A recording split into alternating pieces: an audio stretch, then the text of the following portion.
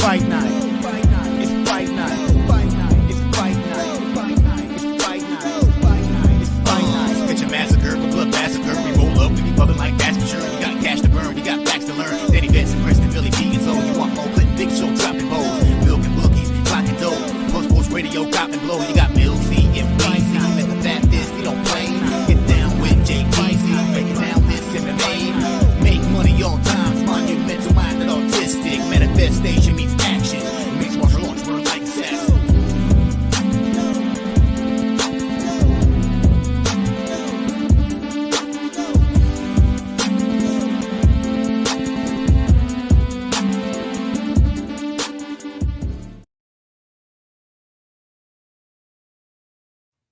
Here we go. Be back. Valentina Shevchenko, Alexa Grasso. And we got Liam. We got some more people showing up. William, how you doing today, brother? How's things looking? I'm doing all right, man. I don't have my normal mic, my normal camera, my normal setup. So I'm just sitting here, posted up. Didn't want to miss this first fight of the night for everybody. So I actually have some action here as well in this first one. So excited to get it started. And hopefully we start off the night with a win. That'd be nice. I tailed you on that no distance. I got plus 101. Would you have plus 105? Yeah, I took a plus 105 on the fight not to go the distance here. And then I also took a plus 750 on the fight ends by sub. So that's what I'm hoping for here. Any violence and we get paid, but if it's a sub, it's even better. From a matchup standpoint, you look at this one on paper, and Knutsson last time she fought, right? She was on Contender Series. She looked good, but why did she not get signed?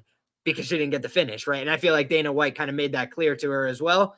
But then they signed her on short notice. If you guys haven't been paying attention, the Noche card has been pulled in every which direction, 10 fighters pulled, fizzled bouts, this, that, and the other thing. So they're kind of just throwing stuff together and see what sticks, right? I feel like Knutsson is a girl that they're like, we were going to sign her eventually. We were going to go make her get a finish on the regional scene and come back. But instead, we'll just sign her right away. As for Mann, though, you guys will remember she actually got brutally finished on Contender Series last year. She was an underdog. I don't think the UFC was like, hey, Marnik, keep our number. We'll call you. I just think that they were, a little bit more looking for a body, looking for somebody that would say yes, somebody that'll fill in. She's a little bit undersized, which I think is why she can make the weight class on short notice, for example. So when you look at Knutsson, she's training with just way better fighters, right? She's training at All-Stars Gym in Sweden. That's a world-class gym. There's guys like Hamza Chimaev that train at that gym, right? So you talk about world-class talent, she's around that. Montana Mixed Martial Arts. I love the state of Montana. Y'all ever heard of it? No, me neither. So I feel like Mann could be a fine fighter. She is a purple belt in BJJ. But for me, I'm just leaning towards, unless she gets an early win here, unless she maximizes that with a crazy sub or something over this girl who's mostly a striker, I just don't really see her having much success here. So give me the fight not to go. Give me the ends by sub. And I'm going to go with the favorite here, Josephine Knutsson. Let's get some violence from Knutsson. I like calling Knutsson, if you know what I mean. Billy, what are you doing here? How you doing, brother? UFC Noche shouts to Iron Eagle. He said, going to start it off hot by sharing the wealth. Took first on DK $5 captain slate Thursday night. Let's get some cashes tonight on this chalk card, fellas. Shouts to my man, Iron Eagle, with the $20 dono. I kind of went a little bit of a similar route, but then also divvied it up a little bit here. I got a couple of parlays. As Iron Eagle talks about the chalk on the parlays, I got a chalk parlay tonight. Josephine Knutsson, Charlie Campbell, Godinez, Raul Rosas Jr., minus 106. And then I got a chalkier parlay, 3-leg parlay, minus 187. Knutsson, Charlie Campbell, Reyes, fight not to start round 3. And Tracy Cortez, Yasmin Yazovicius, fight to start round 2, minus 187. And then how I played this fight, though, was a sprinkle on Knutsson by sub at plus 900, and then actually went with a quarter for Josephine Knutsson by KO TKO plus 185. All right. So I just need Knutsson to win, to be honest with you. It sounds like it. Real quick. Right now we got 23 likes. We got over, how many heads we got in this mofo? We got 64 people in here. Let's get this to 30, 40 likes here before the first part of the night. That'd be awesome, guys. I know some people forget. I do it all the time. Shit, I gotta like it. Bam. If there's 65 people in here, we're only 5 minutes in. That means everybody hasn't hit the like. So go ahead and hit that fucking like. Hit that like button, boys. If you guys want to become a member, be awesome. It's 17 cents a day, $4.99 a month. You hit that join button and you go to the membership. Now, if you're using your iPhone and you're having problems doing that, just write it in the chat and I'll drop the actual thing for it. Megan Levy. All right. Make sure you guys are in the contest as well. I actually had just put my picks in right before we started. I got lucky. Here's the link. Right now, currently, we have 101 entries. 108, excuse me, 108. We should get at least another 20 from you guys. And if you don't get the first fight in, it's okay. You still win. It's happened before. Put a 1 in the chat if you're signed up for the contest. Put a 2 if you're not. I want to see how many people we got in this contest. All right. Megan's still talking. Yeah, Megan. No, she's throwing it over to the desk. Looks like they're going to be a 7:15 start time today, guys. So we got a couple minutes. Why though? They're throwing things back, forth, sideways, the other way. Oh my goodness, man! Anything but a fight. Obviously, we always know Megan Levy always looks good, but man, she looked a little spicy hot today. A little icy. To me, she always looks the same. I don't know what it is. Caliente. Better. She looks, UFC Noche, she turned it up a notch. I see a couple 2s in there. Here's the link, guys. Or it's free. It doesn't cost you a thing. First place, you get $100. If we get over 200 people in the contest, it's $200. So it's an incentive for everybody to sign up and tell their friends. You know, the more signups we get, the more money the first place takes home. So my question for the panel tonight is, what fight are you looking forward to the most? And then the second question is what fight do you have the most dollar investments on? I don't have anything. I usually do a lot of live betting, as in like right before the fight. I didn't have anything pre-flop for this fight, but the fair fight the fight I'm looking forward to the most is probably the Maddalena and Holland fight. I think it's an interesting little scrap. What about you, Liam? For the most exposure I have, I don't have like a very unbalanced card. Like I kind of bet one unit on a few different fights. Not many different targets on this card, but the most I have on any one fight is the Tracy Cortez and Jasmine Judicivious fight. I took a money line shot on Tracy Cortez there. I also played her inside the distance at plus 600. The reason being, I think Jasmine Judicivious is a very good fighter. Right? I bet her plus 200 against Kay Hansen. But you go back and look at who she's fought against, and she's fought some girls where she had a huge grappling advantage, right? Where girls went out there, they tried to wrestle and grapple with her. They weren't able to, right? She was the better one at that. So they didn't really have another fallback plan, right? And I think that's good for her, right? She's a tough girl. She's big. She's strong. But you also look at who she's been fighting. She's been fighting tiny girls that can't really move with her physically. When I went back and watched Tracy Cortez, you kind of forget because she's not very active, right? She fights basically once a year, but you go back and watch, and like Stephanie Egger is a girl that fights at 135 and 145. She's a former ADCC grappler. She got absolutely steamrolled and embarrassed in the grappling there. Like it was not very competitive at all. Honestly, she almost got submitted a few times and she was getting beat up. Like the other thing about Tracy Cortez that I haven't heard remarked upon much this week, in my view, I think she has really underrated ground and pound for women's MMA. She lands punches and they go, which is like stuff that happens in men's MMA on the feet. You know, I would encourage people, go back and rewatch some of those fights where, again, she didn't finish these girls, but she's landing thudding blows that like girls react very poorly when they get hit. And the thing about Jasmine is, number one, I don't think she wears damage very well. Like not a lot of girls have hit her very hard, but when they do, I think she kind of swells up a little bit. She's got that Caucasian, hey, me too, right? But that Caucasian face where you start getting hit with a couple of shots, and things start blowing up, looking bloody, bruised up. Whereas Tracy Cortez, she's had a couple fights where she got hit flush on the chin. She's even been dropped before. I've never seen a mark on the girl's face hardly. She's very durable in that way. So I just look at this as, hey, she's been out for a little while. I think that's why you're getting this line. She's been lined like this a couple other times in the UFC. I bet Melissa Gatto. I thought, man, Tracy won't be able to just take her to the ground and hang out there because if she does, she might get submitted. She neutralized her guard as well. So Stephanie Egger, armbar threat, very good active guard player, wasn't able to do anything from her back. Same thing with Melissa Gatto, primary guard player, multiple submissions, 4-0 to the sub in her career, wasn't able to do anything off her back. So the question for me is, does she get takedowns or not? Because I think if she does get takedowns, she's going to look like a massive hindsight favorite here. Because I just don't see Judicivious doing enough to get back to her feet without getting into worse positions. Cortez advances. She'll go to the back. She'll move to the mount, and she'll beat you up when she gets there. So she's been saying in interviews all week, I want to make a statement with this win. I do feel like people don't really understand that she's a skilled fighter. You look at her resume, I think it's excellent. And she's 5 years younger in this spot as well. So all those things point me to Tracy Cortez here. But I do think Jasmine's a good fighter. Like I said, I bet her as an underdog before. She's 3-0 in that role. Will that last forever? I also don't think so. So I think Tracy Cortez gets the win here, but it's a fascinating fight. I also just put a flyer on Knutsson round 2 submission at plus 2,200. Just $5. It comes back, I think 110. Yeah, 110. I mean, these second rounders, they're starting to get a little bit addicting.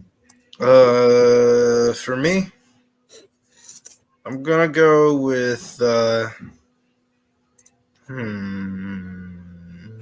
Let's go with Alex Reyes, Charlie Campbell for most investment money-wise.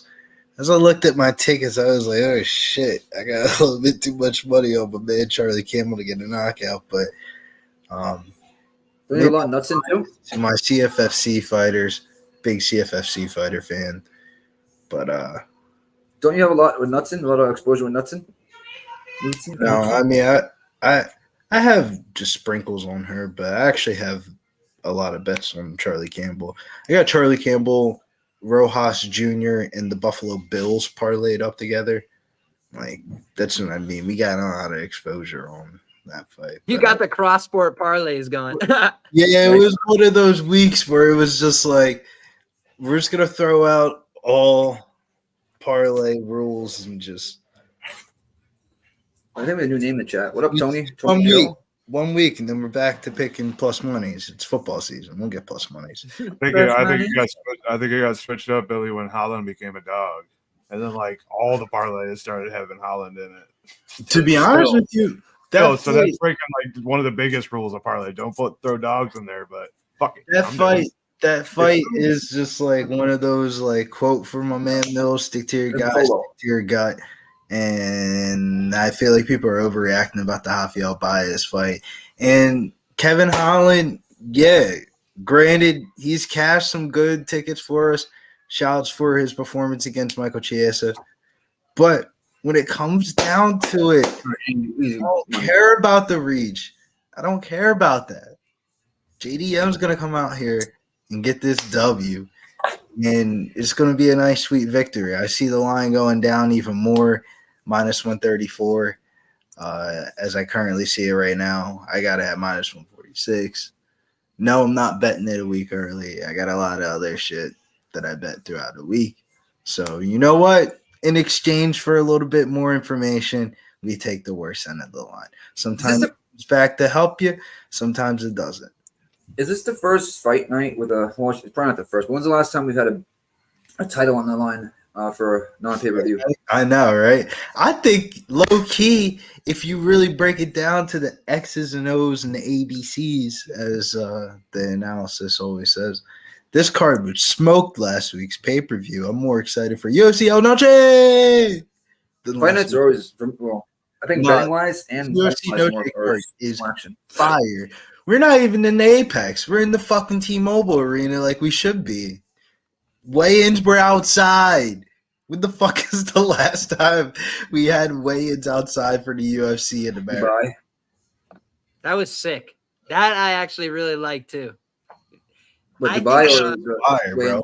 Oh no, not Dubai. God, no.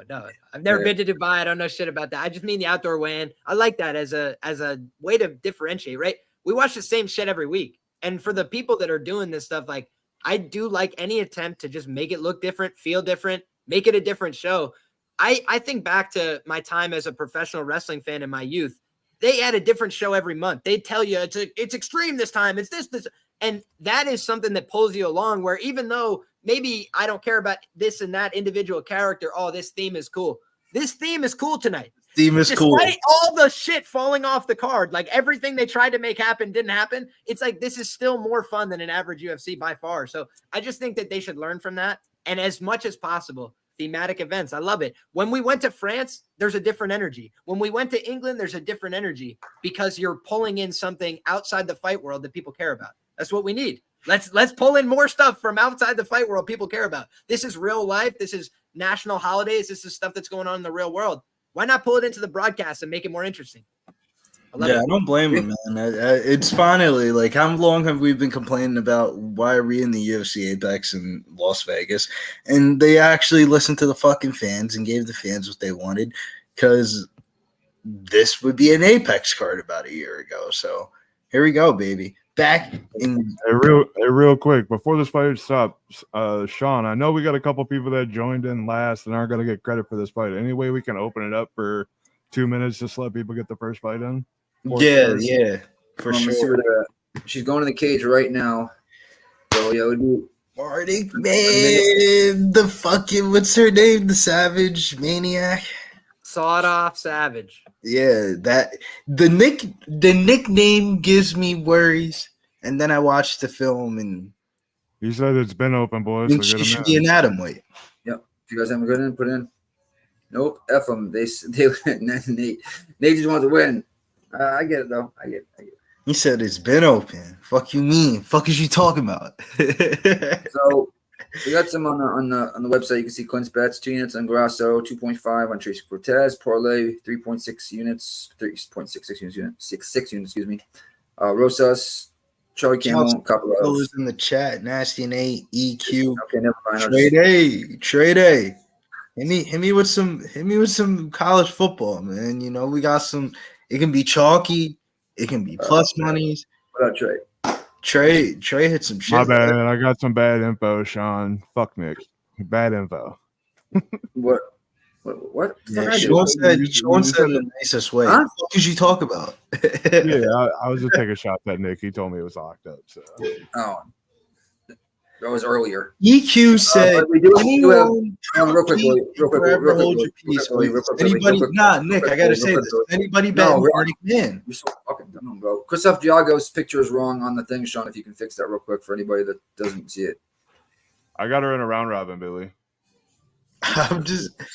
We care about Christos Giagos, though. The picture's wrong on the what's it called, so people might not see it correctly. You see what I'm saying? I'm joking. I'm just saying. You know how these streams go when a huge dog wins. You start seeing people in the chat.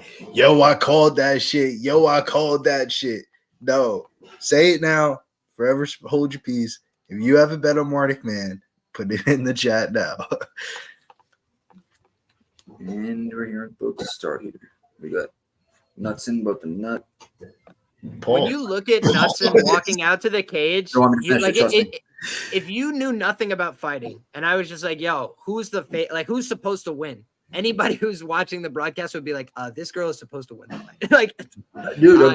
It looked so different the way they walked out. One girl's like she's about to get on a bus. Like, I didn't really understand that Contender Series episode.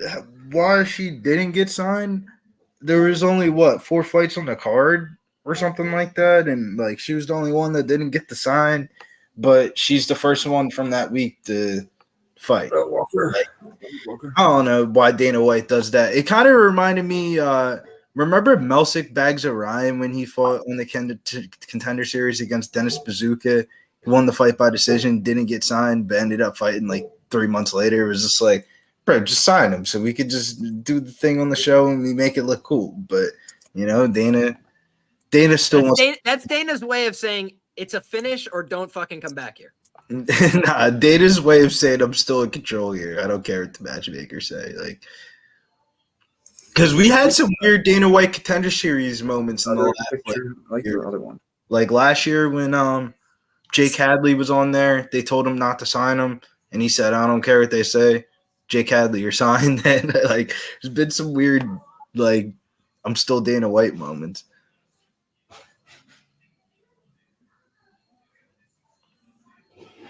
Bill McGaw says, "I got nuts on my chin." inside the Oh distance. God. Oh Lord. Oh my Josh God. Ballard says, "Dog is live here, boys." The dog is live if Hold on. it wasn't on short notice. Real quick, we need this before we need some good luck. Lord have mercy, I'm about to bust. All right. Good luck. Good luck. Courtney Hand says, hopefully we get some bangers. Did This y'all is gonna be see? Did y'all see the fan section for Marnik Mann? It was 3 No. people. I actually think that there were 3 people that they showed, and they were probably 2 brutal. of them are parents. So that's not a lot of damn. other fans. I knew Knutsson trained at the All-Stars gym, but I didn't know her and Kamza had the same coach. Hit the like, guys. We're at 62 likes. That's a fucking travel from Sweden over to Vegas.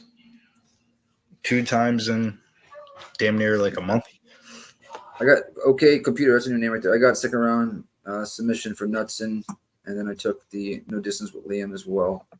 Okay, they had the Latinos on the UFC Noche card tonight, huh? Latinas. You know what I mean. I know. All right, here we go. 448, 447, 446. Homegirl looks like she does not belong here. Well, teeth kicking a 1-2 there by Knutsson. Jesus, this is gonna be this. I picked submission round 2 for her in the contest. It feels like a knockout, right? Yeah, it feels like it's gonna be round 1. Nice knee, post to elbow to take her down. Oh, this is gonna be so easy. Please. Look at this. She's manhandling this broad. Oh, I kind of like what Liam was talking about, though, of how she didn't get signed, and it was basically told her, like, when you do fight in the UFC, bitch, you better get a finish. Bro, this is, you can just tell the levels here. As Tone say, there's levels. This is levels. I mean, she's trying to drag. Oh, she's trying to get that leg, but she's getting caught with a few shots. Oh, See, Lord. this is just how you're supposed to defend a single leg at a high knee level. in the left. Exactly, Lynn. Nice little ankle there by Knutsson. Nice left there, landed.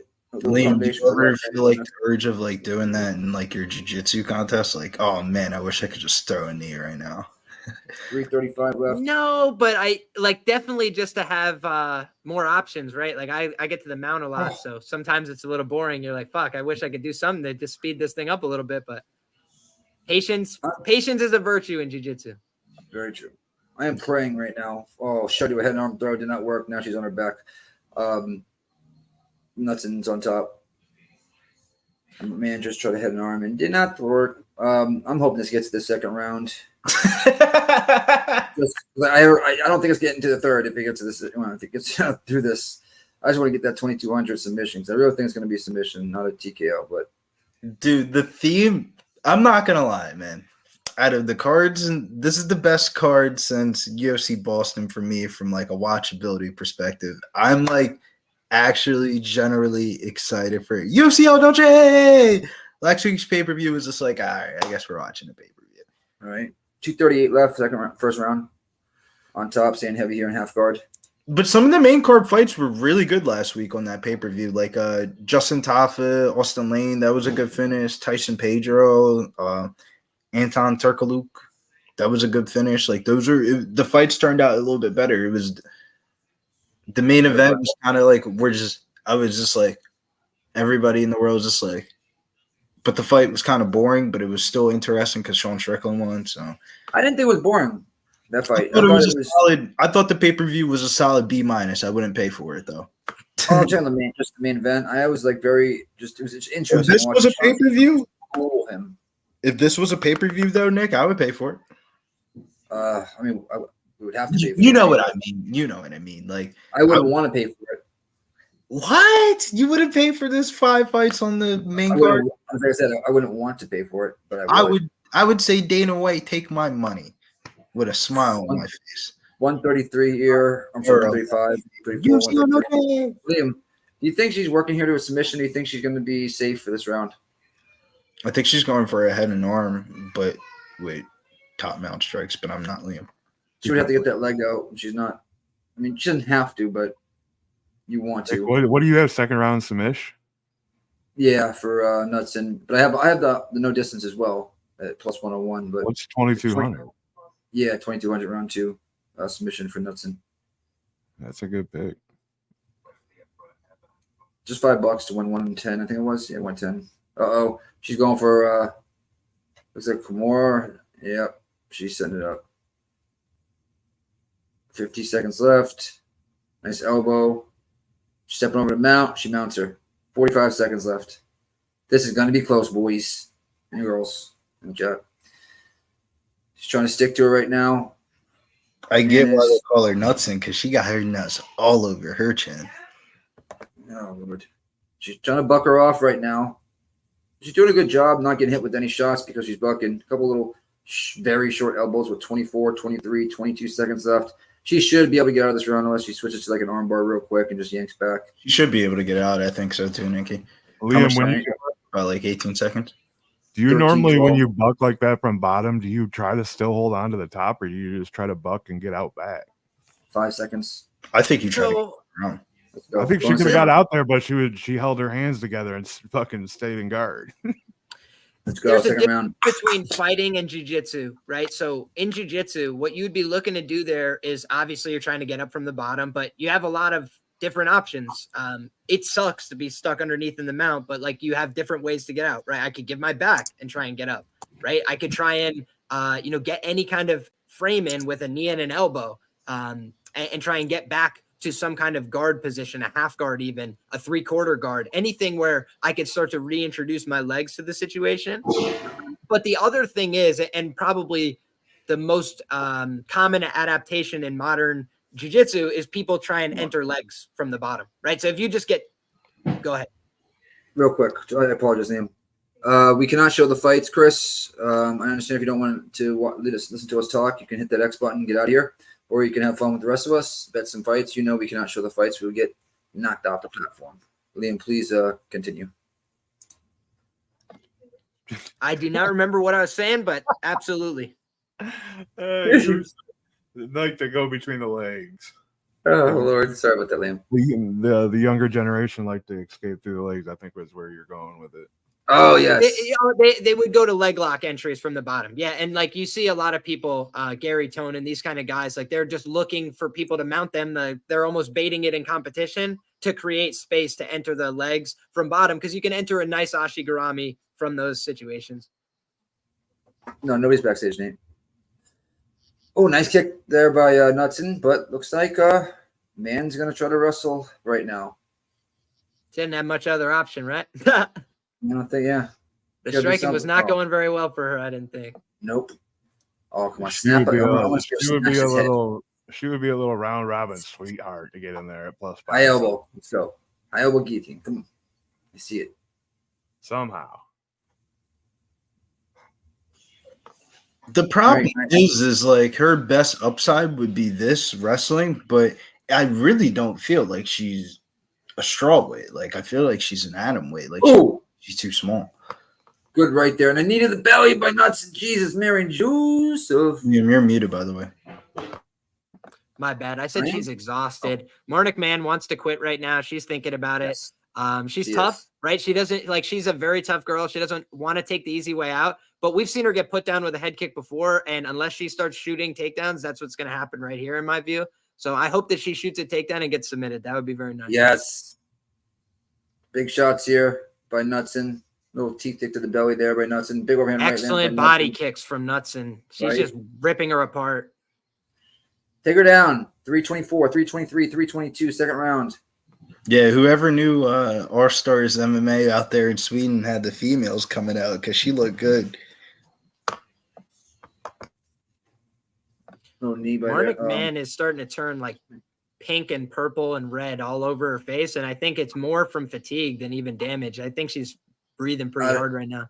Okay. I was going to ask you that. You think her cardio is bad and she's just getting red? She's on short notice, and she's also spent, 3 minutes in the first round getting beat up and held down. So it's going to tax her cardio.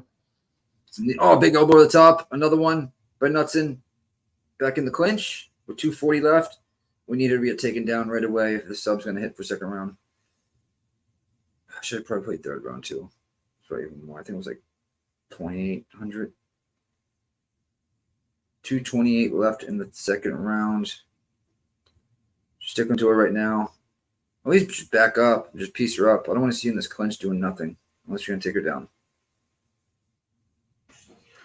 My only nervousness is I feel like Knutsson feels like she's in such a superior position that she's not trying to really go for the finish.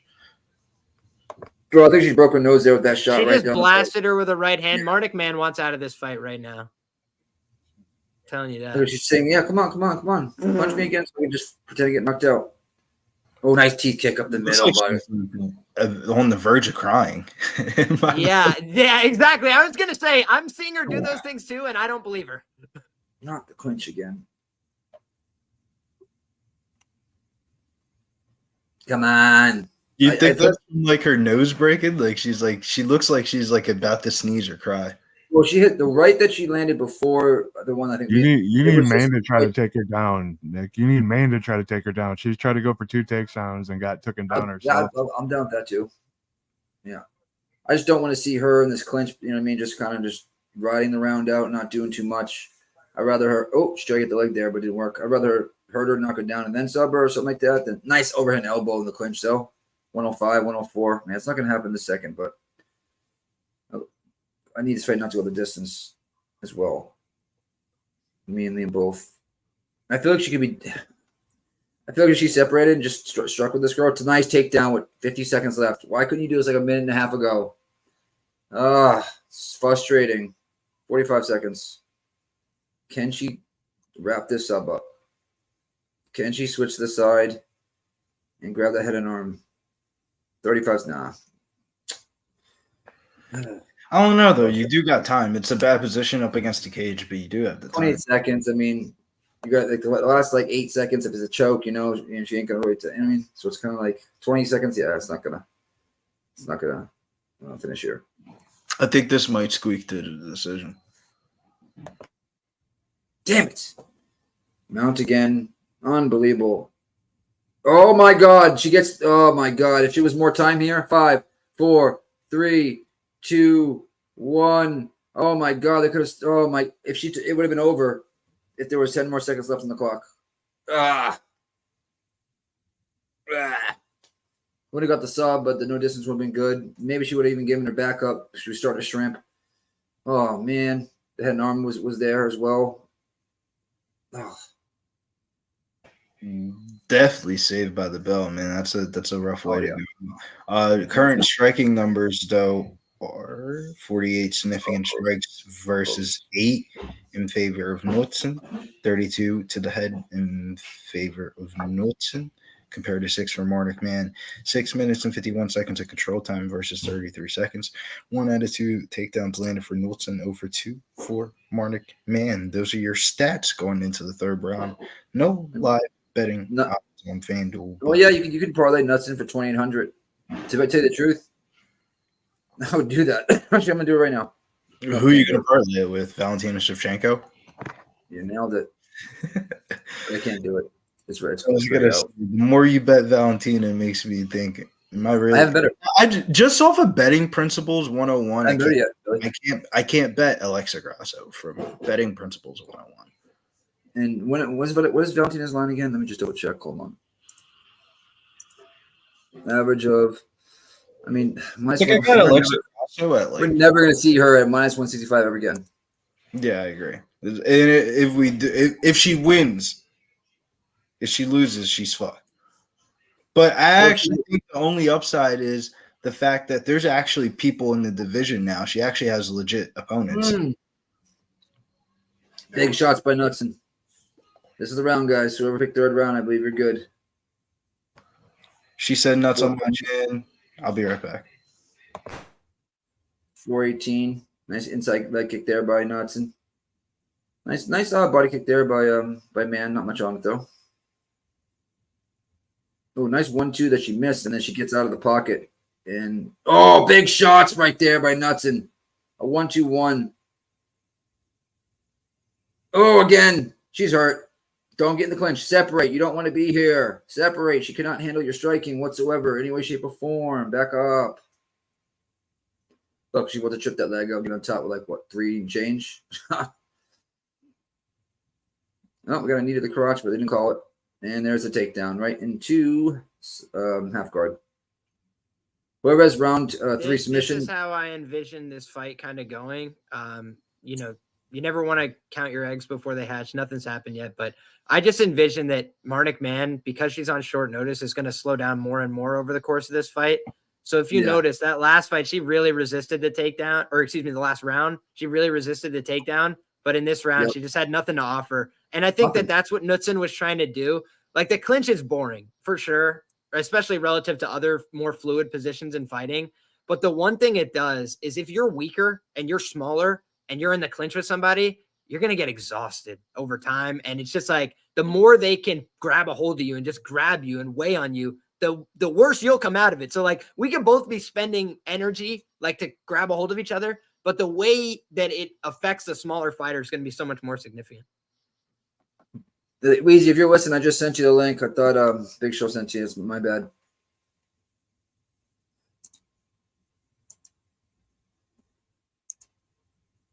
Okay, she's on top, so I'm just sending a couple more links out right now. All right, we're good. On top, staying heavy, 224, 22. I mean, this is even getting for people that have this third round. Oh, no distance. If we don't get that, Liam, I'm going to be upset. This is ridiculous. I feel like it's either fight IQ where she knows her coaches should be like, you can finish this in between rounds. Like, you can easily finish this girl. Where does she wrap it up right here? She's trying to be. Yeah, I was going to say what she's trying to do is just be patient to mount. Even before, we've seen a lot of her controlling these wrists. I think that's really smart grappling. Back take here. Oh, back take opportunity. Come on. I can't fucking believe it. Marnik stood back fucking real. She just took a big knee to the face, though. And she's back down. Oh, there's the head and arm. It's set up for you right now, honey. Set up for you right now. Big elbows. 128 left. Please, elbow, elbow, elbow, elbow. At this point, I don't care what happens. Just needs to get stopped. Open up with elbows. Post up. This is getting frustrating. 110, 108. Skipped 109. Fuck it. She's in half guard right now. Choosing to be, in my opinion. She's covering the mouth right now. And then the short shots with 55 seconds left. I mean, I don't get it. I know it's what she's doing right now is basically position over submission, but damn.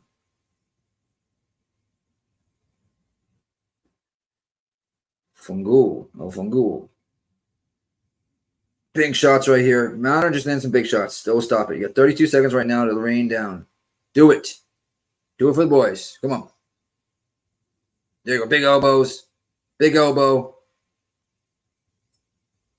21 seconds. Yeah, let's go on to the judges. This is fucking stupid.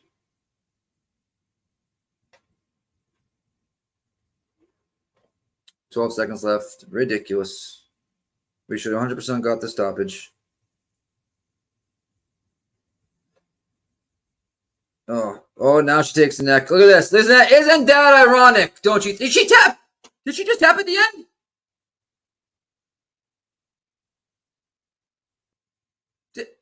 I saw her tap.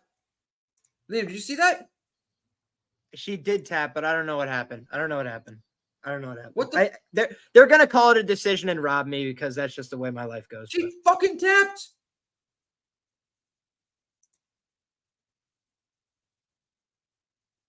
Bill, she tapped. She might tapped after the bell, but that was a tap.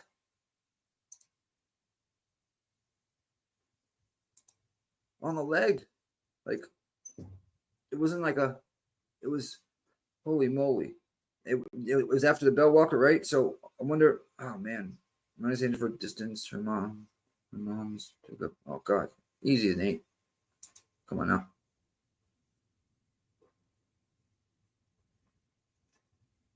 Wow. It makes it even more ironic.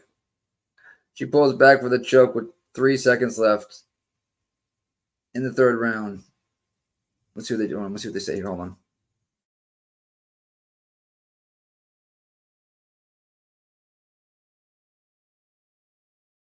All right, let's see what that.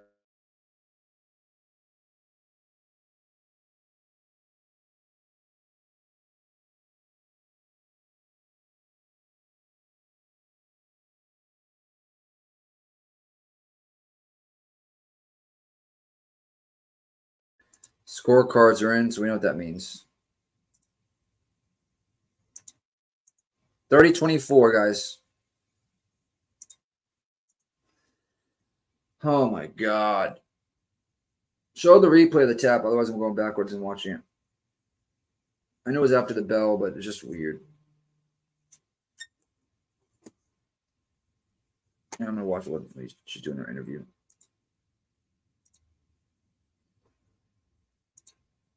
All right, here it is. 6 seconds, 8 seconds, 7 seconds, 5 seconds, 4 seconds, 4, 3, pulls back now.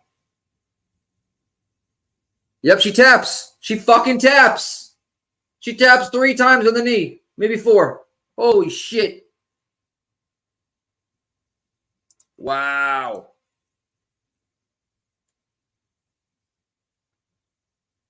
Right, Morgan? She tapped in a split second, even though she heard the 10-second bell. That was weird. Did they give her a smish? No, it was a decision. Can they go back and look at the tape? Because she tapped before Homeboy broke it up. So I guess it's the I don't know what the rules are there when it comes to that. I know, Kristen, you're right. I think they should review it.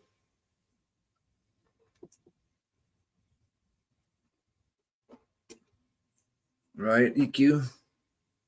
Multiple 10-8s. Isn't there stipulations to reviewing it, and if they call for a review like that and it's wrong, like what happened? I don't know. With the stipulation part. We have to it's go kind of like taking the win. Like, fuck it, there's a win. Fuck. Unbelievable. We should have had that. It was a good look, Liam. I liked it as well. I would have bet that. I would still bet that, even knowing the outcome. All right, Alex Reyes, excuse me. Charlie Campbell. Liam, what are you rocking with this here on this one? Nothing. Not. I know. I hear in your voice. I'm pissed as well. Fucking irate. I'm nothing gutted either. there, dude. It was just fucking bullshit. I mean, she tapped too. Hopefully, we get an overturn. You know what I mean? We know we can still hope for that. You never know. It's happened before. I'm just gonna look some big plus money props. Everybody in the chat, what do you guys have? I want to see what your looks are. Maybe I'll tell you guys. I don't really have any pre-flop looks right now. Maybe I'll look at some props here. 1 second. Charlie Campbell round 2. Anyway, plus 500. I'm gonna do that.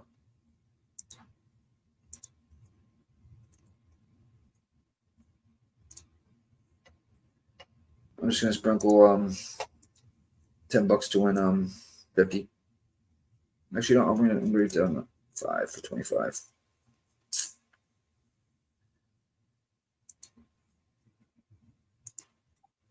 New member, what up, dude? Was that Brad Oliver? Man, we appreciate that a lot. Becoming a member here is huge. It helps the company not just grow but sustain.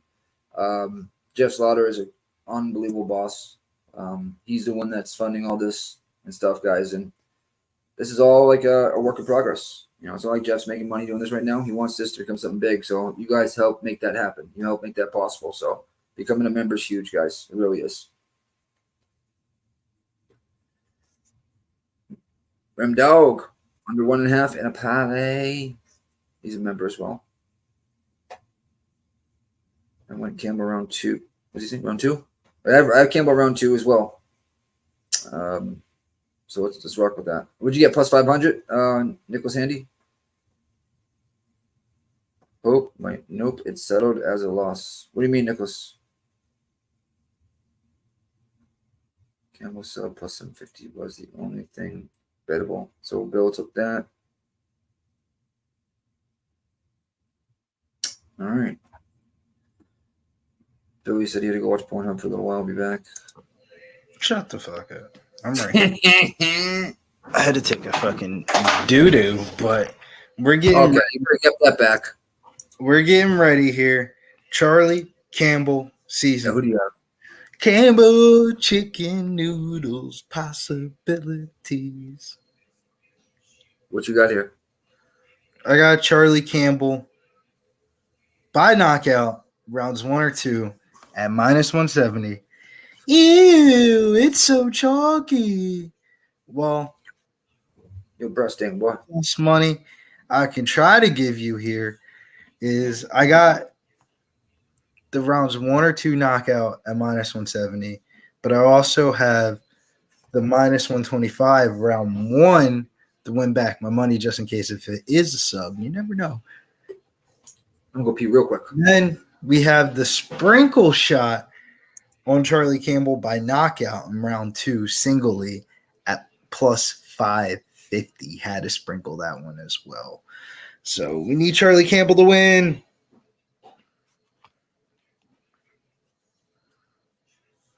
Liam, did you play anything on this one? No sub, no ends and subs?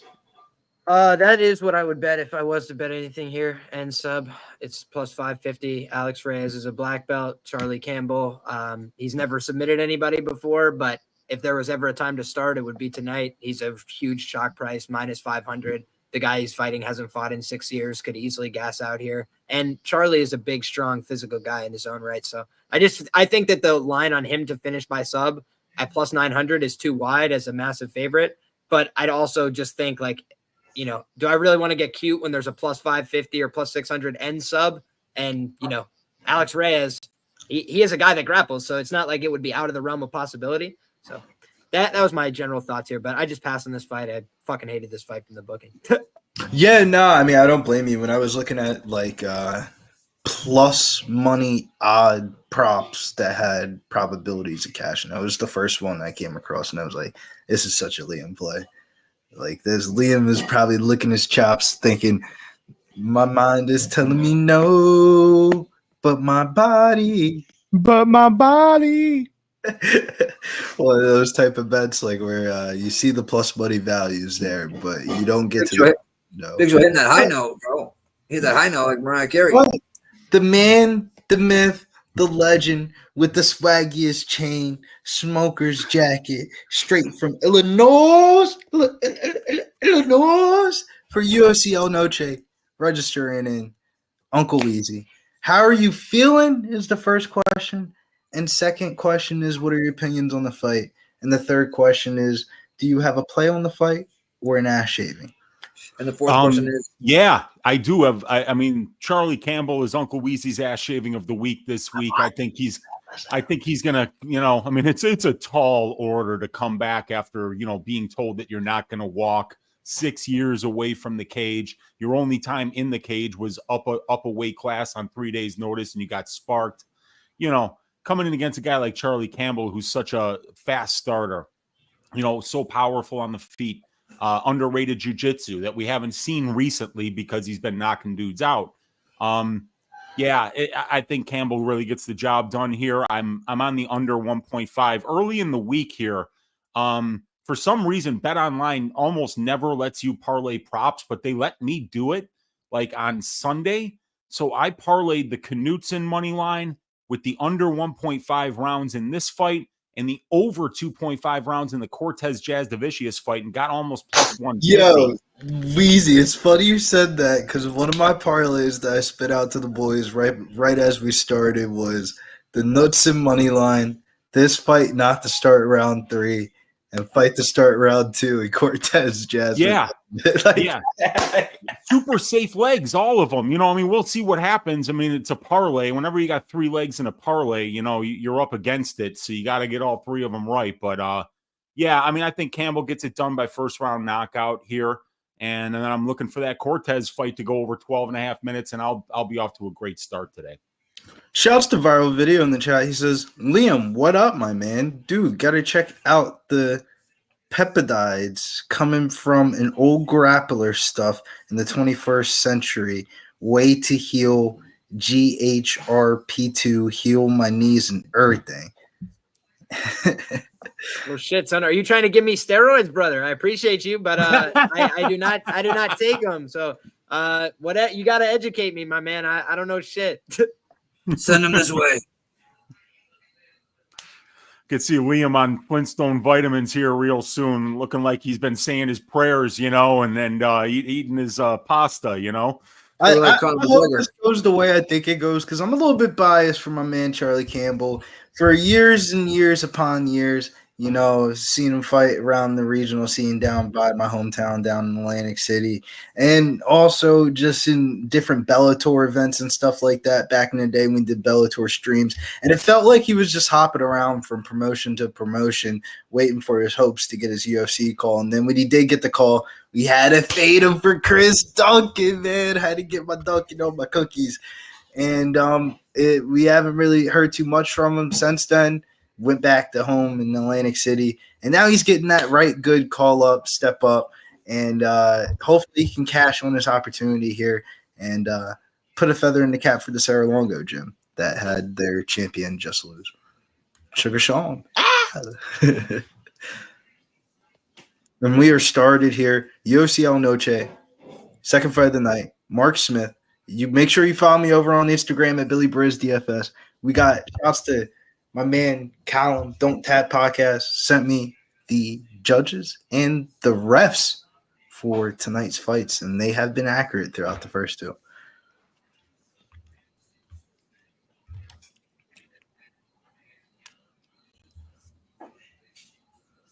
I once bet Charlie Campbell, and he looked like the best fighter on the card and then got flatlined in the first round in that same fight. So I was like, you know what? I think I'm going to lay off Charlie Campbell for chalk for a while. But that time against fucking Chris Duncan, dude, he looked like the much better fighter. And then he got that was a bad matchup for him. That was crazy. No, I mean, I thought that was a great matchup for him. He landed every punch he threw in that fight. But then no. So it just blew my mind. In a way, Contender Series sometimes at the X's and O's go out the window, and it's like who really wants to be there and who really wants to contract. And it felt like Campbell really wanted to be there, but Chris Duncan knew he needed the contract. Well, a minute happened to fight guys, by the way. Because he, like Liam, he literally died and came back to life. Like he died, went down, and was like, I need this money for my family. Dude, he Vince Carter himself. He got knocked down face first, and then he was like, you know what? I got another one in me. Got back up. Yeah, but all jokes aside, though, it's crazy how your life can change. Because after that fight, that got good shots by Campbell. Oh, my God, he's hurt.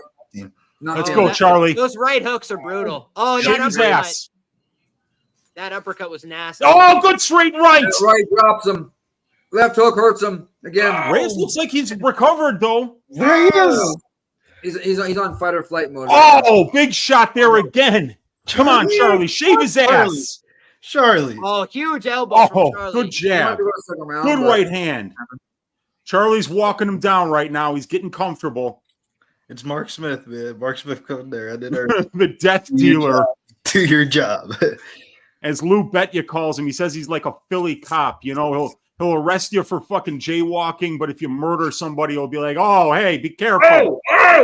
Oh! Come on, Charlie. Let's go, baby. You're hurting them. Yeah, the body shot is hurting bad. That body shot hurting bad. Bro, those straight jabs are just on the money. Anything he throws, it lands at this point. Anything. That shit's crisp, bro. Charlie's definitely cleaned up his boxing a little bit. And for a takedown. Not there. I would prefer if Charlie never again threw a low kick based on what I've seen from him tonight. It's very telegraphed. Oh, spinning back. Charlie just got hit with a big right hook when he went for the stupidest spinning shot I've ever seen. He's flowing too much, man. A night jab. Yeah, he was having too much fun. Get back to work. Oh, big right. This is about to be over. Looks like Reyes' mouth is already wide open here. That's where that jaw gonna get jacked, right? He's caught in that face. Oh, nice jab. That jab backed him up 3 feet.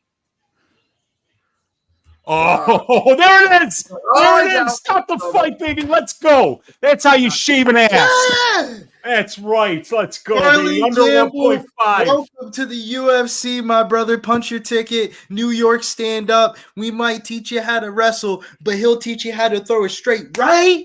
Serra-Longo, Jim. And I'll teach you how to. You just got knocked the We'll teach fuck you how out. to wrestle a different time. Not today. Dude, Boxing class today. You just want to shoulder lean when you see one of those type of knockouts, like UFC Noche. Tell him, Billy, your milkshake brings all the boys to the tell him. Or not. I say, all my knockouts bring the bitches to the yards. Like I threw you a great Charlie one, Campbell, he better than yours. Write it down.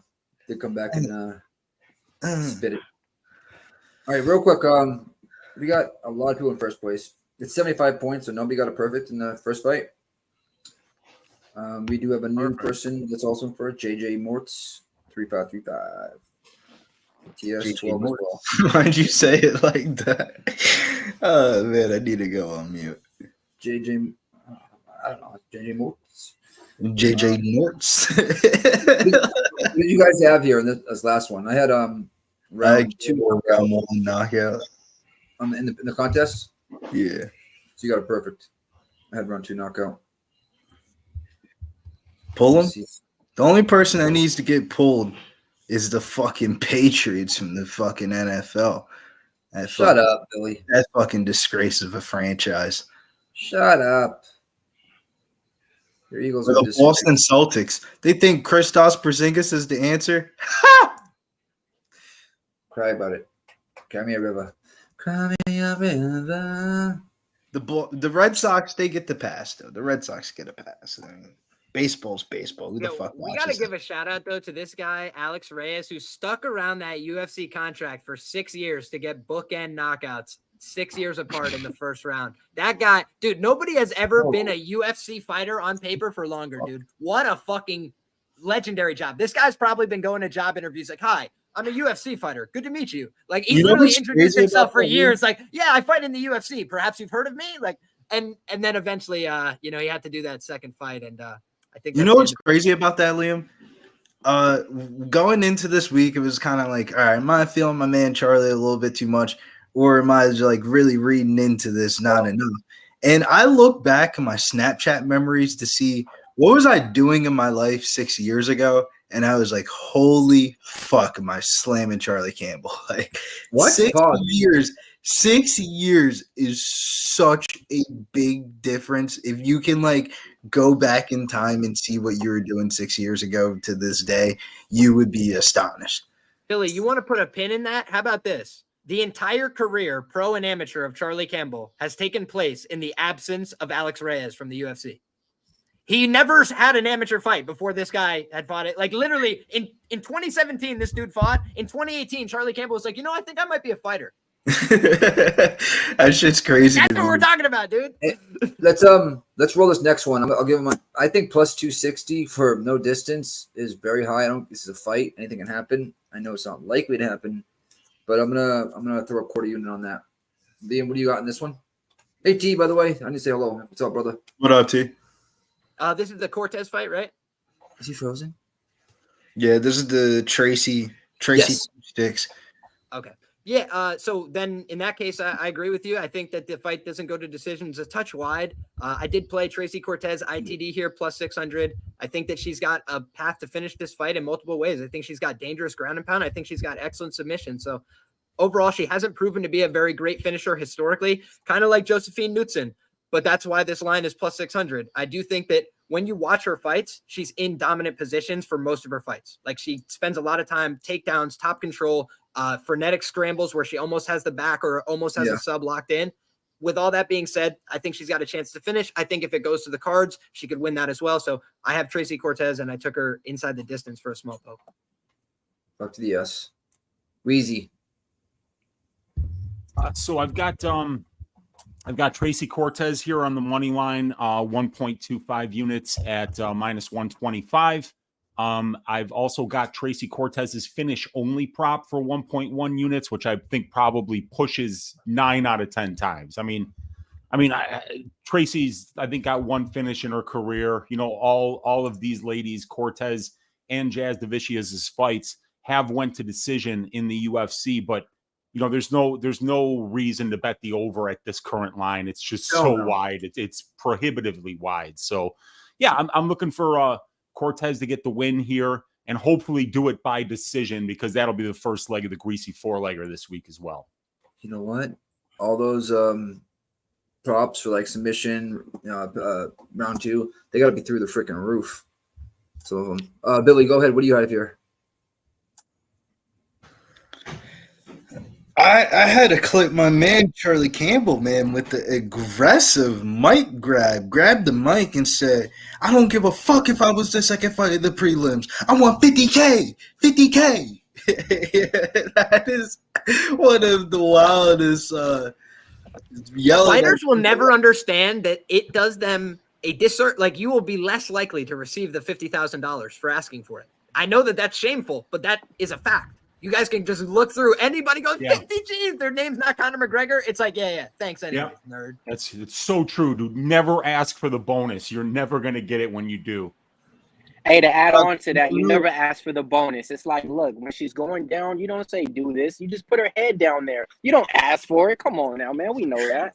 Yeah, facts. Ignore that. That's all allegedly. No, And, that's do not let his it does not reflect the other panel members' opinions. That's like a thing you're supposed to put out there. Jesus, Mills. Jesus. All right, real quick. I'm You gonna know how I sprint gotta come in. I agree with Mills, though. You should go down I'm there, sure but you you do. ain't telling her how to do it, man. You just All right, that's a different stream for a different day.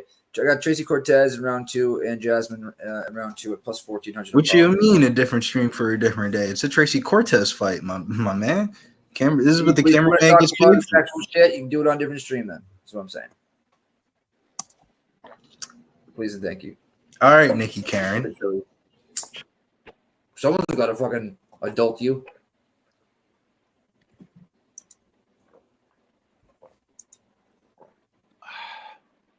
Oh, sorry. D, what do you have here? Awkward. Sorry, but not sorry. T, you got anything here? Let's make it more awkward and just be quiet at the same time. Is he frozen or is it just me? Oh, he's We're frozen working for together. sure. Oh, I He's not faked this frozen. out. That's like the dopest freeze of all time, man. He fucking faked this out big time there. I thought he was. We're working together. Uh-oh. T, hit that. Just hit the refresh on the top. I think that'll work.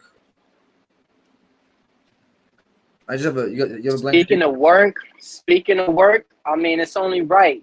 I give y'all that work at work. Tracy Cortez, money line, minus 115. She's 4-0 in the UFC. I've been betting on her ever since. She's not the wifey no more. It's just disrespectful to call them that because I got a real wife. With that being said, she's my girlfriend. So, of course, Tracy Cortez, RJ money line, minus 110 for me. You thought I was going to stop Weezy? I'm not. I'm also thinking that she's going to be able to get this one inside the distance. I'm going to take a flyer prop. Let's go ahead and get it. Cortez wins round 3 too as well. I'm doubling up on it. She's probably going to win by decision, but I ain't scared to bet it, and I ain't going to regret it. Round 3 for her, by the way, anyway, is. So I was just there. 1,800.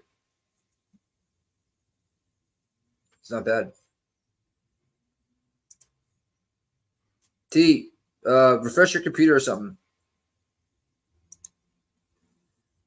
You're blanked out. You have a black screen. All right.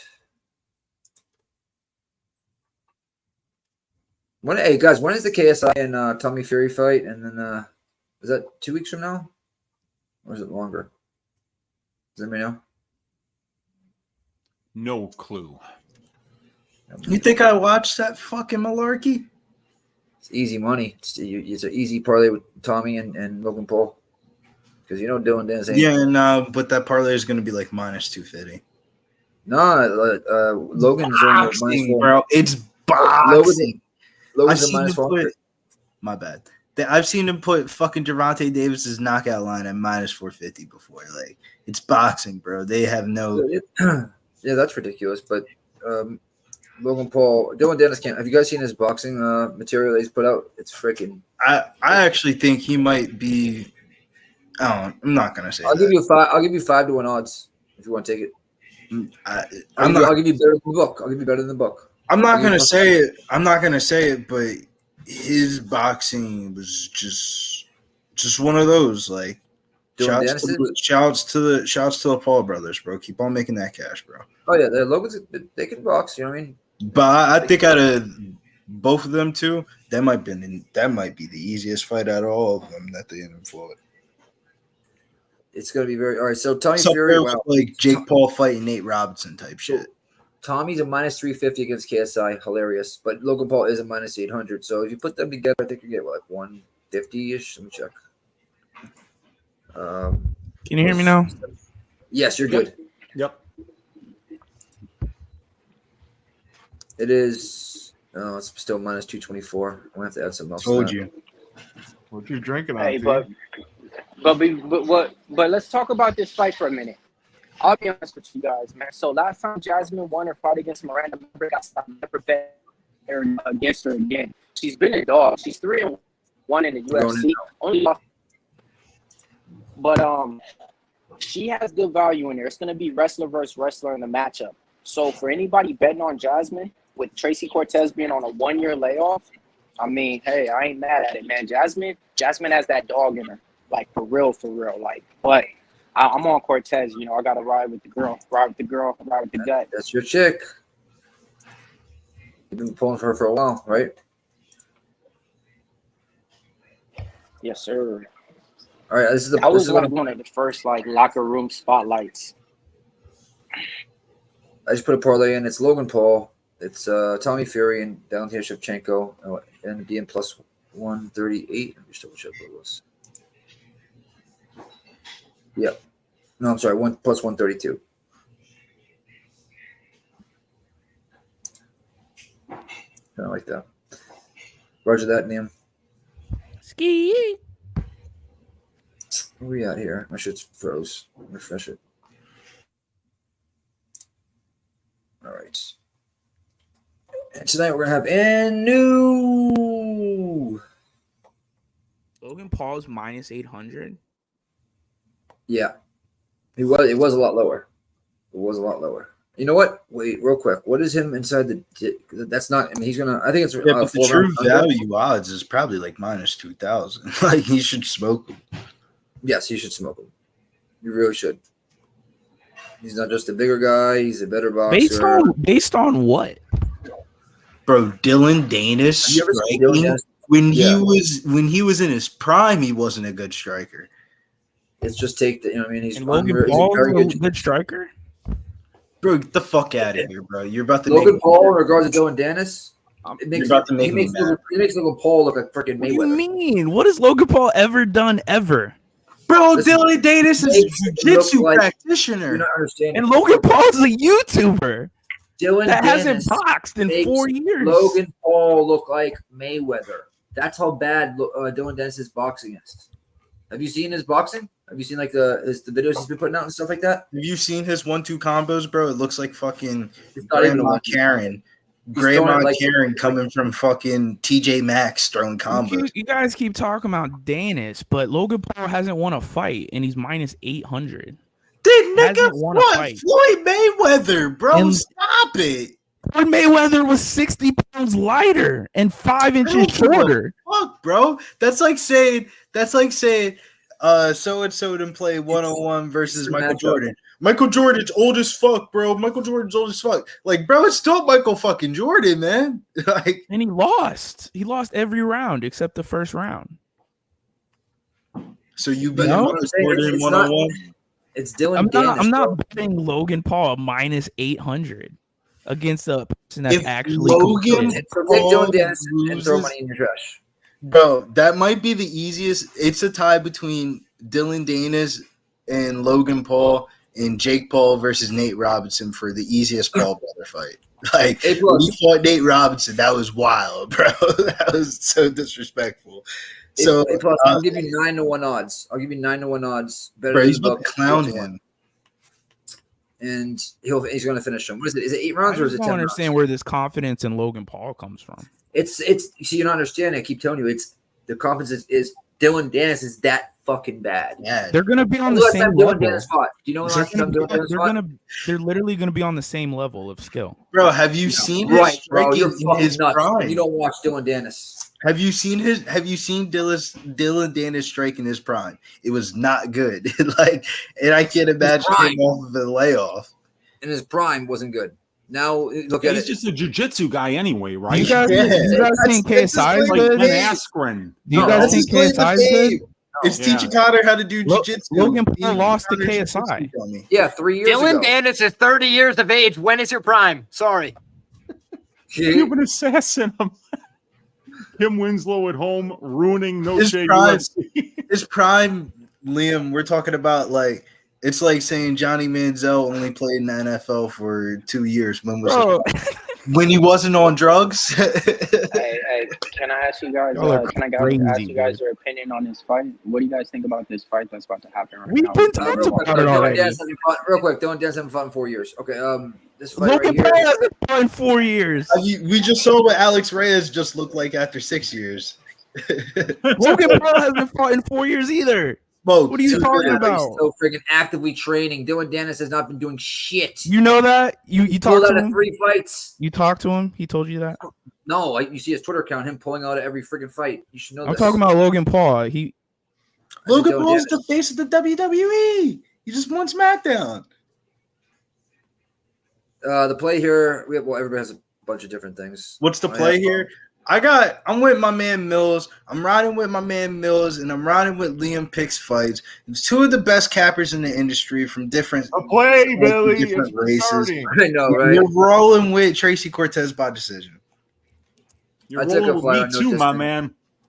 To plus 260. Team Cortez. Cortez by decision. So when you talk about betting, you can have a pick on a fight, right? But how do you get more value out of it? So let's say you have a unit, right? You put half a unit on the money line, and you put the other half a unit on the decision. Thanks, Billy. I love you. That's how I would play it. That's how I played it. That's interesting, Billy. It's not interesting. It's called. It's like we would like to call He's showing you. in the industry a little double dip, not a ladder, a double dip. Oh Lord. You know how shouts to my man Kevin Garnett. Anybody ever watch Kevin Garnett back in the day when he used to go like Amari Stoudemire too? He used to do the. A+ says Dennis has been training with Pereira. Nah, I love Jasmine Jazovic. She's actually one of my favorite fans of fighters. But Styles makes fights, man, and you know what the rule of MMA is. I ain't fading nobody with Santino De Franco in the corner. Hey, by the way, it's also been 3 years and a couple of months since Paul fight, but that doesn't mean anything. Who gives a fuck, bro? He's been in the WWE. No, he's been training as well. He stays in shape. Dylan Dennis is a freaking punk who just talks shit, signs fucking contracts, and doesn't show up. WWE. I don't know if he'll win. I don't think Fitness. Dennis probably won't win, but he's not getting finished by Logan Paul. I can almost guarantee that. If It's it's gonna 10 rounds, be a I'll clinch bet- fest, I'll bro. bet It's you gonna be I don't give a fuck what the odds are. I'm playing a that clinch parlay. fest. They're gonna Fucking clinch. Tommy Fury and Logan Paul, two Dennis is gonna parlay gas. is money, bro. Who gives a fuck what the odds are? It's gonna Dennis is be a gonna clinch gas. fest, guys. He's just gonna get caught with shots. They're gonna stop it something like that. He may not I knock him out. don't think Daniels gets finished if he shows up. No way. Yep. What I really think is gonna happen is he's gonna pull out fight week and they're gonna put in Mike Perry because that's And the then better- Logan and Paul. Mike Perry gets will whoop finished. that's the Well, better whoop fight. Logan Mike Paul. Perry would fuck Paul up. That's it. It's all about matchups. I can't believe they actually use Mike Perry as a. That's no bueno. Shit. Yeah, Nick, the funniest was they were interviewing him last week, and they're like, we know that you already made your decision from free agency, but is there a chance you would ever go back to the UFC? And he was like, you know what? The money difference wouldn't even make sense. And the problem with the UFC was I was really a grappler, and when my coaches would tell me to grapple and I wasn't getting the takedowns, I would tell them I'm fucking trying. And that's not the approach you should have in MMA. So maybe bare knuckles just better for me. And I was just fucking hysterically laughing. It was like on the Ariel Hawani show. He's got like sunglasses on. He looks like kind of high, in my opinion. But He's just gotta he's gotta worry about the hands. You know what I mean? When you gotta worry about just one thing, footwork in your hands. You know, it's crazy though because he was sold to us as a wrestler. Bill Withers doesn't like the boxing talk.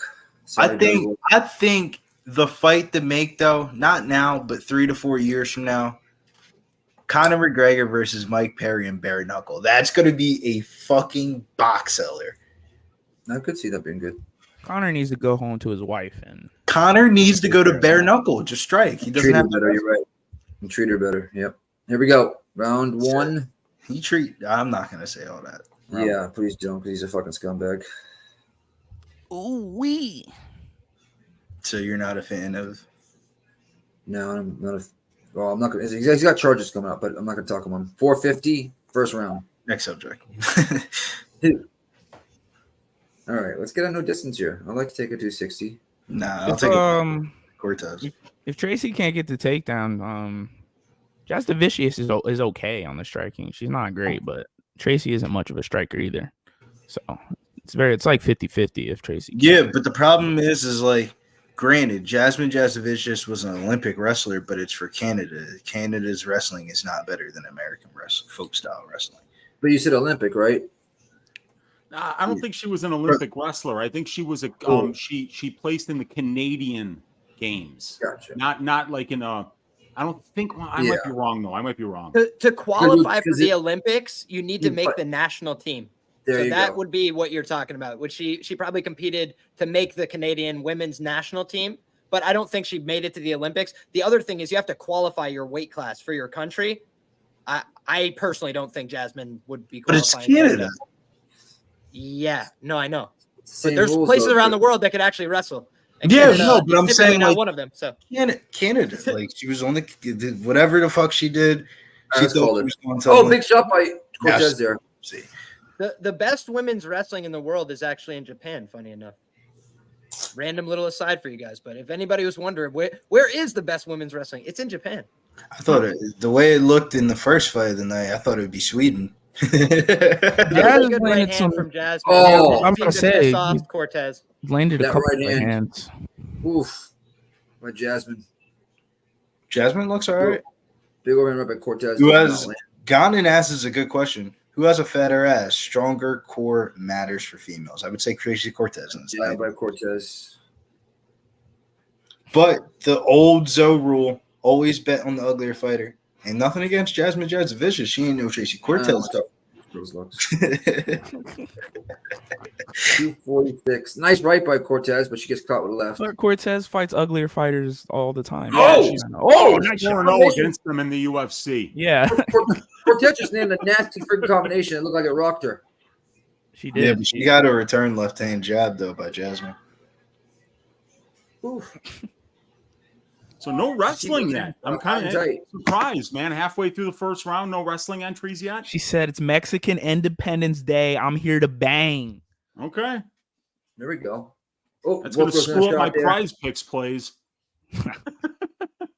I need Jasmine two is quite a takedowns pro. out of Tracy. Her distance. She's getting too close. To, Yeah, but you know the old MMA saying when two wrestlers fight each other. Yeah, stay- that's true. It happens a Nice lot, right. man. It turns into a striking match. We got 154, 153, 152. First round. There's a good straight right from Tracy. Oh, Jasmine bam. didn't like that. Jasmine did not like that. She's covering up that Keep left eye going, right Tracy. now. Keep going. Oh, Tracy just landed a left hook. Yep. He's bopping her. Counter left there. And now Tracy Jasmine's a Cortez wrestler. by Now knockout? Jasmine's a wrestler, you guys. And Tracy's got looking like, oh, she looked like she wanted a ninja choke there. Oh, you're a wrestler now? Good knee. Yeah, well, she always was. I'm just saying Yeah, Tracy punch. landed some good shots, and then all of a sudden Jasmine started wrestling. So Let's wrestle. Let's wrestle. Let's wrestle. Yeah, no, but it's just like I'm not gonna say all that. I fuck with Jasmine. 113. Neither of Nice them really move their head a lot. yes, that Yeah. is very true. No, I think that's incorrect. Tracy Cortez moves her head, but while No, she's she's a got highly attractive lady, she has a big ass fucking. She moves her head when nothing's happening. She's an attractive lady, but she has a big ass fucking She head. moves her head when nothing's happening. When she She has throws a punches, huge head. when she throws Her head. punches, her head stays on the center line. Her head What looks does like being attractive have to do with moving her head? her head looks like a fractured thumb. Okay. Oh, Jesus. All right, 40 seconds left.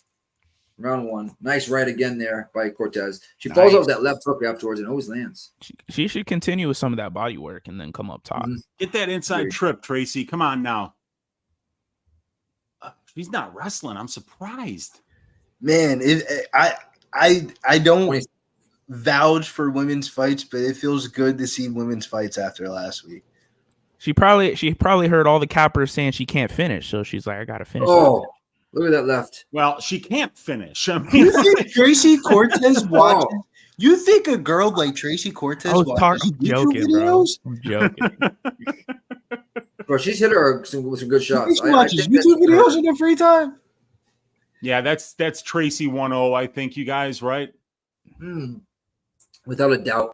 What do you think All she right, does in guys, her? Welcome to Liam's outdoor office for the evening. There we Cheers. go. God bless. Hey. Oh, wait, don't go. do there. Hold on. Ooh, drop him. Ooh. Yep, there we go. You single screened him.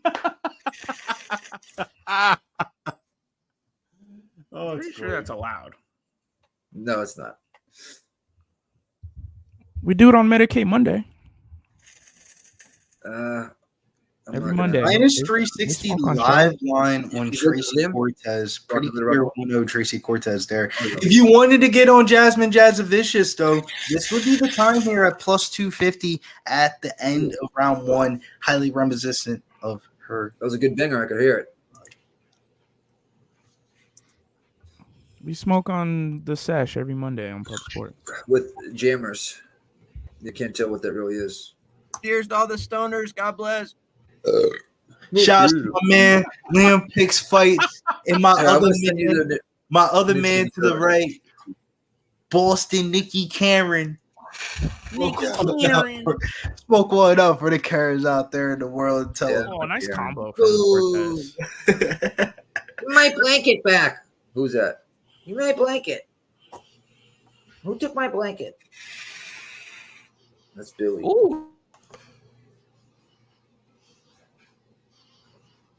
Ooh, that's a beautiful teeth kick to the belly. Tracy's looking good here at the beginning of the second. She's 420. throwing. She's trying to land with some power.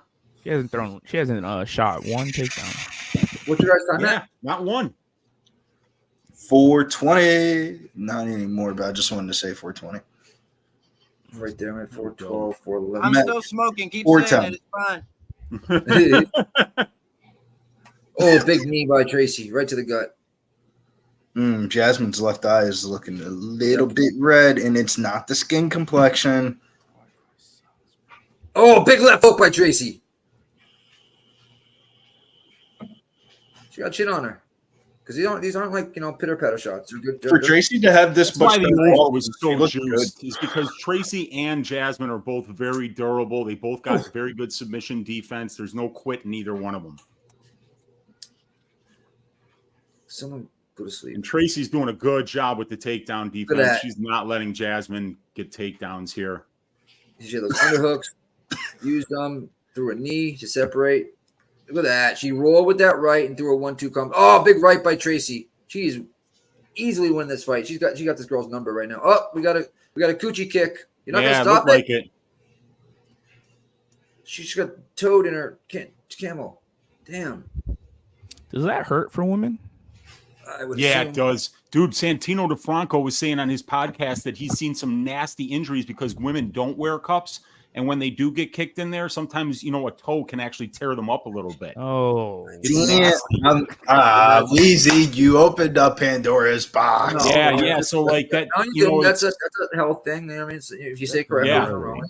No, but I'm saying. So takedown Jasmine. Uh-oh. Tracy just landed some good shots in there, and Jasmine got the takedown, but looks like Tracy's already starting to work back. it was like Jasmine got Kind hit of letting so Jasmine hard. get hyped though. Jasmine got hit so hard in the face, it inspired her to just shoot a blast double. It was perfect timing. It was a great takedown there for Jasmine. And Tracy back to her feet now, but Jasmine's still in tight here in the clinch. Looks like she might be able to get her back or get another takedown. Yeah, but I don't know, Tracy's man. using the fence well, though. The I damage. mean, guys, Tracy looks a little tired. Tracy looks tired, but the damage so far has been really the story of the fight. Yes. Tracy's landing all the damage without question. Yeah. Tracy gets taken down again here. I will say before this exchange, Jasmine did land a handful of good punches as well. So give her Yeah. a credit where it's due. And Yeah. I'm impressed that she was able to take Tracy down. I really am. Yeah, Tracy doesn't have the best takedown defense, but usually she's always getting right back up or reversing position. And right now, Jasmine's doing a really good job of just kind of controlling her here and big sistering her. And this might get Tracy to actually decide, like, hey, maybe I need to wrestle, because if I don't, she's going to be wrestling me. Tracy gets back up again here. Oh, Well, trying to. No, Jasmine is doing an excellent job here, but she might get turned into here. Tracy might turn into her. Tracy's very good at that in particular, Wheezy. She did that several times when people took her back in the footage I watched. Yeah, the Gatto fight in particular, I remember a couple times she was able to reverse Melissa, and who's a much better grappler than Jasmine, in terms of submission grappler. I agree, and I saw the same thing in the Egger fight. And Egger is another girl who's very big and long and strong. Yes. Yeah, and that's why I'm surprised Tracy hasn't wrestled here. I mean, she's very good at it. Well, now she's got this body lock. Let's see if she can get one of her own. Yeah, she might be able to get, she's got an awesome inside trip, but she let it go. I think she wants to box. But look at her. Her mouth's open, you guys. I think Tracy's a little bit tired here. I want to take Jasmine live if I can. That 1 year layoff is catching up to Tracy here in the third. Yeah. And that's a close round. I don't think the first was – I mean, I think the first was Tracy for sure, but this one was close. You could easily give this one to Jasmine. Even though Tracy's landing the bigger shots on the feet, she's the better boxer. I thought it was 1-1, but I think 1-1 she too. might have got it back at the end, but it's a close one for sure. I think round one cleared Tracy. I think round two could go either way. But I would say, they're probably going to give that to Jazz. She got the 2 takedowns. Plus 120 you can get on Jazz. I got Cortez minus 180, Jazz Judicivious plus 150. That's on Bet Online right now. I got 155. Cortez come back on Jazz plus 120. Can I get water? Be right back, guys. I'm gonna try to. I get plus 177.71 with Cortez and Valentina Shevchenko together. I'm gonna bet that, and then I'm also gonna take the plus 120, put a little bit more on that, and try to just squeeze out some cash. If Valentina loses, you all know I lose the bet, unless Cortez wins outright.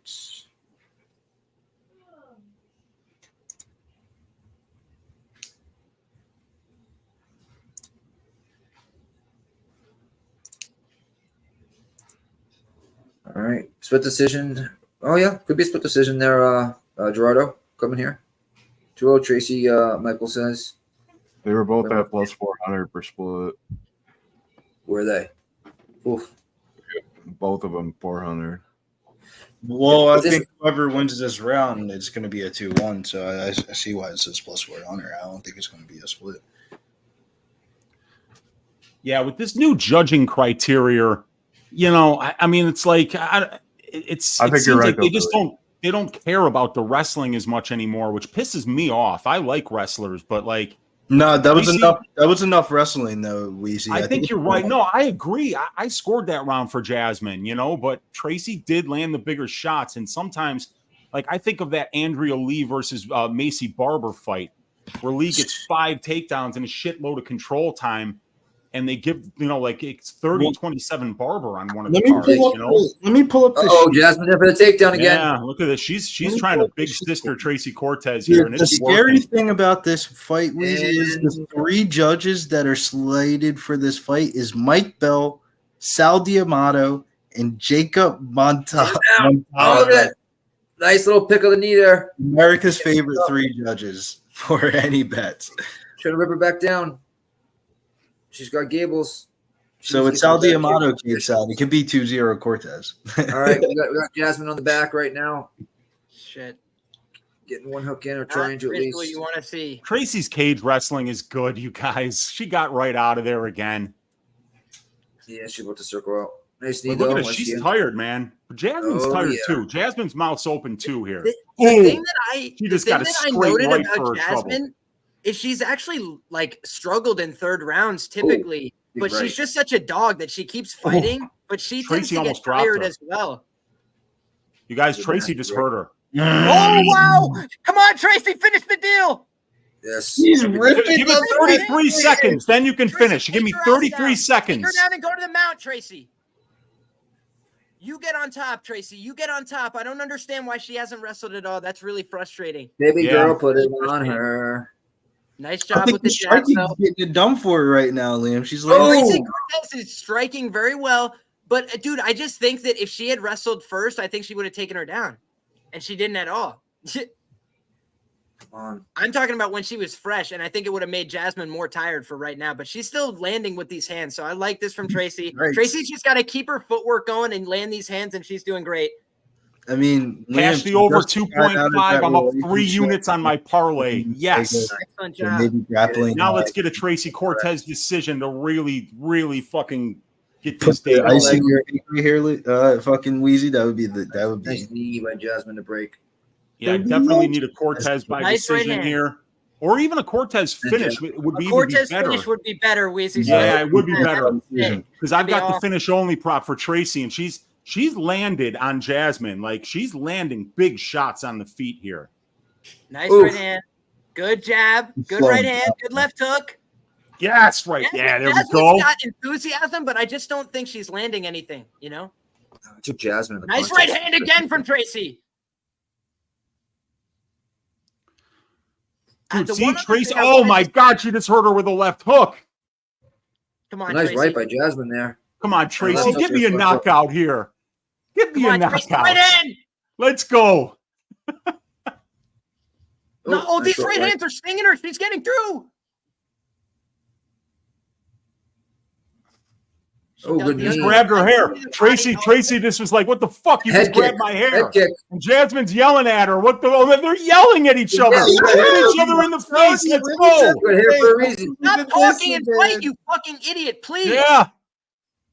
For the love of all things holy, she's fucking standing there having a full conversation. She More is. punches. Oh! Jasmine's coming on strong here at the end. Oh, They were big in right by right for Tracy. I don't think Jasmine's landed a punch, dude. Oh, I'm being there, big, Tracy, dude. big sister's her down to the ground now. Come on, Oh my God, Tracy Cortez! Let's go. UFC Noche! That was a good Come on, overhook. Tracy. Come on. Fight hard. There's 30 seconds left. For the love Let's of all go. things holy, Let's fight go. hard. Push the pace, Tracy. Come on. If she gets taken down, it's Fuck gonna be out of interesting. here. Could be a draw. Flapjack, you know that. Oh, big right again. Let's go, Tracy. I think it's gonna be 29, Let's 28, go. 29, 28, 30, 27, Tracy. Yeah, I got a 29-28 Tracy Cortez here, gentlemen. Get that takedown, Tracy. Oh! Ooh, her eyes got diddy bop though. Oh my God. I think we got it, you guys. I think we got our Tracy Cortez tickets there. Jasmine Judicivious, good account of herself, but Very good account of herself. Not Way enough. too many shots. Right? Ain't no draws. Tracy won. Yeah, there's no 10-8 there. I don't know how you get a draw Yeah, no 10-8s. or a point taken.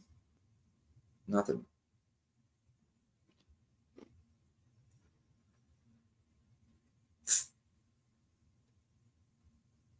Not 18. Yeah, not a takedown. Cortez by decision. Yep, I think so as well. Poll in the chat. Yeah, guys, make sure you hit that poll in the chat. Let me see if it's still there. Yes, it's Jasmine is vicious. Tracy Cortez. Who do you think won? I bet Tracy. Or I picked Tracy. Right now it's at 71% to 21%. We only have 44 votes. We have 181 people in here. Hit that poll, guys. Hit that pole like a stripper. Who's in the back? There he is. Molzander. I mute real.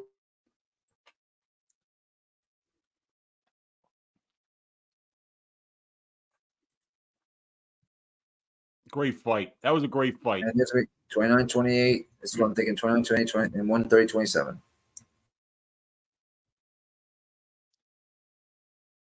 Yeah, Jasmine looks like she lost. Like the look on her face is like she lost, and Tracy's like, let's see.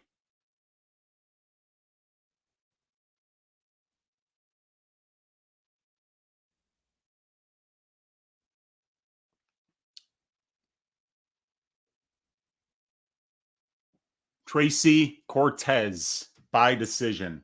30-27, 30-27, 29-28. So I was backwards there. I had 2 29-28s and 130-27. Let's go. I think I just assured myself a winning night tracked already. Bada fucking bang. Only money line of the night. Tracy Cortez, cash it. Tracy Cortez, ITD. Tracy Cortez is very emotional right now. The crowd is buzzing for Tracy Cortez right now. They sound like it's a fucking Las Vegas Aces basketball game in Vegas right now. Shouts to my WNBA fans out there. 30-27 is not crazy. I told you who the judges were slated for this fight. We had Mike Bell, Sal D'Amato, and Jacob Montalvo. I can see, I would agree more with the second round going to Jasmine, but I have no problem with 30-27. I have no problem with 30-27. I thought Tracy Cortez clearly won that fight. Let's break down this next for Jasmine Jadzovic, one of those fights where a loss doesn't bring down your stock at all. She just needs to learn to not get hit after she throws her shots. She got countered so many times with that left hook. It was ridiculous. And just a straight right down the pipe, lead right. All right, let's roll. One thing she showed was a lot of grit, man. She showed a lot of grit and toughness. Felt like she was it felt like if that was like a bad level fighter, they would have got knocked the fuck out by Tracy Cortez because she was throwing bombs. Tracy Cortez was like, boom, boom. It just Hey, Charles, Daniel Lacerda. Billy, what are you doing here? I feel like my betting principles tell me that I should just bet Charez round 2. not knockout, not submission, just round 2. That's what my betting philosophy would tell me here. I don't know. What do you guys think? I haven't made a bet on this fight. I'm looking for that round 2 that you were just talking about. Weezy, what do you have? The host has muted my mic and unmuted it. Okay, for this one, I've got nothing, you guys. I had over 5 minutes in my prize picks play, but my prize picks play just got absolutely crushed because Tracy Cortez didn't wrestle. So it is what it is. But that's a beautiful thing, you guys. You guys always know this. One of the things that I'm almost always most proud of is when I don't have any money on a fight that I don't have a strong opinion on, and your Uncle Weezy's proud of himself. I do think Kyrez gets the second round knockout here. But I kind of liked the over 1.5, but I was like, it'd be better for my heart if I didn't bet the over 1.5 in a Lacerda fight. So staying away, the pick is Kyrez by second round knockout, but I'm just going to enjoy this fight because it's going to be so much fun for as long as it lasts. Roger that. Liam, what are you rocking with? Oh boy, nothing for me on this one. Lean is towards violence here. I'm actually curious if there was anything I was going to add. It would be the fight ends by sub. Both these guys attempt a ridiculous amount of subs for their time spent in the octagon, and I just feel like both of them are also liable to get submitted. Like Chirez, he didn't get submitted by Tyra, but Tyra is a little bit more process oriented. Kind of was put on the defense early in that fight, and Lacerda is not really defense oriented ever. However, if you listen to his interviews, he did say, I'm going to be more defensive in this fight. He's a BJJ brown belt training with Charles Oliveira. One way to be defensive is to not get punched in the face, try and take somebody's back, get him to the ground. So I think that, ends by sub. I think it's probably well over 2-1 here, I would have to think. Let me check what that's at.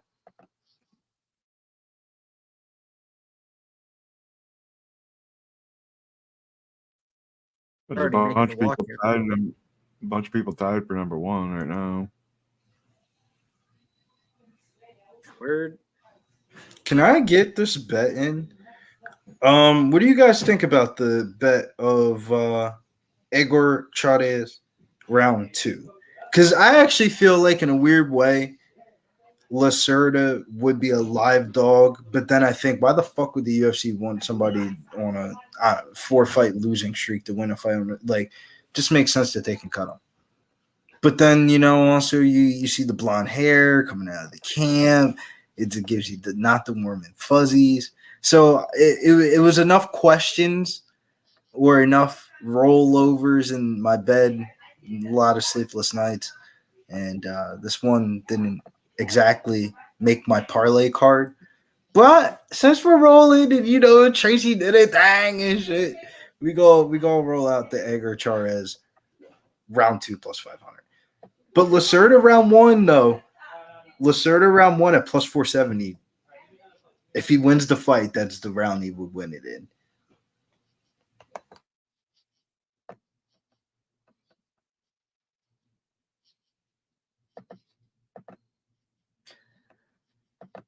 That was a hell of a fight.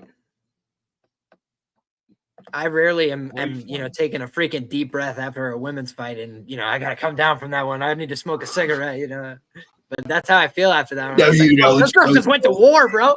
I was like, Tracy Cortez in every fight starts to look like she's got like the ghost in her eyes, like she's gonna quit, but she never does, and she always wins. Like, dude, if you go back and watch, bro, she looks like she's gonna quit against Justine Kish. And then she wins the 3rd round. She looks like she does it multiple times over in her career. So I just think she's one of these fighters that's very emotional. She's like Marnik Mann if she was good. Because Marnik Mann was out there on the verge of like half crying and half laughing, right? She's like, like she was literally just like on the verge of a psychological collapse.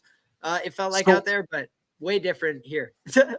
I wasn't on live with you guys, but when I was watching that fight, I was like, dude, is Marnik Mann crying? Like in the cage. I was like, in the cage. I was like, dude, I think she's fucking crying, because man, I was saying, like, I was so confident in Knutsson. I parlayed her up at minus 440 earlier in the week with the under 1.5 in the Charlie the Cannibal Campbell fight, and then the over 2.5 in the Cortez fight. First time that BetOnline has ever let me parlay props early in the week. And I did it just to see where it would build up to, and then I saw it would let me bet it. So I put down a two unit bet, got almost plus 150. So it was a 3-unit hit.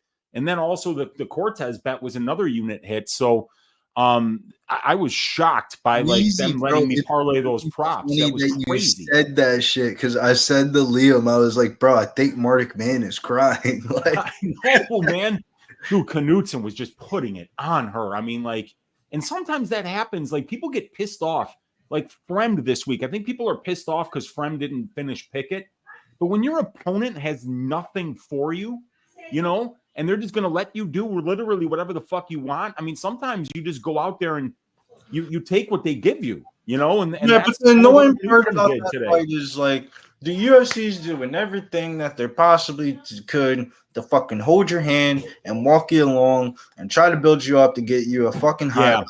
You do the unprofessional shit. You show up on Friday off weight. Wear the sunglasses thinking you're Mr. fucking cool guy. You're acting like, nobody cares. I'm going to win the fight. Well, now you get a hard fight. Yeah. But I think Josh Fremd's alive to win. I did not feel like the odds on Roman Kopylov was warranted, and I'm Mr. Parlay Chalk guy.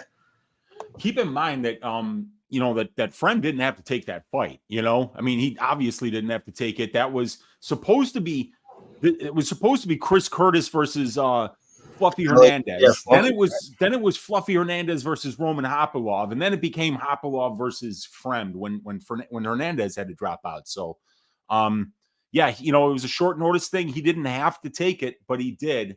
And then Factory X has another guy taking a short notice fight next week. Cody Brundage going to be out there taking a short notice fight against Jacob Malkoun.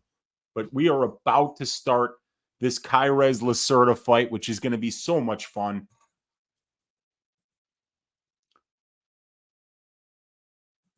We got Blonde Lacerda. That's your shootbox Diego Lima version of Daniel Lacerda here, formerly known as Daniel Da Silva, formerly known as Symbol, and then before that known as Lacerda Silva. And here we go.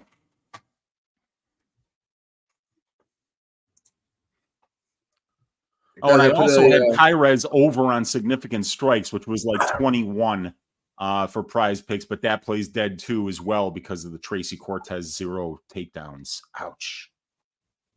hit that retweet, guys. I just put a link in there. We'll bring it right to my pinned tweet on my Twitter page. Let's get some retweets for the show. 425, 424, first round. What's the numbers on men that dye their hair blonde winning this year? I know there was a crazy one a year or two ago. I think who did that? I think it was Clint that did the tracking on that. Someone did. I can't remember. 4-minute mark. Nice outside leg kick there by Charas.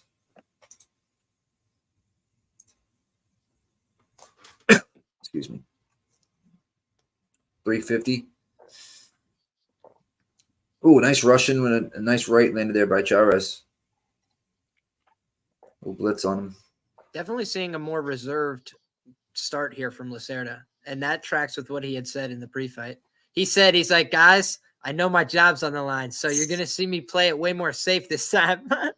There's the first spinning hook kick you know right what? on. Fuck it. Right on cue. I'm going spinning hook kick. Fuck it. That's short right. He's like 90 seconds of doing the thing my coaches told me, and then it's spinning wheel kick season. Right. and then he went for a spinning back fist that he bailed I just want to spin. Just want to twirl around. Oh, good body shot by Charas. Very nice. And he goes teeth kick to it as well. Kick to the body too, man. Woo. And you saw that lingering hand reaction there from Lacerda. He even thought about it for an extra second. He was like, oh, fuck, that hurt. Charas kind of like covering up his eye a little bit weird. Oh, yeah, he is. And Lacerda gets a takedown easy. And this was what I was worried about on the Kyrez side, was that if Lacerda wanted to wrestle, that he probably would be able to. Uh-oh. He's zipping up here. The thing about Lacerda, though, is we remember he did take down Figueiredo, and he instantly got submitted. So yeah, I think that's why he also was a little bit reticent to just go out there and wrestle aggressively. And we know Chairez, very aggressive submission hunter, his last fight. It even cost him potentially the fight against Tyra, because Tyra is a little bit better at those grappling transitions. Sure. You're seeing good job controlling arms here. You're seeing Lacerda do the right things, try and use those elbows to peel. Now he's opening up with some ground and pound shots, trying to get off those elbows from a stack guard position. Back up. Kyrez gets back up, and Lacerda right back in on a single leg here. That was a little bit foolish, I think, from Lacerda to give him so much space there. Because now, when you're talking about a guy who's trying to manage his cardio, it's really easy. He's looking for a choke here. That looks serious. He's got to be very careful here. Guillotine. Oh, yeah, I think he's in it. Yeah, this is over. This has got to be over. That's in. I'm sorry. Let's see. He didn't tap? What just happened? I'm not sure, but he's still going. Tap. He's out. No. He's out. Well, he's out. Let's go. He's asleep. Oh, there's controversy. He's awake. He's awake. Controversy. He went to sleep. You could see him go to sleep, like pretend or something. He definitely looked like he went limp, but I don't know. The reaction was so instant. If his feet were on the ground and not off the ground, then that was a mistake. But you know what's great? I had the end by sub for a very small amount. It's the only thing I bet on this fight. Right before the fight, I saw it was still plus money. That's what I said before the fight. If you guys remember, I thought Chairez 2 or 3 for the sub, but instead it's round 1. Yo, that guillotine, guys, he ain't fucking playing games. It's not just our guy Tatsuro Taira. And here's the other thing. Tatsuro Taira's guillotine defense is sick. You know that. His guillotine defense is sick. You know how we know? He's been in like 50 of them in the UFC. He never gets finished with it. So. Here we go. Let's watch him go limp here. He goes limp. The feet are underneath him the whole time. Dude, literally, he looks like he's on dancer's toes, bro. He's probably fine. Look, ready? Look, his arm drops. Are you serious? Oh, yeah. Okay. I saw his arm drop before, though, and I don't know that that's necessarily an indication that you're out. Like, we saw Robbie Law protest the exact same way with the Ben Askren one because he was technically awake. And he's like, well, I wasn't just going to leave my arm up there for no reason. I couldn't like defend it. So he's just like kind of trying to conserve energy. That's his argument. And I feel bad for him, man, because it was a weird situation. It's a guillotine. I mean, fucking let it be Lyoto Machida, bro. Let him go like a sack of potatoes if it needs to be, right? He might not have been out, but he acted like he was out. You know what I'm saying? Like John Jones, Lyoto Machida, I'd be more gentleman-like about it personally. I'd try and like gently guide my gentleman to the ground if I was able to get him unconscious like that. But yeah, I feel like that was premature. Because guys, I'll tell you this. I go for guillotines every single day that I go to jiu-jitsu, right? The reason I didn't think that he necessarily had him dead to rights there is look at how he's trying to finish around the arm. I'm not saying you can't finish that, but what I'm saying is, like, even look at the point of torque and leverage. When you want to choke somebody with a guillotine, you don't want your arms to be even like this. Like, you just don't. Like, ideally, you'd want here, right? You want a complete reversal of the elbow and go over the top. If you could do that, you're creating an insane amount of torque and leverage. But when you're talking about just a side choke like this with the arm in as well, it's very hard to finish that. And normally when you see somebody finish it, it's like Jack Hermanson in that very short seated position, that seated Ketakatami. I agree with Kristen that he wasn't getting out of the choke, but it just may not have actually finished him. I would have preferred to see I feel like when we're going to let guys get punched in the face until they go unconscious sometimes in this sport, we got to let people grapple until there's like a definite conclusion. And when somebody's out, I'll tell you one thing, you'll know, because you could drop them like a sack of dead weight. And this dude literally lets go and he's like, what the fuck are you doing? Right? I mean, his arm. I mean, by the way, you guys, they're reviewing this. This could potentially be a no contest here. Come on. Yeah, they're reviewing it. They're going to watch his arm go limp. And there's no way they can, you know what I mean? Like his arm just goes limp, like straight up. It went from him holding the arm up and then limp. Like, I don't think he was out, but I don't know why he was doing that. Was he doing that? Like, try to get him to let go? I don't know. It doesn't make any sense. Better be no contest, man. He wasn't out at all. Yeah, but the thing is, he wasn't showing that he was not out. I mean, he drops it. He did the opposite. He just lets his arm go limp. Liam's right though. I mean, you gotta let him go out. You gotta think of the Robbie Lawler.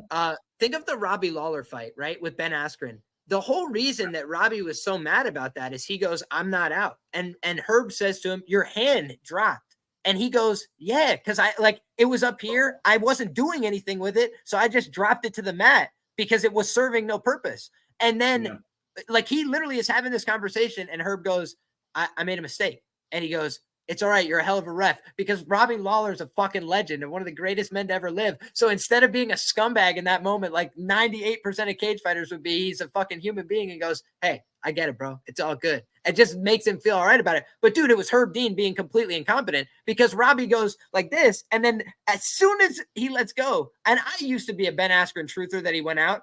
I have went back and rewatched it and changed my opinion 50 times, but the most conclusive one, it's a submission. Yeah, he said it's called the stoppage time.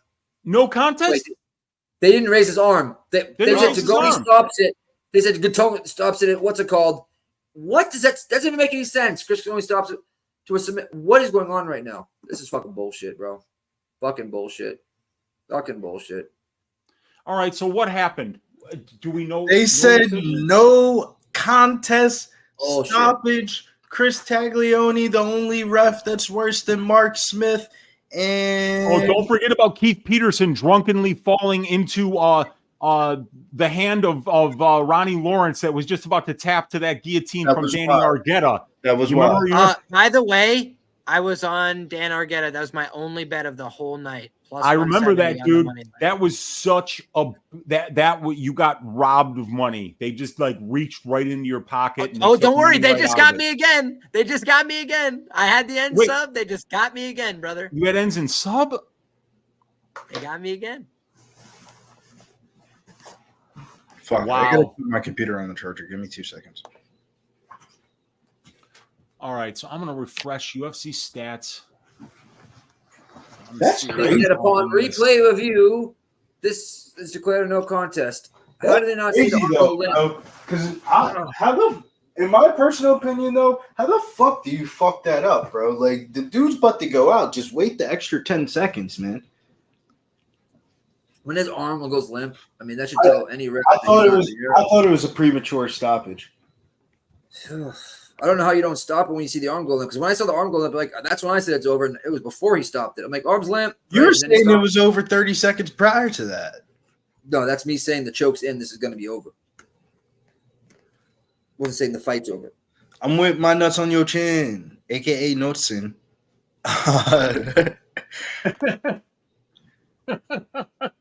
Refs need to do better. I think that's the ref's fault. Yeah, we'll start calling her Nuts Chin. Like, because she's going to put her nuts right on your chin if you're fighting this Swedish girl, because she's tough. It has. That's what I was saying, Weezy. I was like, man, yeah, I see perfect. another color Knutsson. Much respect, man. Big ups. That's huge.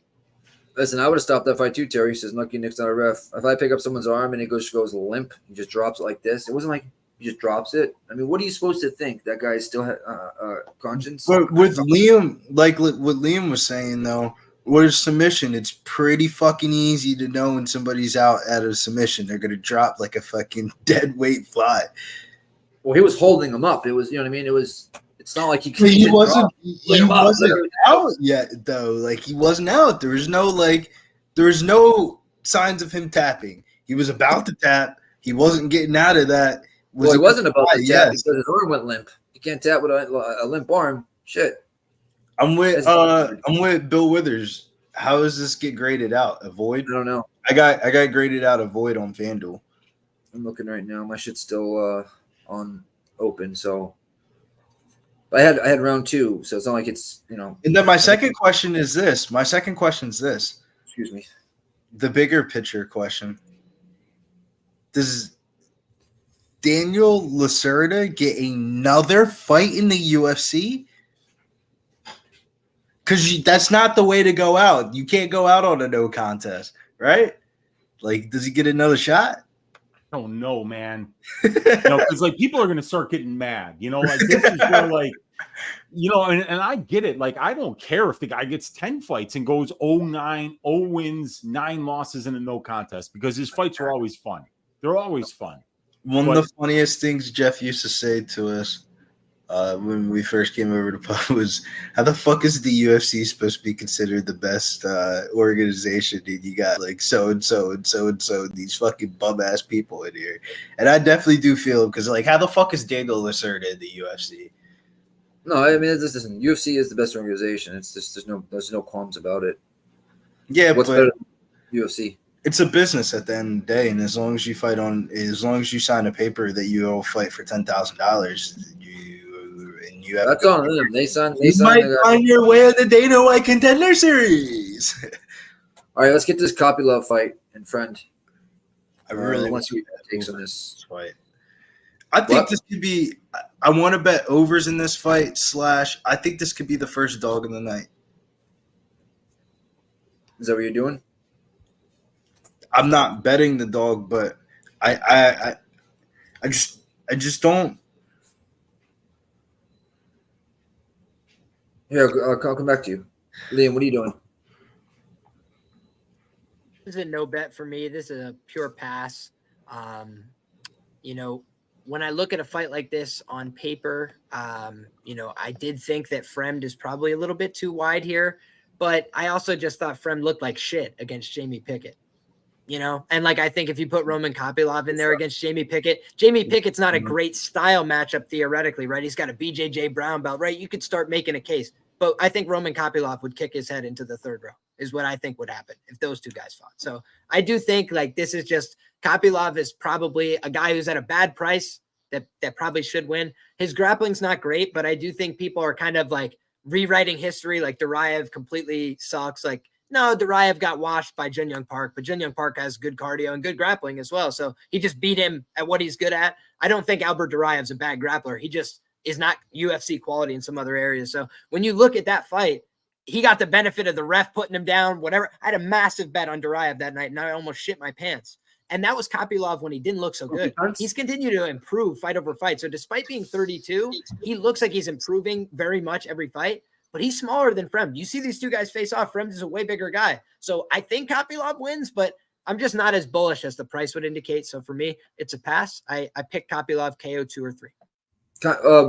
Did they actually, Sean? If you're listening, take a look to make sure they didn't. If they graded, Chavez as the winner there, because I think the points went up since then. You might have to fix it if it did. Weezy, what you doing? This was one where when I looked at it on paper, I was like, okay, yeah, I like Kopylov a lot here, but it always comes down to the price. And for me, I think Fremd is the better. He's got the better clinch game. I think Fremd's the better wrestler. I think he's got the better ground game. I think he's got the better conditioning. I know he's more experienced. I know he's taller. I know he's longer. I know he's younger. So if you're going to give me plus 285, I'm going to take it because, yeah, I think what people are seeing when they're betting Kopylov close to minus 400 earlier this week is, yeah, if this is a striking match, it's going to look like Gane versus Spivak. But, at some point, you have to understand this is mixed martial arts. And this guy, Kopylov, every time his back has touched the mat, he's either died or come this close to dying.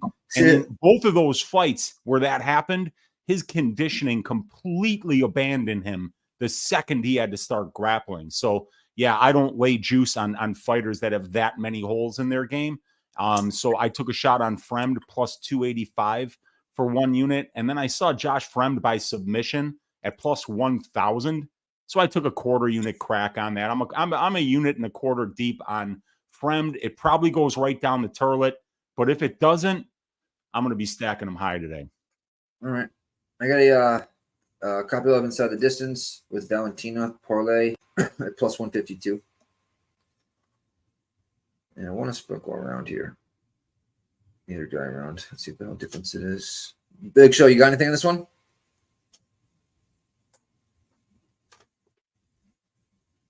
What one we on? Sorry, I just got back in here. No, it's with Kopylov friend. Kopylov in the parlay for the show. Roger that.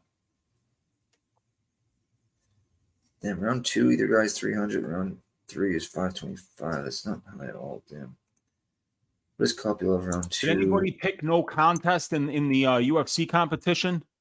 I don't think we can. We should add that. We should add that just to get, I mean? Someone gets slick, right? Mix shit up, right? Yeah, you know what? No contest or a draw, you get like 600 points or something. Yeah, like 300 or something like that. Get you up there, whatever. All right, I think that's a good idea. And it doesn't happen much, so you can try to use it as like a saver. It's the last Friday night. You need a certain amount of points. Roman Kopylov and the under 1.5 is plus 120. Yeah. Kopylov's around 1 or 2 is minus 105. I actually like that. But I already have him inside the distance with the parlay, so there's no point taking that. Just looking for some snazzy round props right now, but I don't see anything I like really that much. Maybe plus 4,000 submission round 2. I'll do that. Kopylov submission round 2 plus 4,000.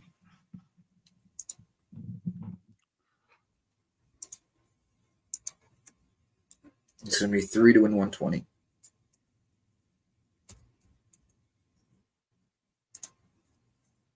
How many contests are we up to now? How many have we done? I don't know, actually. This is week. No, last week. Actually, I can find out right now. Hold on. And make sure you lock in your football picks too for the capper contest if you got picks out there. I think it locks up in an hour. Week 39. Actually, this is either 30. It says week 39 results, so this is week 40. Yep, week 4. No, this is week 39, so this is the live one. 39 contest. Damn. I didn't realize there's that much. Matt W, member for 5 months, puts his membership gift, and you can do that. If you remember, guys, just check your shit out, and go ahead. And it'll show you get like a free it's called a milestone message. Says Valentina, so pretty, she finna fake tap tonight for a no contest. Like, oh god, no. No, Matt. I created Roman Kopylov in UFC 4. Bananas and grapes. I have a tinkle here. Let me see. If you sprinkle when you tinkle, be needy, wipe the seedy. My best friend's mom used to post that on the wall because we used to piss over the seats when we were kids. Petty. Nate says petty. Petty. I'm not sure that means. Be right back.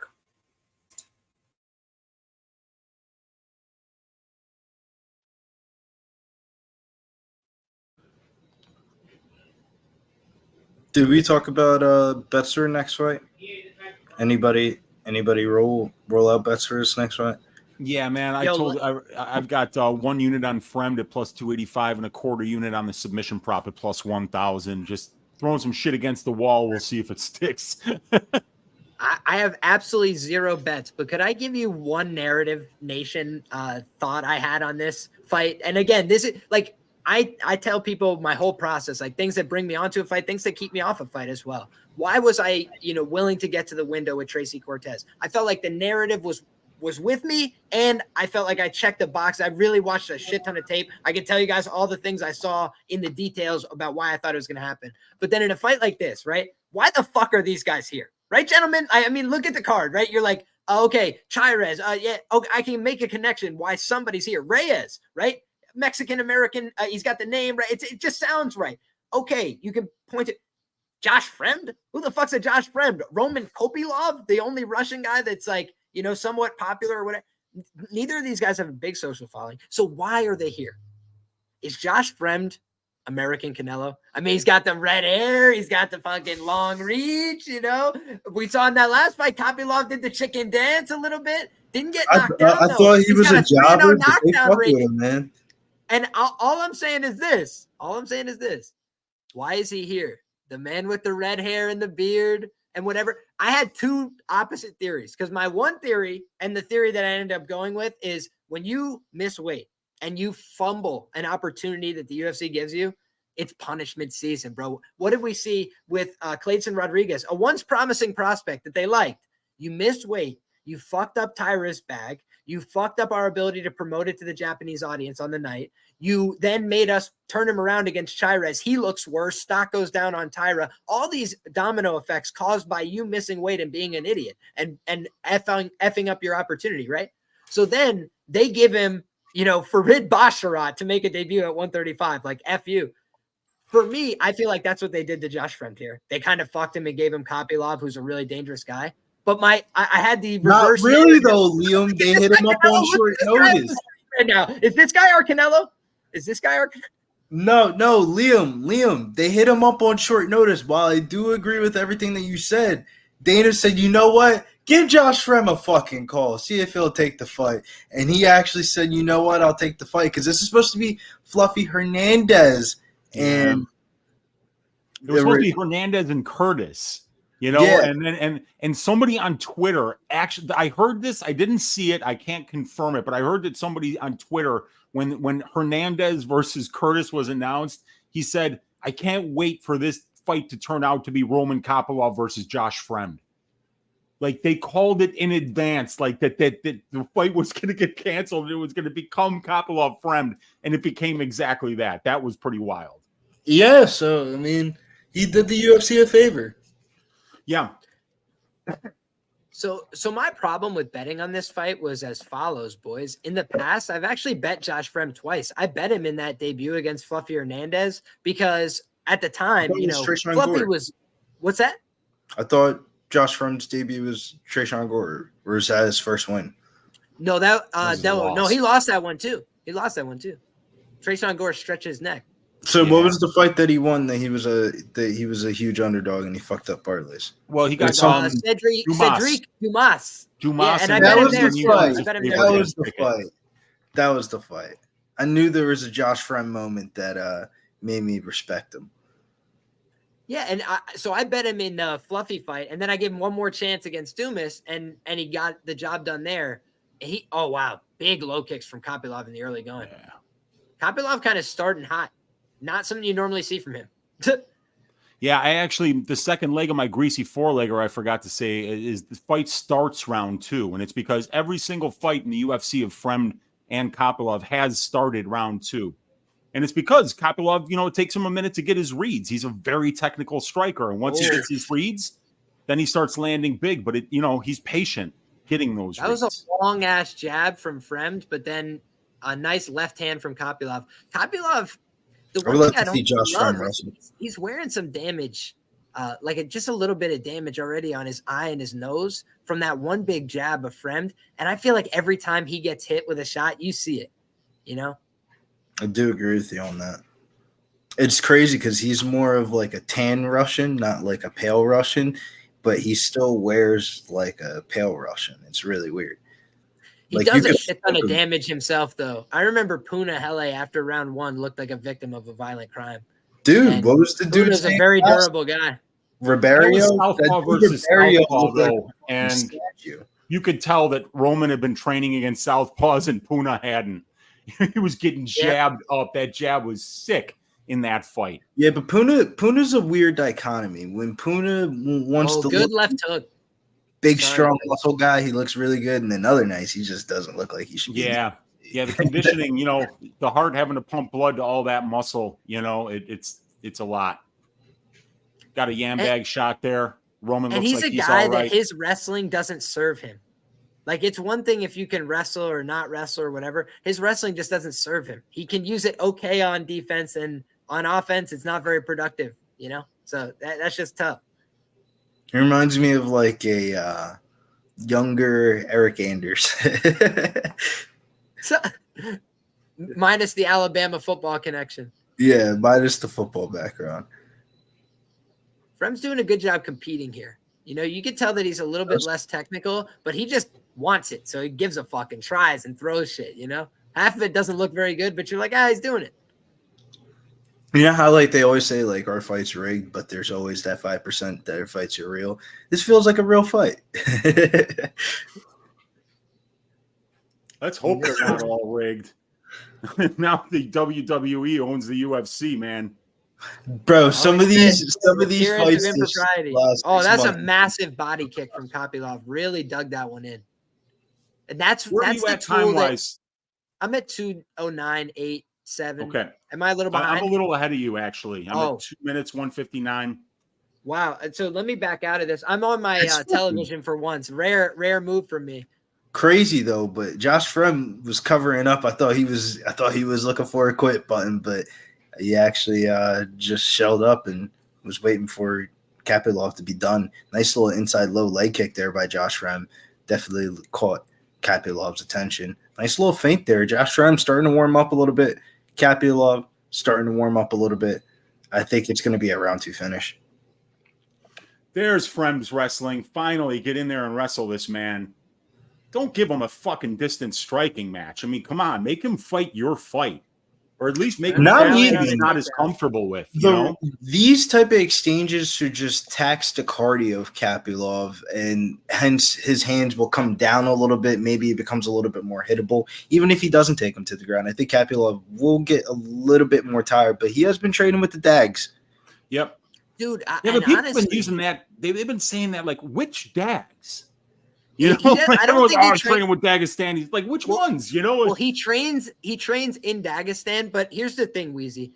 Dagestan's like a town of 2,000 people where like every other guy you run into could like make the college team on D1 over here, right? Like there's like everybody per capita can wrestle. So you're just like, if there's a place in the world where you want to go, and especially in your own country, in his case, where you want to go, it is Dagestan. It's one of the premier wrestling destinations within Russia, despite being so small. So I think that's the reason. He's a guy that already had good kickboxing. What the fuck is he going to do? Just keep, working on the pads every day? So it's just like now I think he just got in wrestling rooms with guys that just wrestle. Like that's what they do. So I think that's kind of why you don't always see him proactively grapple very much. You don't see much of that from him, but his wrestling defense is fundamental. Big spinning back fist there from Kopylov, and he just broke Fremd's nose. I remember spinning back fist. He broke Fremd's nose there. Wow. Fremd's gassing. Kopylov's body kicks adding up. It's very hard to tell who won the first round. I mean, the striking numbers are pretty identical. I think that was Kopylov for sure. Yeah, I think. And I have a bet on Fremd. I would say that's the one thing I hate about the stats. I love stats after the fact, but I hate stats when people judge fights only because quality is so important. And the only thing that we get as like viewers of fights is the ability to determine quality. And I feel like, especially with a trained eye, when you've watched a lot of fights, you could tell like, oh, that hurt him, or like, oh, he's like, that's a bad reaction. Whereas there's some other shots where you'll land 5 of them, 8 of them, and it was as though nothing happened, right? Yeah, Like they're just these blows that are so glancing. It's like, yeah, he landed 8 of them, and I landed one thing that mattered. So who gives a fuck, you know? Yeah. And that's the thing that I always look at. I feel like people don't give enough to how people look after the fight. Some people wear damage better than others, Optics. but that's something I'm always looking at. Optics, yeah. If my fighter's fucked up in the face, I'm like, no. Yeah. That's Kopilov's round, man. So let's see. Oh my God, dude! Josh Frem looks like the victim of a violent crime. This guy, Roman Kopylov, that should be his new nickname. Roman Violent Crime Kopylov. Roman, that's assault. Yo, brother. Flapjacks the Kopylov. KO incoming. Facts, bro. It looks like Josh. Oh, he already hurt him. There. Frem's mouth is wide open because his nose is broken and he can't breathe through it. Oh God, yeah. Frem, It looks like this one's over. Just ate a bunch of ketchup all over his Frem face. needs a miracle here. Bambi just asked Frem, yo, you good, dude? We get it to the 3rd round, maybe? Just the 3rd? Josh Frem tasting the salt of his own blood. That's giving them the confidence to keep going right now. He is a dog tough individual. That's the other thing I got to give to Frem. You could definitely flatline knock him out, but unless you do that, he's really not a quitter. He's trying to desperate. Look at him pop that Yeah, jab, wrestling bro. now? He's like, yeah, I don't have a face no more, but I'm going to fucking throw this jab. It's just a matter of time, you guys. Like Frem can't even breathe through his nose anymore. Kapilov's got to throw a little head because kick. of that. He's not really going to be able to wrestle. So, Dude, Kopylov is doing a little bit of this cha-cha-cha, and then he just beats the shit out of you. It's crazy, dude. His hand position is cha-cha-cha, and then he knocks you out. Oh, never mind. that Josh was a big Frem. shot there. I was going to say, Josh Frem was like, I heard you, young man. Give me a chance. Get that takedown, Josh. Get on top of this guy. If you actually get on top of him for a round, Fucking you could even this up. Josh Hines ketchup fucking Frem. Dude, look at how much blood is coming out of his He nose. looks like a mummy, bro. Oh, God, this one's over. He looks man. like a mummy, dude. Dude, This did is you so see nasty. him just Poor breathe out? Frem. Oh, God, please, Mark. This Smith, just don't might be be a like death auto bet Mark, Kopylov Mark, round 2 Mark, knockout. don't be a death killer, Mark. Oh, Mark, what's your time, Mark, guys? Mark, don't be a death killer, 250. Mark. Okay, perfect. This is so over, Mark. Oh, Yeah. Josh is coming Oh, back. big shot by Josh. Roman Kopylov, I feel like if he just understood, like putting the stamp on something and like setting down and like realizing somebody was hurt, he could have finished this guy 50 times. But like he kind of is so Whoa. patient that it's annoying, Maybe he's having fun. It That reminded me of spinning that. back fist at the end of the first changed the fight. It broke Frem's nose. Yep. It reminded me of the first Oh, fight. the nut kick. What a Oh, bad come on. move by Josh Frem. Oh, the jumping nut kick of all nut kicks, dude. That's Yeah. the best one. That's the best one. That's a veteran fucking move, man. best move of all They time. all cost them the same, nothing. Yo, that's clutch though, because if you're Josh Frem, you just need to breathe for 2 minutes. Like, Kopylov said, "Fuck this! I know what you're trying to do. I'm good." We're back at it. Big leg kick there by Josh Frem. Yo, what a bad move! Nut kick into a huge low leg kick. By Oh, good shot by Kopylov. Yeah, you heard him. Kopylov You heard was him. fucking pissed You heard him. off. He's swinging for the fences. I mean, if you're already down 2 rounds, like fucking hit him in the nuts again. Slow this shit down even more. Kapilov's a little bit pissed off though. He might have barked up the wrong tree there because Kopylov Yeah, just started that's swinging for the fences. Come on, Kopylov. Yeah, need to you get this kick a done. man in the nuts while he's already beating your ass. What is he supposed to do? No, but Liam, the best part is he kicked him in the nuts, and then first shot's a leg kick. Like, You can He just should have meet went that, like, inside kick thigh down. kick. He should have went inside thigh kick, dude. not outside, top leg around like your kneecap area. Like, oh, that's a buckler, dude. Oh, Like, a body shot. That hurt him. but Probably I, hit him in I a think nice that body. kind of pissed off Kopylov because he just started throwing way harder shots. He started sitting down on his punches. Yo, I gotta just say, watch everybody. I'm taking my hat off. to Josh Fremd for the toughness tonight. What the fuck is he doing? Yeah. This guy's out there like brain cells. Never heard of him, dude. Fuck it, let's go. Just trying to get fight of the night, man. He said if I'm gonna be scripted to lose, at least let me make 50K. He's like, I welcome you, CTE. I'll tell you what. They did not see the resemblance with Canelo Alvarez. They were like, let's send him out there to get fucked up by our Russian. Oh my God, that body. that liver kick. That liver kick hurt him. That liver kick hurt him. That body kick. Oh, crazy. you can see his He arms low. is It hurt him. unloading with those body kicks. No, I think he's gonna get out of the round, bro. Josh Fremd's recoverability is sensational. It's Come on, go back to the liver. sensational. He Go back gets to the liver. rocked, wobbled, hurt, and just goes like refocuses himself. Dude, it's You can see crazy. his arm. That's so low. He's I'm No, worried. bro. Oh, there it is. It's over. It's Oh. over. Yes, Left hook to the slap. body. Next Roman Kopylov. Wow. That liver shot was just too much for him to handle. Perfect body shot. Roman Kopylov, clean striking once again, gets the job done. Beautiful. Cash the parlay piece. Get her done.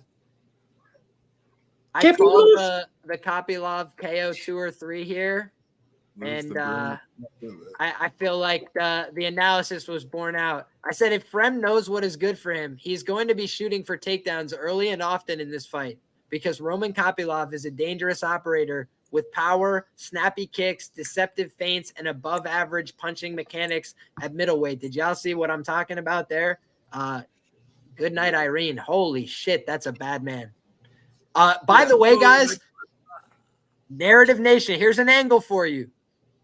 If somebody misses weight, watch their next fight to see who they get matched up with. It'll be a guy you've never heard of. They will have 20,000 Instagram followers, and they will be a fucking assassin. All right? It was Farid Basharat and Clayton Rodriguez last time, and it was, unfortunately for Josh Fremd, Roman Kopylov this time. This guy is a bad fucking man. And whatever he's doing in Dagestan, yo, I don't care if he's training with grandmas in Dagestan, Wheezy. This guy's getting down different. Whatever he was doing before, I don't know Russian geography well enough to say where he was at. But he moved camps and he's doing his thing now in Dagestan with them boys getting focused. And yeah, I'll tell you what, there's a lot of guys I'd line up in the UFC before I'd fight Roman Kopylov. Like you'd be getting way to the bottom of my list before I'm getting in there with Roman Kopylov. I'm talking like way down there. That guy's scary. He's long, he's tall, he's awkward, he's hard to take down. Not a good matchup for me. He's a bad man. Majama. Weezy, what song is that? I know you'll know. I don't know that well. I don't know what it's called. I don't know the title. I know exactly what song you're talking about. Bad man, Majama. That's my phone should say it. Carl Carlton? Yeah, get the fuck out of here, Nick. You said that shit like everybody's supposed to know that shit. I don't even know who Carl Carlton is, but the song. You know what I mean? All right. What are these? I can't even find myself on this contest anymore. What's going on here? You're just passing by. Oh, it's the Gap Band? That was the Gap Band? Was it? Yeah, I didn't know that was the Gap Band, man. I'm a huge Gap Band fan. As a matter of fact, when I was in 5th grade at Eugene Field Elementary School in Park Ridge, Illinois, my friend Jim Murray and I did a breakdancing routine to Party Train by the Gap Band that absolutely blew the roof off of Eugene Field. Had to completely replace the roof after me and Jim were done tearing up the floor of that auditorium. Oh, shit. Get down. Get down. Boogie Used down. to be a really good athlete. And then when you hit your 40s, everything just falls apart like a Chinese motorcycle, you know? I could still throw a baseball like the best of them and football and all that stuff. Now, am I sore the next day like a sumbitch? Ooh. That's an understatement. How do I have 125 points when I've only gotten one fight wrong? Sean, can you check that for me? Doesn't make any sense. How fast do you think they're going to bring out these next fights? After 2 rounds there, they'll probably take a little bit of time, maybe 5 minutes, 10 minutes. All right, so let's rock. All right, next up to the plate, Lupita, and Elise Reed. Wheezy. Gotta say that I'm very proud to have no money on this fight. You know, it's weird with Loopy. I've been hearing some whispers that there's a neck injury for her, and she's completely changed the way that she's fought from her first 5 appearances in the UFC to the last 3. Only 8 takedown attempts in her last 3 fights. She got 2 of them, and she got less than 30 seconds of control time total over her last 3 fights. So when you compare that to like 25 of 52 on her takedown attempts in her first 5 fights, it makes me wonder if there is an injury there. It makes me wonder if Loopy is 100% healthy. So when I start to have to wonder about things that I don't know the answer to, I just decided to stay away. My pick is Loopy Godinez by decision because I think she's not going to wrestle. And I think if she doesn't wrestle, this fight easily goes the distance, and that Elise Reed would actually be live on the money line. But if Loopy does wrestle, Elise Reed's ground game is terrible. So, you know, I could see this fight going a few different ways, which is why my money stayed away from it. And I'm happy to just watch this one. We got to pull up right now. Did you hit the like button, right? And it's yes. The other question is no, I'm not a good person. We're at 80%, 20% with 51 votes. We should have a lot more votes than that, guys. We got 178 y'all in here. That was with the algorithm too with the poll. So click it. Oh, now we're down to 81 or up to 81 to 19%. All right. That was funny, Big Show. We got 122 likes too. We're over 100, so that's dope. All right, Liam, what you got here? So I wish I had heard from my guy Wheezy. I didn't know about a neck injury here. I did look into the fight, but what Just a rumor. Oh, okay. Yeah, Fair but enough. like I'm just Fair saying enough. because of the stats recently, it might be true. Fair play, man. And here's the thing. When I looked at this matchup on paper, you know, I just had a very strong gut level reaction, a gut feeling, which was that Loopy Godinez is going to win this fight and do it via submission in the first round. The reason I felt that way is because I feel like Elise Reed, it kind of fits the definition of a little bit of a fish on the mat. And, you know, I actually said on my show, I don't classify, you know, Loopy as a shark, but I do think she has power. And I also think she has, you know, insane physicality for WMMA. I remember her power bombing Jessica Panay and just absolutely stunning me with her physical abilities, right? Like, you know, you don't normally see shit like that in women's mixed martial arts, right? So on top of that, I just feel like Elise Reed, we've seen her kind of wilt under pressure before. Loma Lukbunmi, what's her A game, guys? She's a striker. She's from Thailand. She likes to stand up, use her striking, use her kickboxing, use her Muay Thai, her clinch work. What'd she do? Take her to the ground and submit her. So I just feel like Loopy Godinez, you know, somebody in the back, Dana White's going to be like, hey, Loopy, before you walk out there, mind if I talk to you for a second? Listen to me. Finish this girl, okay? Finish her right now. You understand what I'm saying? So that's the conversation I hope is happening in the back, and that's what I expect to see here. So I took the ITD because I didn't want to get cute. I didn't want to deal with time. I didn't want to deal with, you know, those kind of considerations. And I just don't see, you know, Elise Reed finishing this fight. So if I get burnt here by it going to the cards, so be it. But I didn't want to lay the minus 400 with Loopy. Frankly, she's been a very poorly capped fighter. You bet on her on BetMMA.tips, you lost money. You bet against her on BetMMA.tips, you lost money. They just, like, nobody's made money. Like, they haven't been there at the right time. They've been coming when she's going when she's got. They just can't figure it out, right? So when I look at this, I'm like, I don't want to get too out over my skis and lay a minus 400 here with a girl who's been very volatile, who's been a little up and down. But I just think if she's having the fight she's supposed to have here, she could knock this girl out. She could finish her on the ground. She could, you know, with a TKO, or she could finish her with a submission. So that was ultimately my read here. I went rounds 1 and 2, Loopy, 325 and 525. I want to hit this under, but I might stay away from that. I don't know. Billy, what are you doing? Or 350 and 550, excuse me. Round 1, 350.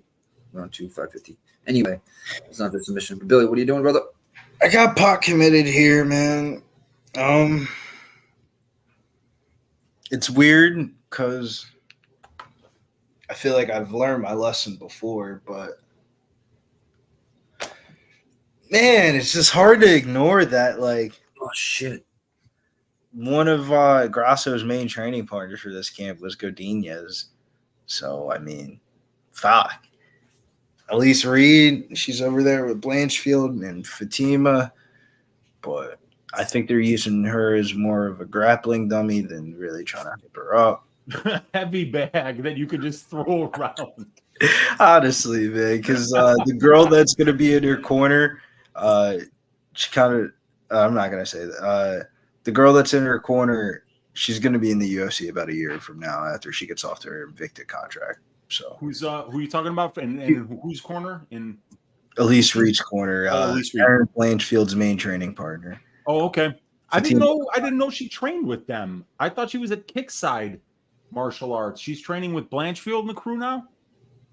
Yeah, interesting. Guys, I have a question. You think I think I definitely fucked up here. Round 1, either girl was plus 325.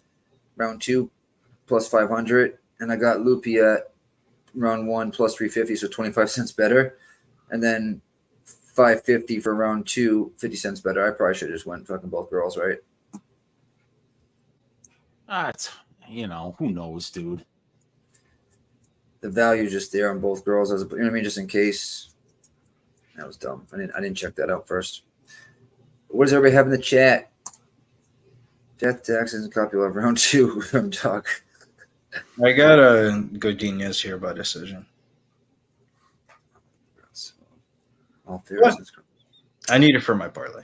Yo, guys, feel good story of the day. Sam Alvey back in the win column via knockout in combat. After cheating on the scales, baby. Yes, exactly.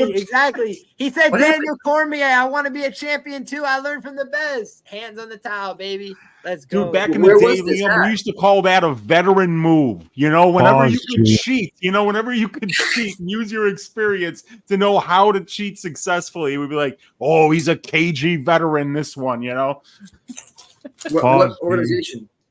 What happened? Boston? What are you talking about? Karate Combat. He won by knockout. Karate Combat? Is that wait, is Karate Combat that where the Nick? Don't like in a pit, man. He has 8 fucking kids. You got to fight some organization to pay the bills. I didn't say anything. I was asking Liam what it is. Jesus, more and Joseph. He's got 8 kids, bro. You'll fucking fight at your local bar if they're paying enough. Wear a rubber. That's all I gotta say. Is that one with a concave like Matt's a Karate Combat thing, or is that different? Not everybody's got enough money for 40 ounces and a pack of rubbers a day.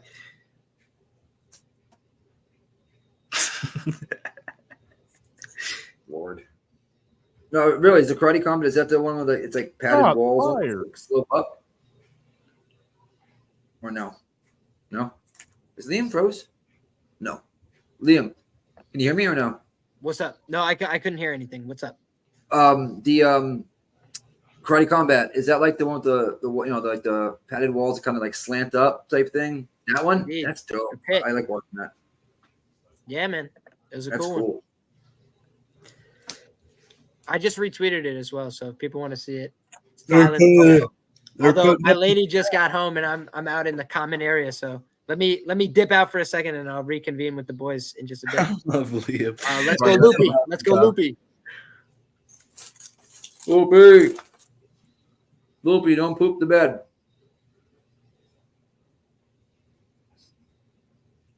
And then there was 2 of us, just me and Billy. Loopy looks locked in tonight, though.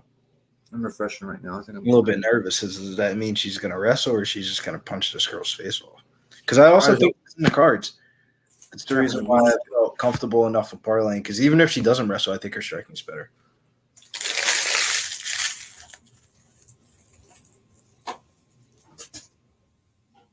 All right. Oh, I think froze again. This is a pretty bad event. Is it really? I think so. Wow. There's a minute of this card going by fast. It's going by pretty fast. I'm about to be at the main card, and it's about to be like 9:45, and it started at 7. Holy shit! Yeah, you're right. We have 5 fights after this. The main card probably starts 10 o'clock. Mm-hmm. With 7 to 10 prelims. 10 and on. All right, Libby looks like she's ready to rock and roll. Right, bro? She looks locked in tonight. She got that. Where's she at? She got that Mexican Aztec warrior. She had a white t-shirt on, Rem Dog. She fights in Invicta. That bitch is nice. I'm telling you, that bitch is nice. She gonna be She gonna be on the Contender Series or a short notice replacement at plus money, and we're gonna whenever she fights in the UFC, we're gonna make money on her. She's legit. What up, 2 cents? Damn, man, those titties. Damn, 250 for a look at the titties. Would you do it? Not a bite, a lick. Not me. I am not a single man. Oh, Loopy's coming out hot. There we go. Yeah, but Loopy's striking, man. It's so annoying. 432. She's got her hands up, guard up. Nice right. Left into a clinch there. Oh, good knee by Loopy. She's going to take the back here. Yep, Loopy takes the back. Got one hook in. At least he's going to try to turn into her here. I don't think she's going to be able to, though. No. Loopy takes a good angle there. Loopy's going to try to chip her. Pretty good angle. She gets it back. And she's going to drag her.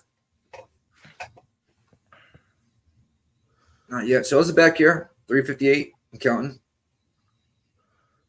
I like this fighting style by her. Shouts to Jules. She says Nikki's already snapping into a Slim Jim. Snap to a Slim Jim. What up, babe? I thought she said snacking it on a Slim Jim. I was like, of course you are. Where's it? Slim Jims and fucking Reese's.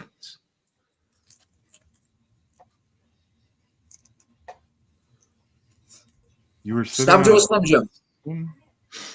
Elise Reed with a nice little threatening choke to save her life on bottom right now. I don't think it's threatening, but it's enough for her to look like she's doing something. Wait, who's gonna win? Everybody hit the poll. Loopy good as Elise Reed or Backwood. I'm going Loopy though. The only scary part is that Lupita Godinez has such a big fucking head, man. Like, it's probably hard for her to get her head out of there with the fucking bun thing at the top of her head, like that's getting stuck probably in between her arms. But she got out of it. Wait, it won't even let me vote in the poll. Nice little left-hand paw shots there for Lupita Godinez. Noche UFC. We're here with one of probably the best Mexican fighters on the upcoming rise is Lupita Godinez. Oh! Oh, she just dropped her.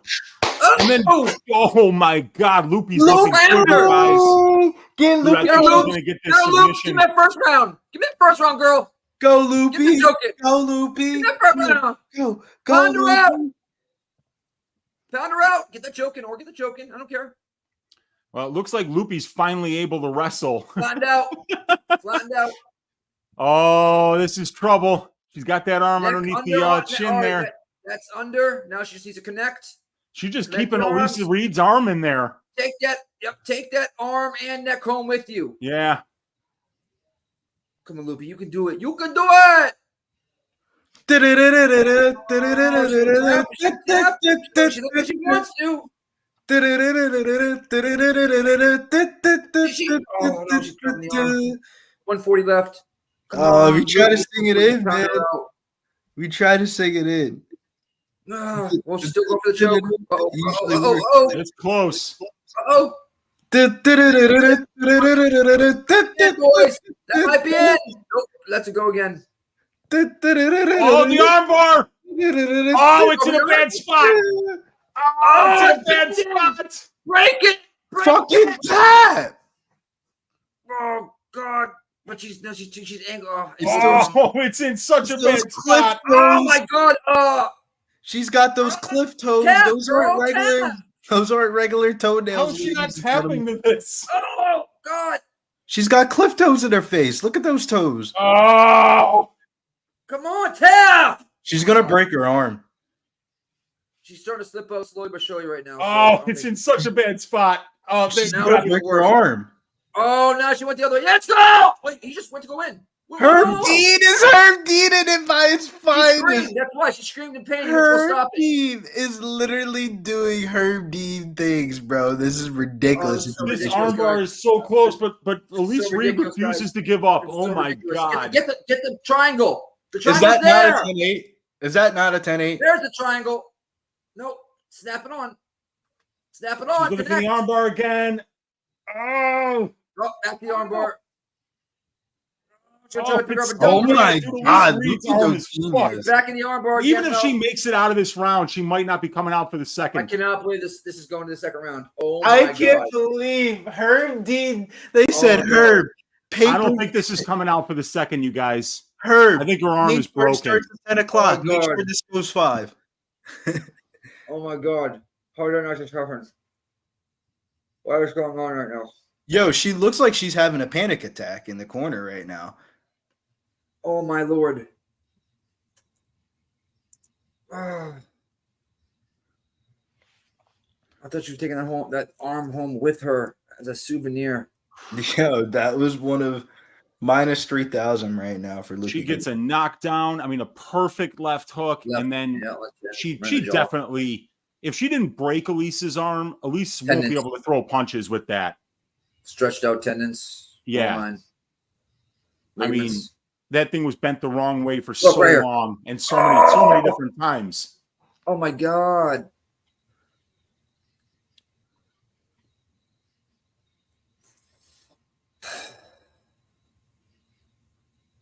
Man, I thought Herb was getting ready to stop that shit. You know what? I think he didn't stop it because of fucking what's it called? Tagoni before that, right? Yeah. Stop it. Yeah, maybe. Right. Oh, I can't believe we're in a second round now, man. So I just want to see if Elise Reed throws that left hand at all in this round. was it left? Right, yeah, It was the left. left arm. The left hand, she's holding it. She's getting diddy bopped. She hasn't thrown it yet. That right hand. Flop it around. I mean, like at this point, Loopy should just be throwing right kicks into that arm. It's already broken. Oh, look at her lead right. You can tell her left's hurt. Yeah. And you can just tell by the way Loopy's throwing just right hand bombs. She's trying to feint with the left, though. Oh, she threw a jab there to a body kick. She's oh my faint. God, Elise Reed gets a takedown. And then Lord. Loopy immediately reverses it. Okay. Beautiful. That was there. crazy. I was thinking the same thing. 10-8, first round, right? Yeah. Dropped her and had her in a deep submission. Easy 10-8. All right, Loops. We got 4 minutes to work here and bring us home that money. Elbows. Now she's trapping. At least she's trying to trap the arms of Loopy, but I don't think she's gonna be able to with that one arm she has basically hanging off her shoulder. Oh, nice kick as she gets up. Left hook into a takedown. Single leg here looks like. High crotch. Easy takedown. Steps over the half. Loopy fucking Godinez. It took you forever, but you're finally wrestling. Thank you, Jesus. Yeah, she got Easy more step over the takedowns and Thank control you. time in the Jeez. first round of the Reed fight than she got in the previous 45 minutes. So it's really now I good need her to see that work. she's ready to wrestle again. And guess what? If this is the Loopy Godinez that's been in camp with Alexa Grasso for the last month, Alexa's going to be ready. The acid boosting. I need her to work here. Okay. Yeah. Back to full guard. We got Elise hiking up legs here for an arm bar. Nothing here though. I know poor Brady had a Loopy by sub, and he just DM'd me and he was like, dude, what the fuck just He's flipping out. Yeah, I would be flipping out too. I I got mean, rounds 1 my and 2 for God. Loopy, and I'm flipping out. This is ridiculous. I got Dude, if 2:30 left. Tyrone hadn't have fucked up earlier in the night, he would have stepped Verbal in when stop. she yelled. He would have called it a verbal submission. Yep. Oh So boy! that's what Now, happened. She screamed. oh, big Loopy's shot. landed big, and instead of Loopy. Oh, continuing big to shot, do Loopy. it, she Big chooses shot. to Why did you wrestle take it down? again. Why did you even do that? High amplitude takedown Just by like, Loopy go for her. Godinez. She's just trying to punish this girl now. She was beating the brakes off her on the feet. Hate when some people do that. If she doesn't end it in this round, that's because she did this. Look, they're back up already, so why even do? Oh, nice knee. Oh, that was a beautiful knee. Is she going for the neck here? Up, yeah. Oh, easy trip down. Oh, into mount. Oh God, this is a. oh my God, God, is in Lupita trouble here, Godinez. man. Oh She yeah, full looks mount. fucking good tonight, man. I think we're full going to see a mount. TKO here. She's got the arm trapped. 140. Yep. Just pound her out, stretch her out. There she's you got go. that rear naked choke. Let's see if Does my she? man Brady can lock up that Come sub on, prop. Brady, get the choke. Oh, that's in. That is in That as is it in. gets. We all know what's going to happen here, boys. That's it. Cast it. Yo, Let's go. Yo, by the way, Herb Dean is fucking blind. That girl's arm is probably going to need surgical reconstruction. She had no business coming out. She got knocked out 3 times. She got slammed every which way but goddamn loose outside the octagon. Plus 150 on the ITD. Loopy Godinez. What were you thinking? So much for the neck injury. Yo, like, dude, what happened? Like, she finally wrestled. Wheezy, can I tell you something?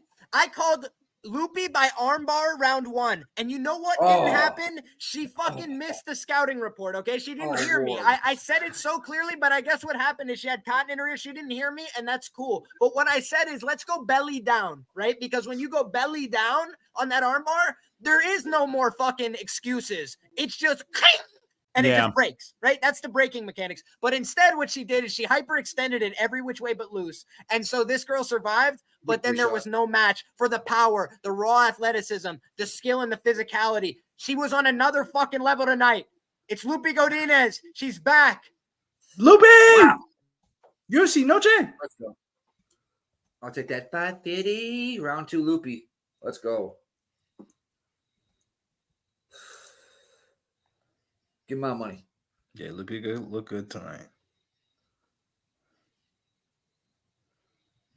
I had a round 1 as well, but that was 350. Oh. But I had round 2 as well at 550. I'd rather round 2 hit. Ooh, things about to get serious. Yeah, we got some time for this next fight. 12 minutes. How I didn't get that perfect call on the Loopy belly down armbar is always gonna fucking make me sick, brother.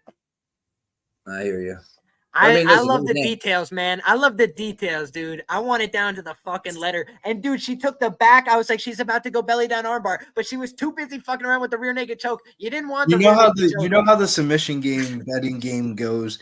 It's like submissions are like one of the most like saddest losing tickets because like you'll see 20 submission attempts throughout the fight and like not cash it. It's like it's tear jerking.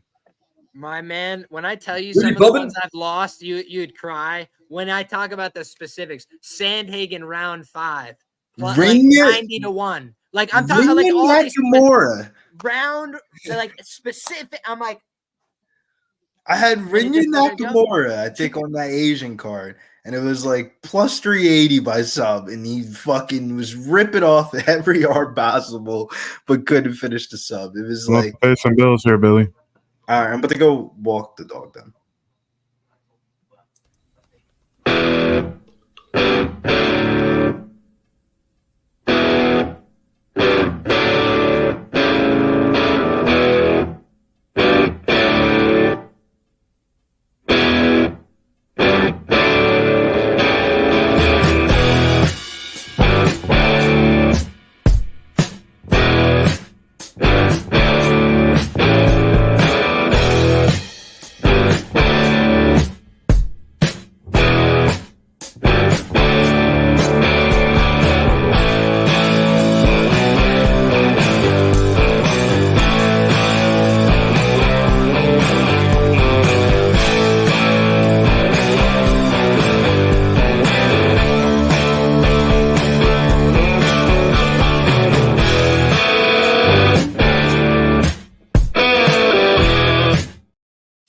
I'm playing my flag on the homie Fernando Padilla. I think he crushes Kyle Nelson, who is a decent veteran, but nah, man, I got to ride with Fernando. He's Aaron's homie, and yeah, man, I got to roll with him, dude. I think he gets it done. I think he does it impressively. Shout out to TC. Does anybody know if Elise Reed had stolen anything from Loopy Godinez? Because it sure looked like Loopy beat her like she stole something from her. You know something? This is the thing that ultimately decided this one for me, Wheezy. Do you know what I think Emily Ducote would do to Elise Reed? Something very similar. Yeah. So when a girl like that gets fucking audited by Loopy, that told me, I was like, oh, no. Loopy is on a championship type trajectory. She is on a top 5 type trajectory, top 10 type trajectory. Does she get there? We'll find out. But when you see an audit of somebody who's already talented, who's already skilled, who's been around the game for a long time in Ducote's not a punk. She's not bad on the ground. She's not bad on the feet. She's good everywhere. She got fucking wrecked. I was like, oh, Loopy is a contender. She's a player. So this was a mismatch for Noche.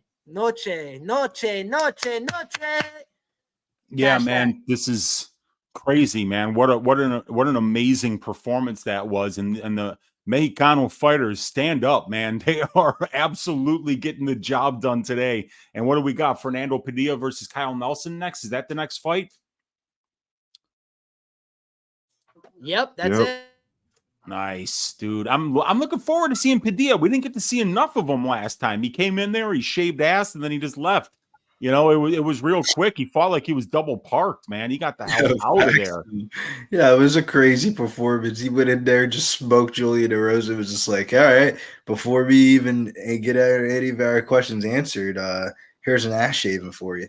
Yeah, dude. I think you know, like he was out on his feet and he landed 6 or 7 more shots before, you know, the ref stepped in. I mean, it was a brilliant performance, but, you know, we got to see what he's got next time here because, you know, Nelson's kind of changed his game around a little bit. Yeah, he's kind of like dragging people to deep water. He's grinding on people. He's fighting a lot more defensively responsible, and he's kind of not afraid to take fights into boring places where he feels like he can wear on them. So, and we've seen Padilla kind of be the guy that will play jiu-jitsu off his back. He'll go for that rubber guard and he'll try to start setting up submissions. But if you can defend them, he'll just sit there and lose minutes off of his back for long periods of time. But I feel like Padilla is better everywhere. He's so much more dangerous on the feet. He's so much more dangerous with the submission grappling. But the conditioning, I think I'm going to give that edge to Nelson as well as obviously the experience edge at the UFC level in particular. Yeah, don't blame me. I couldn't get to the betting window with this fight. I wanted to play overs, and I was like, why am I playing overs on a fight that I'm really not confident on if it goes over? Nothing tells me this goes over. And Colorado versus Colorado State starts at the same exact time. Why am I betting the UFC? So ended up taking Shador Sanders to have 1+ passing touchdowns in each half. Yep. Looks like the crowd, Karen Bryant, Dean Thomas, Anthony Smith, looks like they're having some fun there. You know, they're enjoying themselves. It's crazy how much they're showing Cain Velasquez today. I was watching those Cain Velasquez. Brown pride, baby. Yeah, man, those Cain Velasquez versus dude, I've never seen anybody like Brock Lesnar in the UFC cage. That dude looks like he would rehydrate to 325. I mean, like he was just, it was like you were fighting a statue, you know? I mean, that guy was so big, so strong. And to see like Cain Velasquez, this little 225-pound heavyweight, absolutely just kick the shit out of that dude from pillar to post, had to be one of the most impressive things that I've ever seen. It's fights like that when you're younger, you know, like really kind of turn you on to the sport. When you see a little guy beat up a big guy, you know, when you see the two square off and you're like, dude, that big guy wins this fight and then he could probably kill 10 other people after he shaves this guy's ass. You know, it's amazing when you see technique in action and how spectacular the best fighters make technique look. Run Deuce. I saw that lurking in the background. Rock and roll. It's all right, babe, if you're watching. Close your eyes. Do all your shoes smell like beer? Just this one. Just this one. Shouts to Razor Sharp Picks in the chat. Yes, cash it, dude. Razor's the man.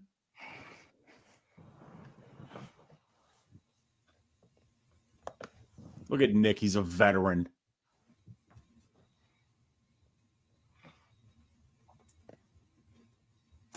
Every drop.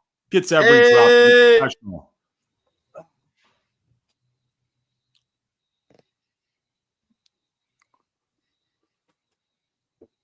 We bumming. Let's fucking go. I'm ready to rock and roll. These round 2 submissions have been nice to me. Start looking at them a lot more often. Well, not round 2 submissions, but round 2 in general, but most of them good submissions. Ooh, boy. Do I want to mint one? Not really. Not right now. Okay, so it's 3 minutes to the hour, and they're waiting to start the main card now. So we're going to see probably at least 10 minutes until the next fight starts. Maybe even longer here. But look at Dean Thomas rocking the ascot.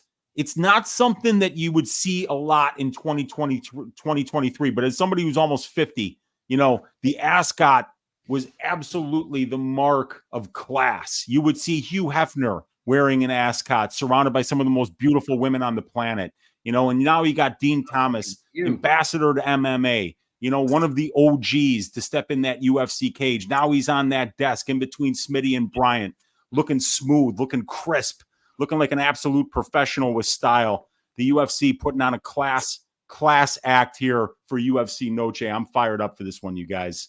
UFC Noche? Do you want to know a funny Din Thomas story?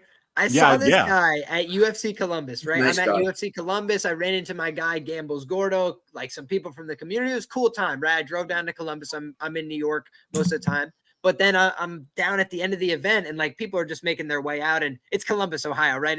We're not in Vegas. There isn't prime time security everywhere and stuff, right? So people are just walking around down at the bottom, and we're sitting there like, "Yo, Din, what's up, man?" And he's like, "Hey, what's up, guys?" We take a picture real quick with Din, and I'm thinking to myself, I'm like, "Oh, he's a coach. Like, let me ask a question that like a coach would want to get." I'm like, "Yo, who's one of your fighters like that we should all pay attention to like coming up?" And he just goes like, "Oh, I don't know. I haven't thought about it." And I'm like, "All right, no worries, man. Like, I don't mean to put you on the spot." And he's like standing there for a while, whatever. I'm like, "Did you come up with anybody?" He's like, "Nah." I was like, "Do you coach people? Like, if you ask my coach right now, he'll give you 10 names. Like, even guys like, oh, you know, this young kid, he just signed up yesterday. He could be a real stud." Like, I was like, yeah anybody in the gym we should watch for? He's like, "No." Like, I was a crazy person speaking a foreign language. I was like, "All right, dude, do you even coach people? What do you do?" Man, these guys got punched in the head for a living, dude. And, you know, I mean, you know, you get to Not be 50, you know, preachers, and yeah, man, like everything starts slowing down a little bit, and it's natural anyway, you know, but like for guys that when you were young, you were doing what Dean Thomas was doing, you know, it's pretty natural to expect that, you know, hey, you know, if it's you and Dean Thomas in a house and you're sharing it and it's like time for somebody to make coffee, it's like, you know what, I'll do it. I don't want you to fuck this one up, Dean, you know, and it's just a smart decision to make, you know, like, because you don't want someone fucking up a cup of coffee and ruining your day. So, you know, No, you do not. That's a fact. That is a fact, Weezy, and a great metaphor. Well done. All right. Did we already go over this last fight? I can't even remember. I don't think so, but we do have I to didn't wait. get We're gonna shit, have I'll to wait tell a you that. minute here, unfortunately. I can't put money down on that fight confidently and tell you I feel like I'm not gonna be bitching. Oh, I did bet something here. Let me go to my slip. I think I did on bet too. So I got Padilla by KO TKO 1 plus 165. In a weird way, I feel like one of those Padilla Zellhuber fights, one of those dogs are going to be live. So I got to see how the first one goes first. Some more plus monies. To cash two big parlays. View mix. There we go. Gerardo. On ESPN, man. What the fuck? I'm happy. If they would have tried to make this a pay-per-view, oh Lord. Shouts to Razor. He says, if anyone becomes a member for $4.99 right now, I'll add you to my membership page for 3-day free pass during the best time of year. Click the join button down below or gift a membership. Shouts to Razor Sharp Picks. Oh yeah. You can free membership page on what, YouTube? I didn't know you could do a free membership page on YouTube. Or is that something different? No, for his picks, dummy. If you buy a membership, you get the picks for free. Mouth. Gotcha. That's all you have to say is that. The dummy part. I'm sorry. Take that back. Asshole. Come second back. Boo boo. What is it? Boo boo kitty fuck? Kitty fuck. Yeah. Or do we still have that one? Big Show. Do we still have the boo boo kitty fuck one? Nice talking to you, Big Show. Nah, that shit got cut a while ago. That shit was awesome. That shit was raw. I liked it. Dude, I got like 80 Sharpie backgrounds for pictures. So. Boo. Boo. Holland's yeah, that's the fight I'm looking for the most. I want to see what happens there. Holland JDM is the main event for me, even though the other fight has a title on the line.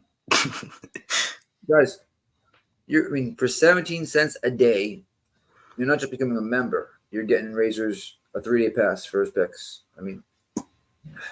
I wish Danny was here already because I need to ask him about that box. He's coming from the main card, so I think he's going to be here. I was confused. I don't want to sound like a dickhead. So Danny posted some picture for his boxing fight, and it was a chick, but game not like a chick. I'm confused. It was a KO prop, and looked like she had a weenie.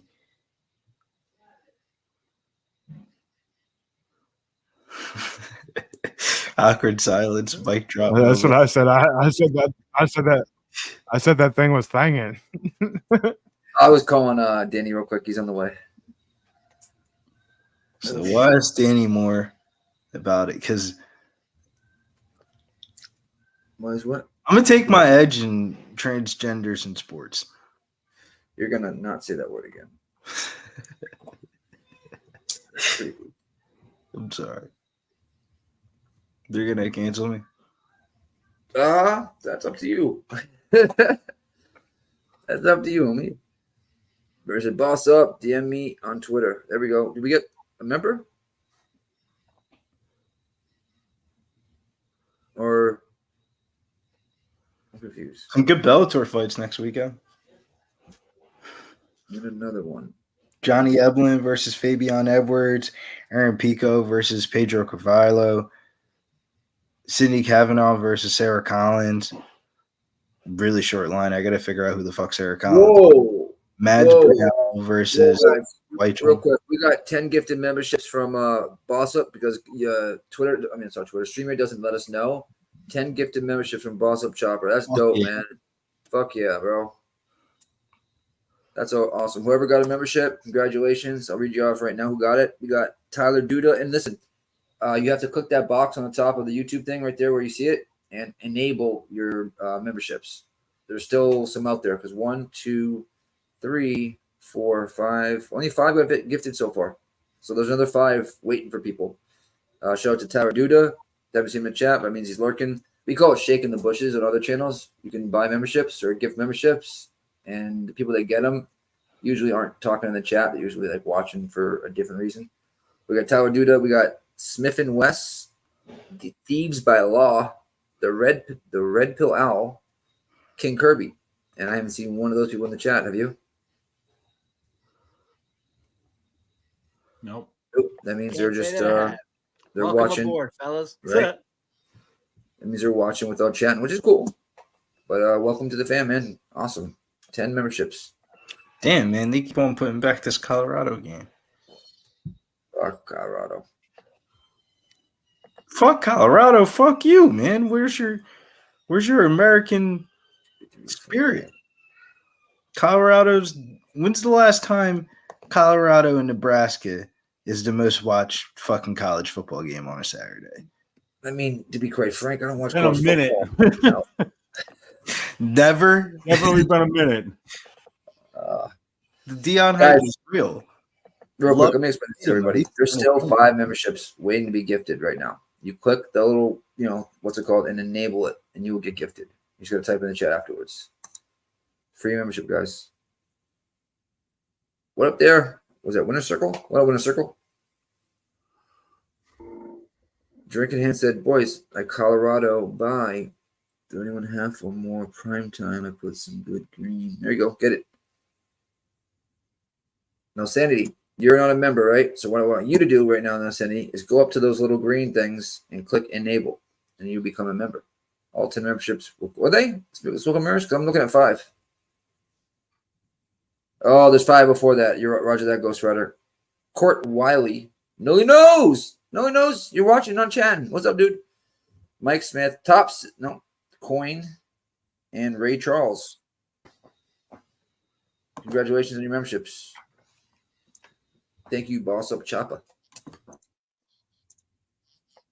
Should we got? No. I just didn't see the second. I didn't see the first one. I thought he did 10 altogether, but he didn't. He did 5 and 5, so it wasn't. I didn't look up. 10 claimed.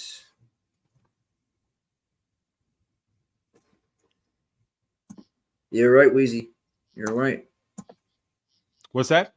I said you're right. We got at least 10 minutes. It's already been 10. Yeah, they always do that, man. You know, like if the main card starts at 9, they like to show highlights. They like to talk to the, DC and crews and them, and they kind of set up everything. And they usually, that first fight starts 15, 20 minutes after the hour.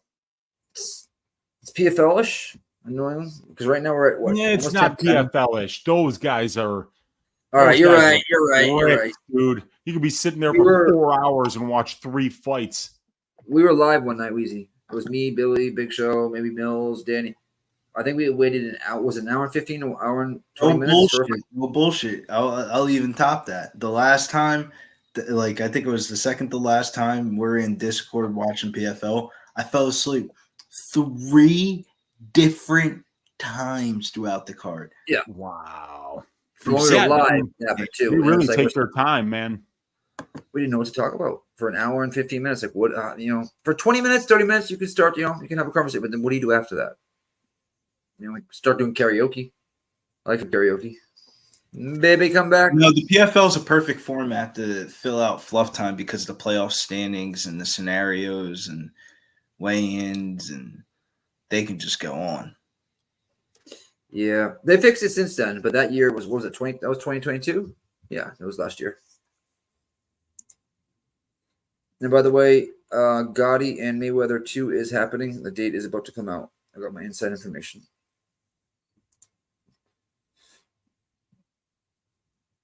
I fall asleep during the actual Bellator fights. Really, Chuck? Some of those fights are really good. Bellator prelims on YouTube is fire. And Nate, Nate, I want you to come on panel. Show that face, that beautiful face of yours. Jump on here. Let's do a shoey together. I'll do 2 if you do 1. Come on. Come on now. Patchy you gotta beg you to hit it on is the one thing that makes Bellator worth watching. God bless. Is what? He's the one thing that makes Bellator worth watching. To go there, cash a ticket. You check in, you check out. I love it. It's great. That's my guy right there. It's just they don't have enough. Now Brady is first on Tapology in predictions. First out of everybody. Jesus. He just DM'd me. Dude, I remember one time I got 34th place overall at the end, and I was like, holy shit, crazy. How is he not winning the fucking goddamn Pub Sports Radio contest right now then? Yeah, 100% perfect prelims, round and method. He even had Kyred's first round sub. How does he not have first place in the contest? Did he forget to tell me he forgot to put him in?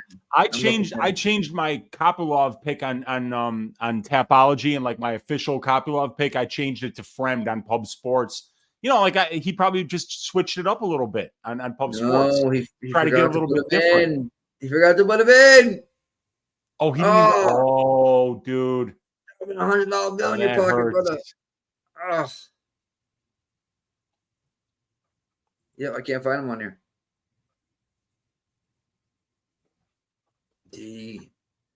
DFS Braidster.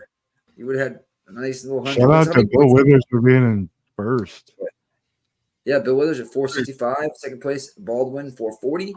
Son of a gun at Son of a gun 96, 435 with a newbie Jay Mortz 3535, 435 with expressed.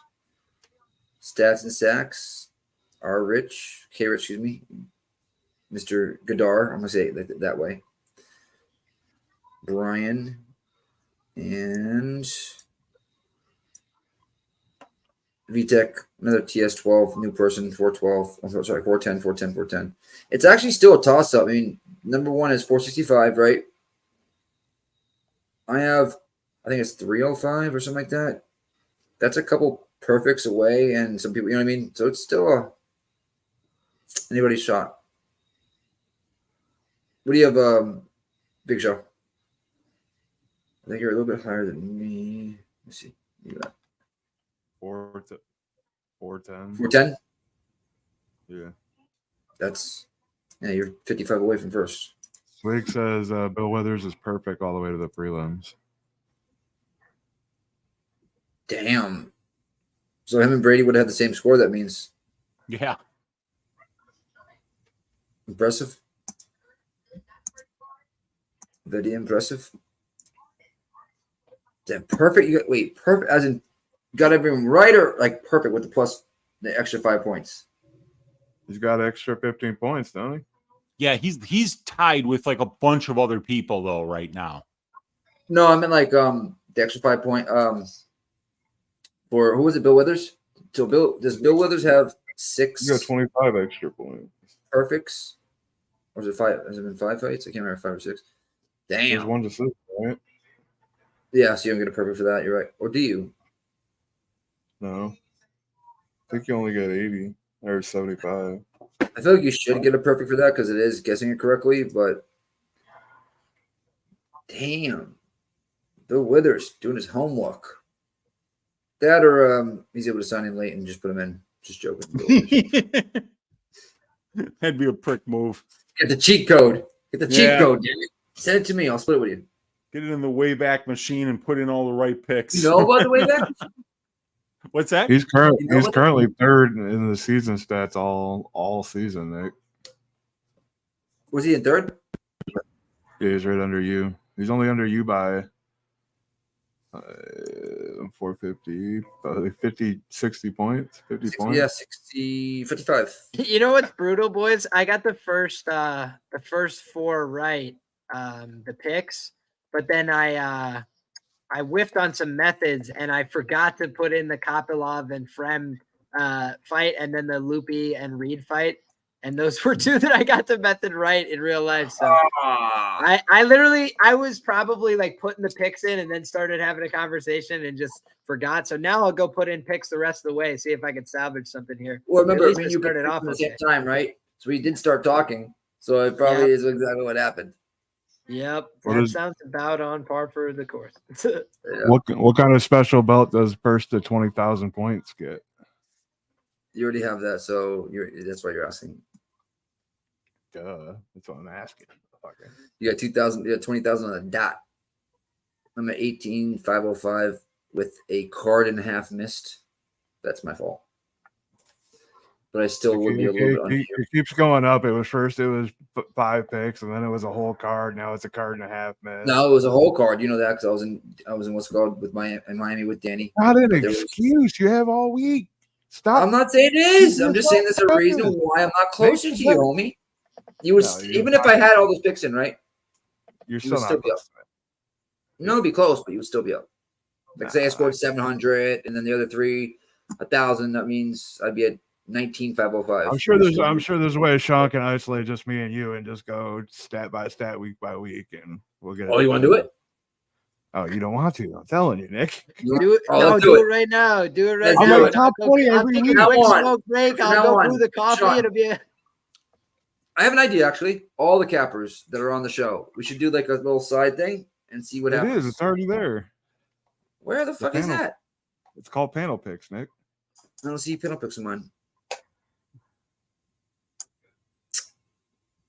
I see personal results, past events, and season stats. Right under 11 fights, 11 or 117 entries, panel totals. You don't see it? Not yet. I have season points back. Maybe I have to go back. Hold on. Me, Mills, and Danny are tied Billy's got 360. Tone's got 350. Weezy's got 305. Picks from Dave's got 305, and Nick's got 305. So 11 fights, 17 entries. Oh, that's pretty damn close with everybody. Yeah. So what is it? 11 fights, 118 entries. So what are those totals about? Is that I'm confused? Is this just for today? Yeah, it's just today. It's just the people that are normally on panels. He put them all in one time. Do we have an all-time? Is what I was meaning. The season stats, Nick. No, I'm saying just between the people on the panel. And they can go through it and whatnot. But I think he just started that last week. that's cool. Well, look, we got picks from Dave on there, as a regular paneler. Uh-oh, who's that? I'm gonna guess. I'm not looking. I'm gonna go with the Karate Kid, Danielson. Bam! Nailed it. Bam! Nailed it. Let's go. Hey, I gotta be a little quiet. What you doing? You already know, bro. It's Mexican Independence Day, and we about Is to it be really? lit. Yeah. Sorry, babe. I don't know what that means. My girlfriend said Mexican. No, they just called it UFC Noche for the hell of it. You know? I got a theory. Where the fuck is Biddy for this? Because if you guys know, today, real quick, today usually Canelo fights every Independence Day. Oh, really? Dana White made sure he had this damn day behind their back, bro. It's crazy. T-Mobile Arena and everything. So why the hell would they do that? Grasso all day, baby. Free. And they made it free. Grasso all day. My guess, Danny, some boxing promoter did something to piss off Dana White. Yeah. He's like, I'll show you guys. And he was like, you know what? Fuck you guys. I got the Modelos going. Let's go. I changed my mind. I remember when I asked you guys Tuesday, and I started digging in, and I'm like, I know I'm not getting the best number. It was plus 200 back in, but I'll take the plus 140. Anybody got action on this fight? I got no action on this fight. Padilla. I'm picking Padilla by second round sub, but I have no action. Same. I got him by KO, TKO, plus 165. Yeah, I was thinking I was gonna bet him inside the distance and then sprinkle round 2, round 3 sub, but I just passed, man. Nelson's been hot with being the underdog lately. I counted him out a bunch of times, so I don't want to do it again. I just hit that last fight. Oh, it started already. Jesus, 550 second round. Really? For Lupi? Nice. Yeah. Yo, she fucked her. She was tossing her around, bro. Yeah. I give Reed this though. She was tough. I don't know how she survived those arm bars. That shit was crazy.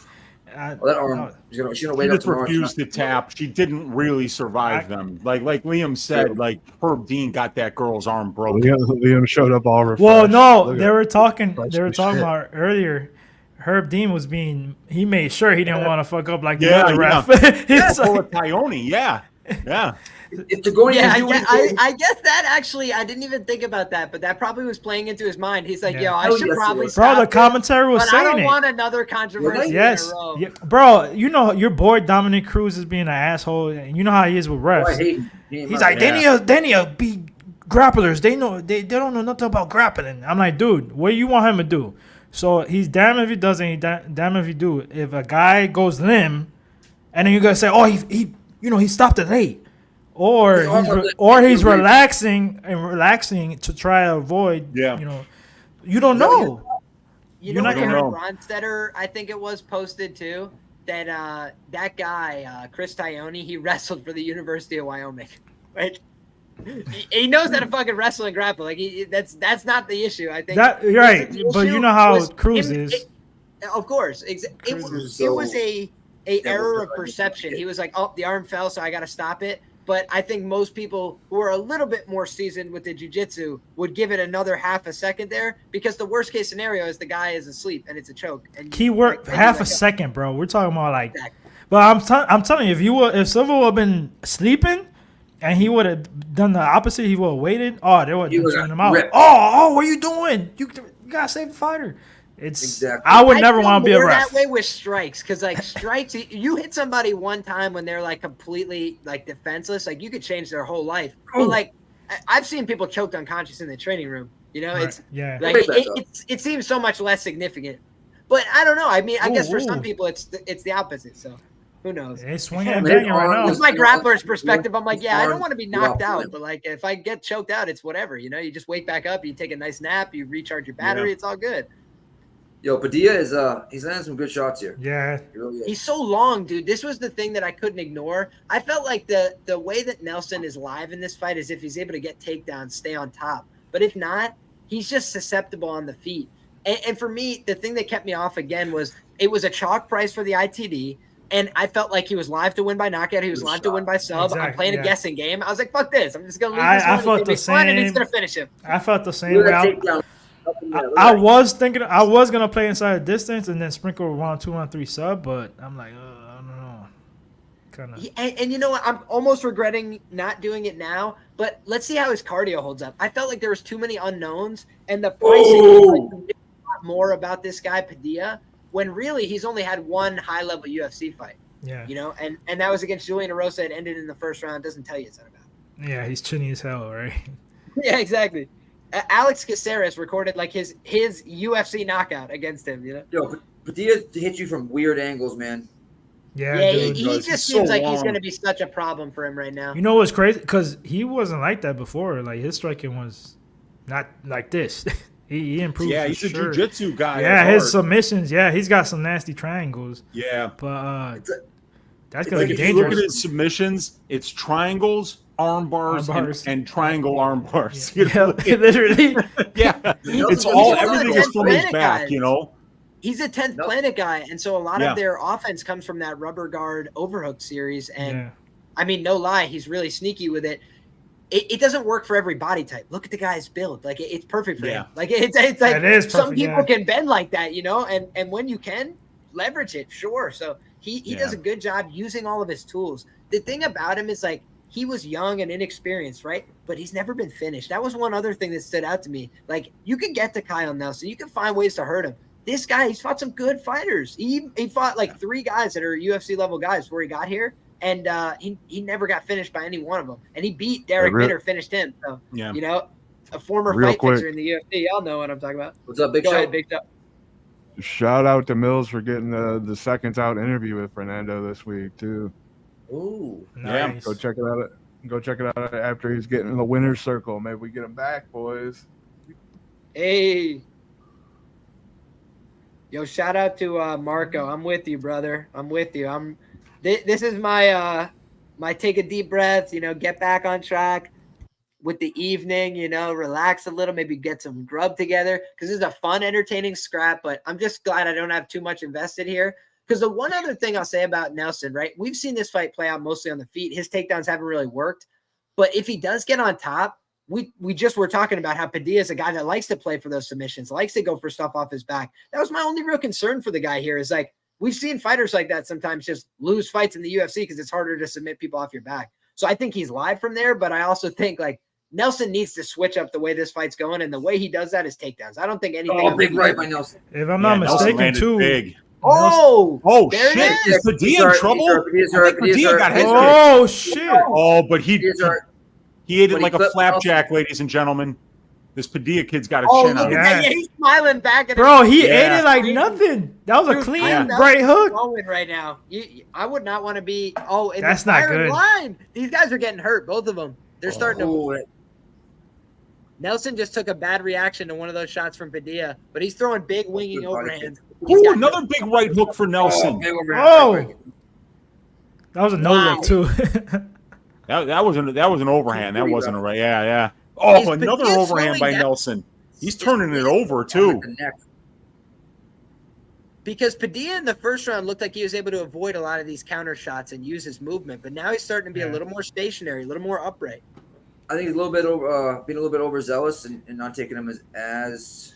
Well, Nelson's coming out a little bit more aggressive because he knows he lost round one. Muay Thai, fuck the box. His overhand he's right's more Modelo landing. than Gatorade right now. Would you say? You know, coming out there a little bit more with the fighting spirit than the the technical skills. It's that retrograde.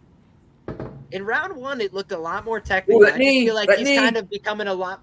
You're ahead of me, so I don't know.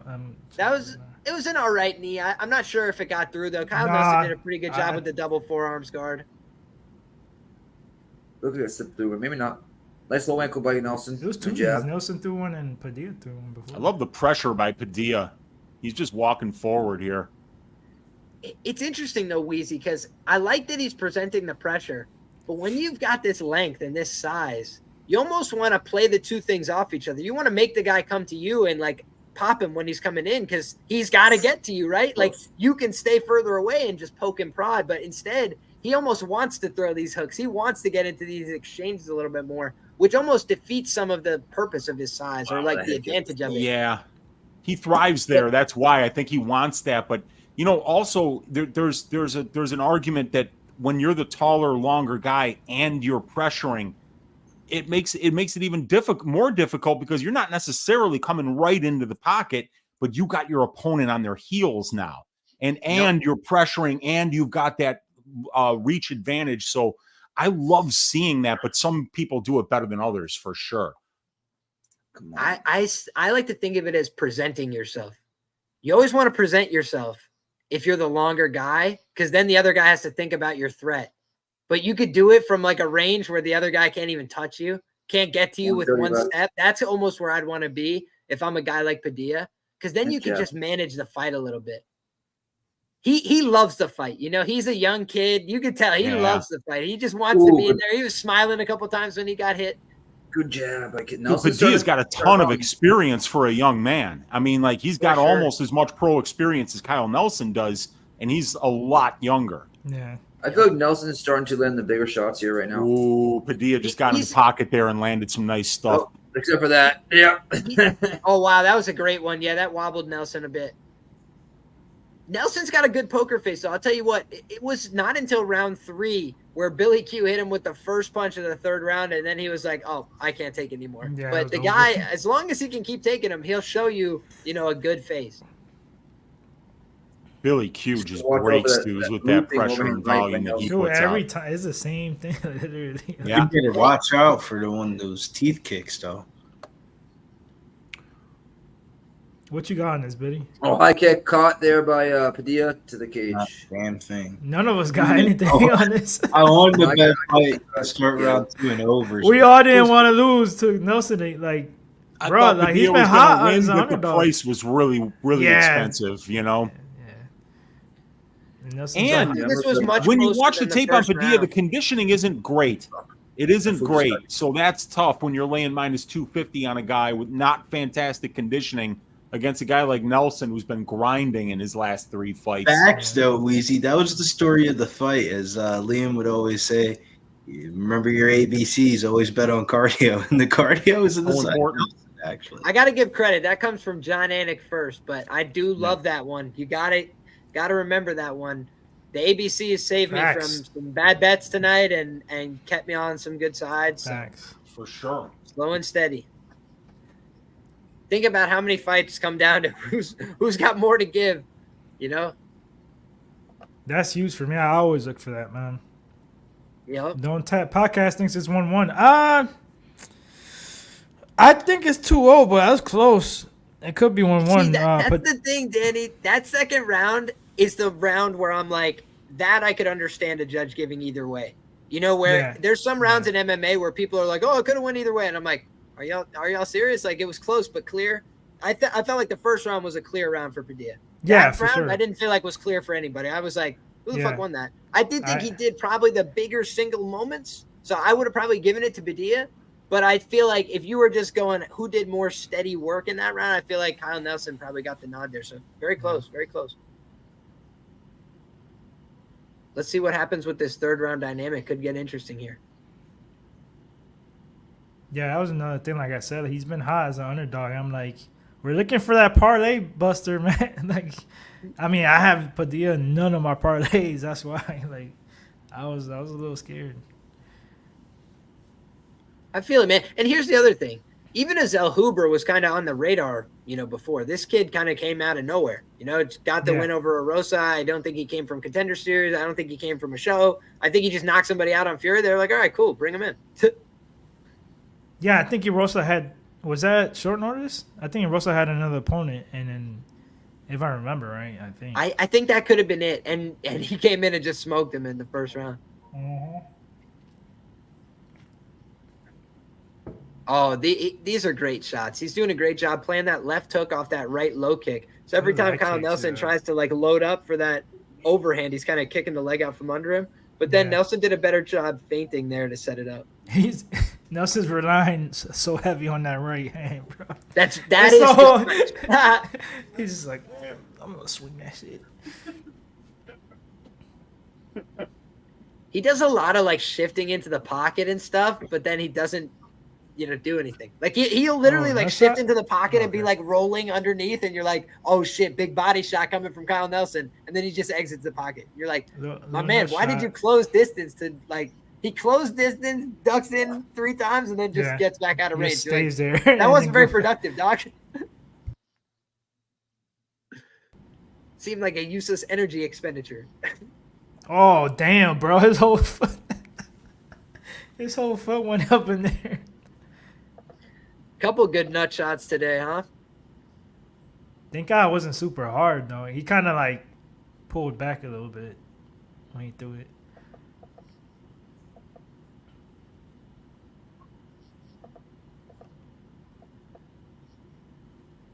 Nelson could probably be like your uncle or something, Liam. little bit. We could definitely go fucking beard trimming together. We could see the same barber. Yeah, I'm sure you'd have some good tips for each other, Yeah. Yeah, Kyle Nelson's right in this fight, man. He's all of his last 3 fights, he's just been there for the full 3, scrapping. It could be up to this round, man. We'll see. I thought, like I said, too, I agree with Liam. Round 2 was close. I edged it. Like, I'm picking Padilla, but that could easily go Nelson. Nelson's technically landed more shots. And you know something? Padilla is a very pedestrian 2 and 4 in fights that go the distance. Yep. That was the other reason I said I just couldn't get behind laying the chalk with Padilla here was that, I don't like guys that just don't have a great chance when they go to the scorecards. But I do think that he's still very live to win this fight. I just mean, like, did you want to be playing with this kind of close margin? You were kind of hoping he was going to finish Kyle Nelson at this price? Yeah, I was thinking, like, minus 160, 170 tops. Yep, and it's just you never want to overreact too strong when somebody gets that kind of, really big win as an underdog in their first fight. It's like, all right, that could go a couple different ways. We've seen a lot of guys win that first one as a dog, and then they never win again. Yeah, the Victor Henrys. Well, we'll see. He's got time. Yeah, he's 1-1, With that performance against Barcelos, man, I mean, like legendary, and then come back. It was one of the best. Plus 425 on the money line, baby. Oh, I was on Barcelos. 350 favorite. I wasn't thrilled with it, Liam. I'm sorry, bro. After I lost it makes the money, me feel though, better. After I lost the money, though, and went back and watched it, it was like, holy shit, what the fuck happened to Victor Henry that night? He was perfect. He was on one. On one. It was an incredible performance. Followed up by a minus 350 loss against Rafael and Sunset. Don't, no. Getting on the wrong end of both of them, thank you very much. Who the hell was after he beat Barcelos like that, I was like, I am betting this guy. And then he loses to a that was one of those like blind value boy bets. Like, all right, value boys, you guys caught me. Yeah, that's a smart I do one. think Padilla's winning this third round, though, boys. Like, I thought so he's too. pressuring. I have no idea who won this fight, nor do I care. Yeah, Nelson's not doing enough in this round for me. And then he's making him bleed more.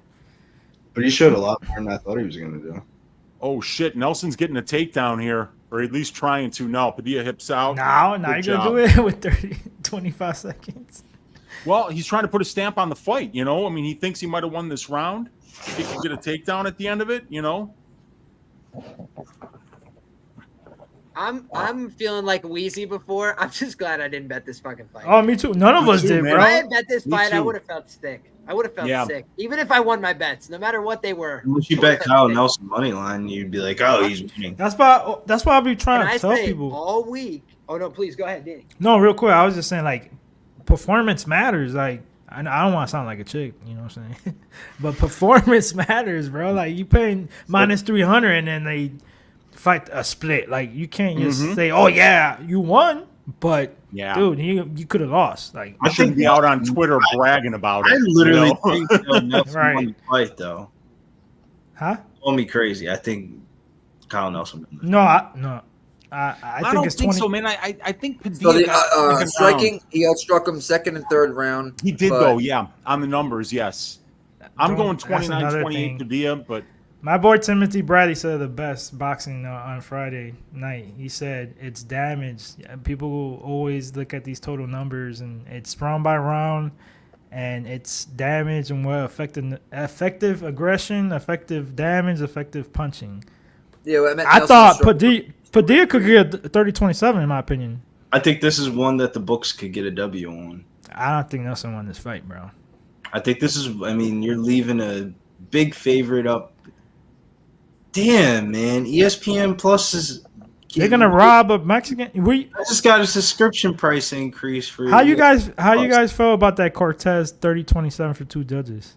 I thought you won. I thought you bought that bitch. 30-27. I thought there was an argument for 30-27, but I did think 29-28 is the correct scorecard. I mean, or a more accurate I thought scorecard. I thought 29-28. I thought the second round was the only round that you could have given to JJ. And I felt like in the moment I did because I was like, 2 takedowns, they're going to give it to her. That was how I felt. Yeah. She won, in my opinion, but Here we go. he's taking his shit off again. What the fuck? 29-28 on 2 scorecards, 30-27 on that's 1. Perfect. That's perfect. It can't be Nelson, bro. Kyle Nelson, you guys. 30-27? Fight. 30-27? I didn't hear it, but I saw the mouth moving, and he said 30-27. Thank Unless God maybe it was a split, crazy, bro. I called you crazy. I don't agree with that, bro. I'm sorry. I think Kyle Nelson won this. That's a robbery. I'm sorry, bro. Unanimous decision. 30-27? Straight from the article. If That's you like crazy. the dog, you might target him by decision here, as Padilla has never been finished. But he has an unfortunate 2-4 record in decisions. I said that at the beginning of the week. struck him It was second and plus third. 650. I said it on my show this week. So I did not bet Kyle Nelson, but I said if you were going to bet him, take him by decision at the plus 650 mark. I thought there was no way he'd finish Padilla. And there was no way he was going to finish Padilla. But he just outworked him by a hair. That's UFC vet experience. God bless him for it. Guy goes from being a plus 124 dog to a minus 250 favorite. You just steer clear. And let's talk about another thing here, Liam, that you would clearly talk about if I hadn't just cut you off. Didn't the bookies kind of need a little bit of a parlay buster? That's what I was saying. That's what I was saying. I had said this earlier as well, which is that it depends on how this fight card plays out, guys. There's a lot of different options, right? But you know that there's a few things that could bust a lot of parlays. And I felt like Padilla, unfortunately, was in that kind of position. Typically, parlay buster range, not always, right? We've seen Alexa Grasso busted a parlay as a plus 650 dog once, right? Yeah. You could bust Sean Strickland Strickland last plus week. 500. But a lot of times, they're minus 225. They're minus 230. You know why? That feels easy to click into a parlay. Yo, I can't play this one straight, but let me throw this one in a parlay. They robbed Mike the Morris, Mexican. why don't you come up here and Mexican talk then, Independence Day, boys. I'm trying To to a Canadian. I'm trying to have a conversation. I'm trying to talk They to the robbed dude. a Mexican to give it to a Canadian. That shit's wild. That's all they could What's listen. needed? The strike stats said he won second at the Nick, round. Just watch the fight, bro. He didn't win that I fight. do That son of a blow on that young man, Jamal Hill. I don't care what. I think Padilla. Kyle Nelson won the fight. I'm saying they're giving it to the parlay buster. They're basically using the strike count of round 2 and round 3 to give it to them to bust the parlays that they needed to bust. Wow. I think Padilla won. Yeah, and hey, but I'm glad we 27 all had the same read. I had some bad feelings about this fight, and look, I'm not trying to lose to Nelson again. It was one of the dogs. Nelson's been hot on as an underdog. He's just been keeping fights close. That's Yeah, the thing. yeah. The Jai Harbor fight was close. The Duho Choi fight, I mean, he lost that one 29-28, but he got the point deducted from Choi, so it wound up being a draw. And then he got the win, too, in a grindy decision. So, yeah, I mean, like, his fights have been really close the last 3 times. Billy, where's Colin at? I know he's going crazy. He bet him? Did he bet Nelson? Yeah, man. He made me. You know he did his by his ass. He's like, I'll give Kyle Nelson credit, man. You know when you do like interviews and stuff like that, and you know it always feels like you're trying to hype yourself up. He said, "I'm ready to bust some parlays again," and boy, was he not bullshit. Damn, that's for sure.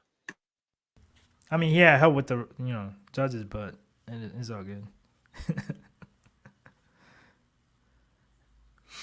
We'll see any more. His defense, though, he did enough to warrant a robbery. What do you mean?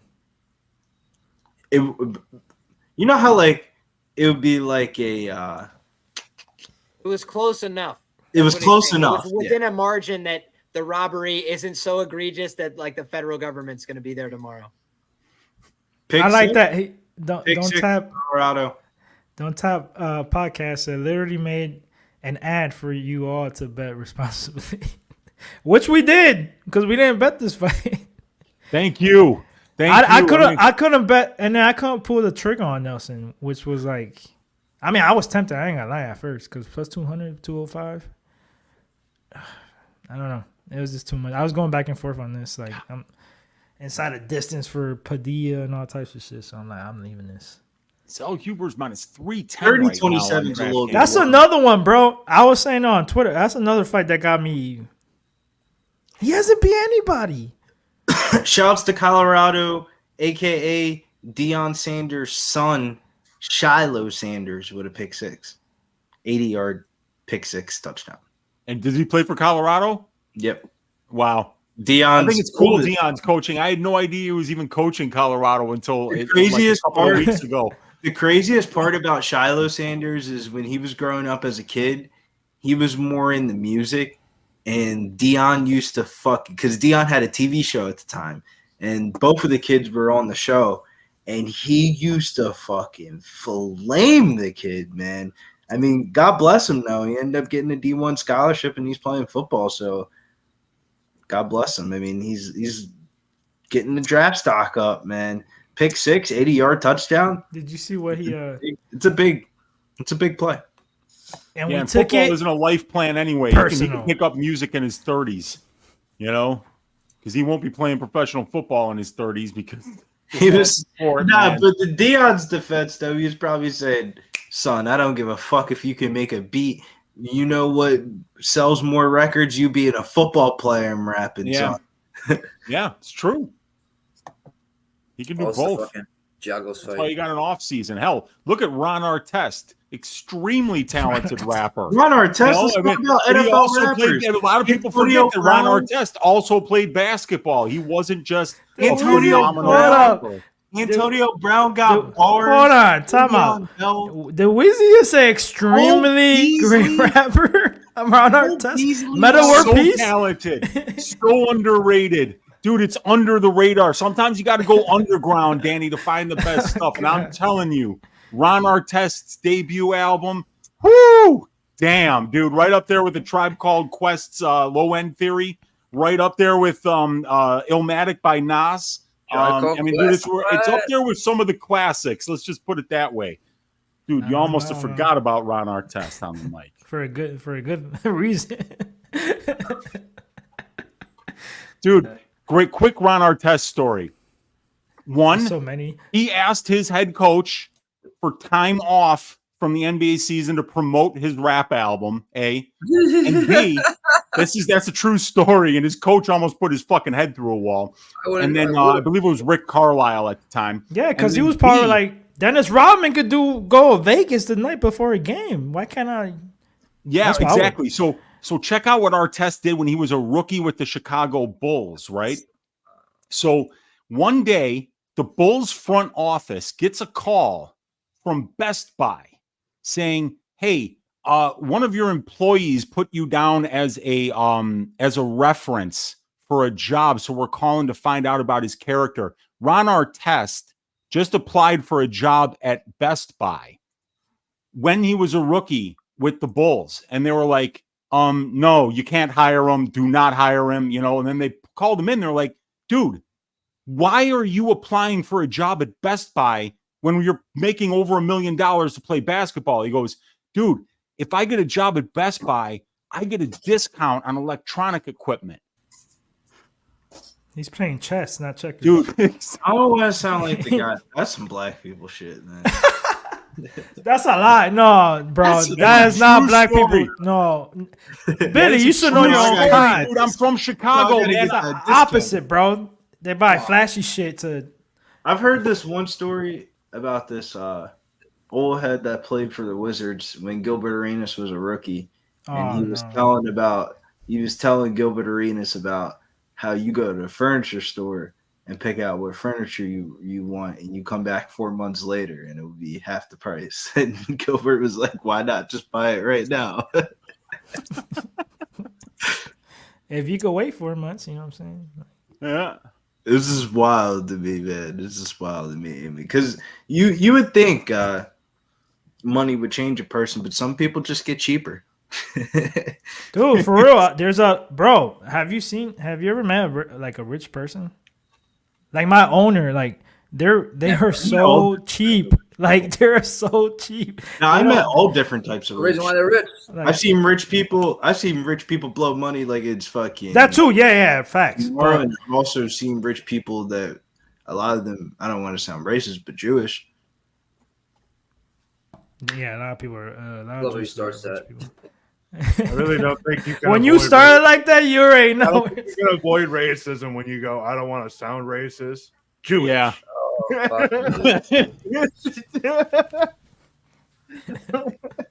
Fucking Billy. You fucking put it on the team. Right. All right, let's rock and roll. Zellhuber. Christos Giagos. Danny. I don't got shit. Not a thing. Wheezy. I already knew you were going to me, bro. Somebody in my Discord posted a prop, Zellhuber by second or third round KO at plus 550, and I've been looking for that on DraftKings for the last 10 minutes, and I can't find it anywhere. What is it? What? It was plus 550 for Zellhuber by second or third round KO. On DraftKings, and I can't find it. They don't have it on DraftKings. They don't have second or third round. That's what the guy posted in my Discord. Or maybe, you know what? I think that might have been fucking FanDuel. It's gotta be, it's FanDuel. FanDuel's the only one that does God damn it. DraftKings and they don't offer that in New York, unfortunately. And they don't offer a lot of those bets in Illinois either. So I'll bet you that I wouldn't have been able to find it anyway. But so I have no action, but I'm picking Zellhuber to get it done by second round KO here. Giagos gets finished a ton, you guys, but it is mostly by submission. To be fair, so maybe Zellhuber by sub is like a cheeky way to look at that. But I think Zellhuber probably knocks him out. I think he's the much better striker, but he's not flashing that power yet in the UFC. I'm gonna go round two. TKO KO plus 850, and I'm gonna take the submission prop that you just talked about as well. What can we get it at? What's it at? 500. Is that enough? Liam, what do you got here? I'll think on that one. Didn't bet anything here, but oh shit, he leans out of the panel. You got yeeted. He's out in the back. Either internet went down or his phone, his thing died. Billy, what are you doing here? I actually took a shot here. I shouldn't even say shot. I paid the chalk for Daniel Zellhuber by KO or decision at minus. You paid for chalk. I do not believe that. Minus 175 for a 275 favorite. Oh, that's like plus money for you. I think he wins and I think he knocks him out. But if he doesn't knock him out, like Weezy said, it'd probably be a unanimous decision. So KO or decision minus 175. Parlay it if you don't like the minus 175. I mean, I actually did run a little parlay on a different account of Zellhuber, Rojas Jr., and the Buffalo Bills. I just changed from Zellhuber decision in the Yeah, contest to round 2 knockout. I think Weezy got nothing here, right, Weezy? You're on mute, Weezy. I do like Christos Giagos, though. Made a lot of money on him in his last one. I've got no action until the main event, actually, where I've just got a half unit on Grasso by decision. So, let's go, Weezy. Yeah, let's go. You know, I think, and that's the thing about when you're the champion and it goes to decision, it usually has to be pretty decisive for the challenger to get that nod. So I figured that was the best way to play her. And I felt like that finish was a bit fluky, obviously.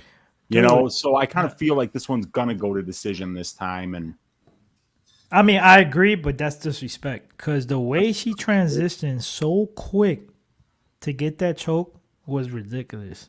It reminded me, don't take this crazy. I'm just saying, like, I always say Bo Nickel, wrestling and stuff like that. What impresses me the most is his transitions are like this.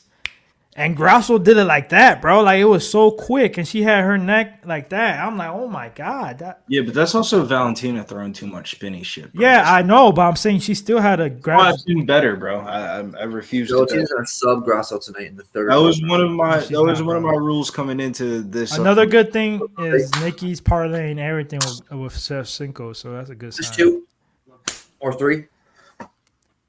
Nick, I just think I changed my mind just because she's getting better. Her team literally was ready for that. Was ready for that move. She's 5 years younger in female.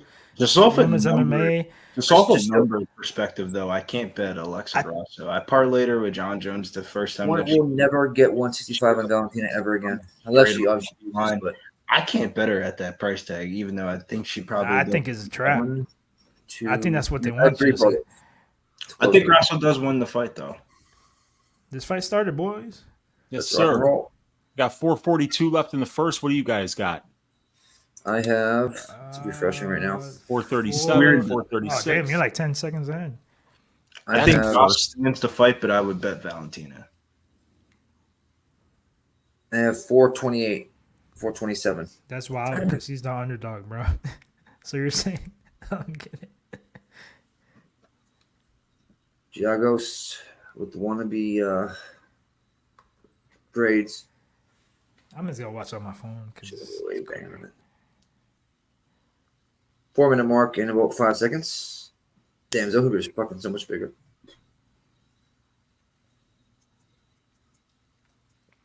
One of my worst bets that I could remember right now because Giagos is fighting right now. It's Glenn against Giagos. Yep. Glenn was terrible that night. Dude, he looked so bad. I don't know what was going on. We were all live for that fight, and we were talking about how he looked like he was stuck in mud from the fight started. Slaughter all slave Chris Giagos landed big shots.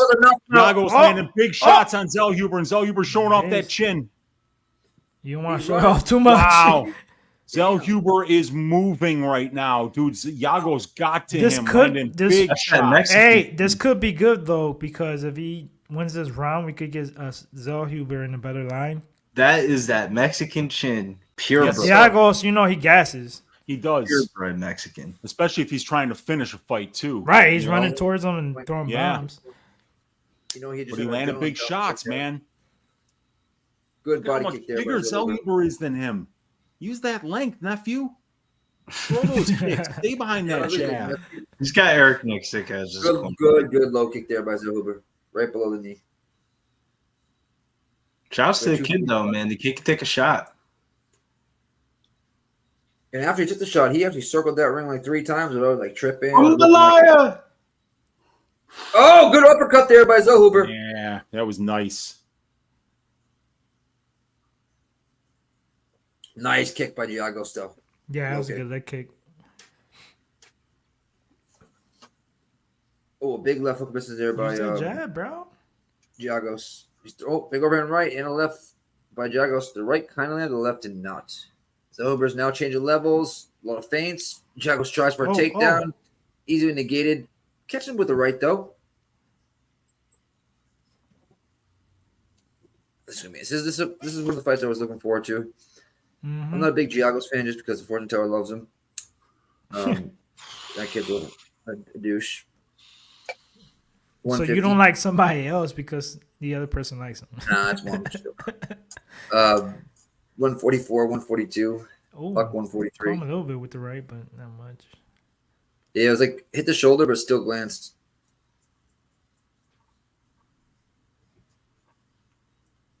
I mean, he just has to watch out for those big shots that Giagos throws. Other than that, right he's now, straight. you would say Giagos went. Oh, caught him a nice one too.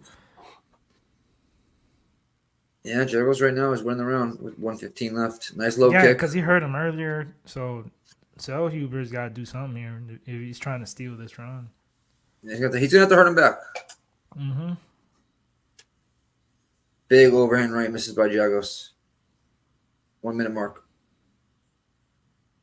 Teeth of the middle misses by. Anybody got live lines? The chat or? Let me look. Nice right by Giagos. Ooh, great. He just Nice shot by both traded guys. some nice shots in the pocket there. Oh, flying knee This just guy misses. Zellhuber's got a chin, man. Good hips, good Everything sprawl. Christos That throws was, it yeah, all that's up. good takedown defense. He's eating it like a chimichanga.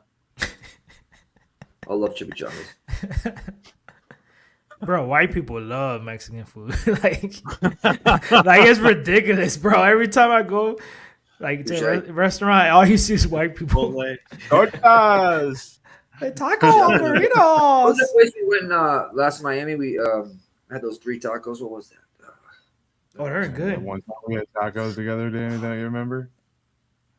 Where at? We went to a fucking nice ass, authentic. Just fucking talking to you like. I'm like, me and Big Show went at taco. I don't remember. Well, we did Modelo's, not tacos. We got there on a Tuesday, bro. Tacos and beer. Oh, did you get tacos? I got tacos. I don't know what you got. I can't remember.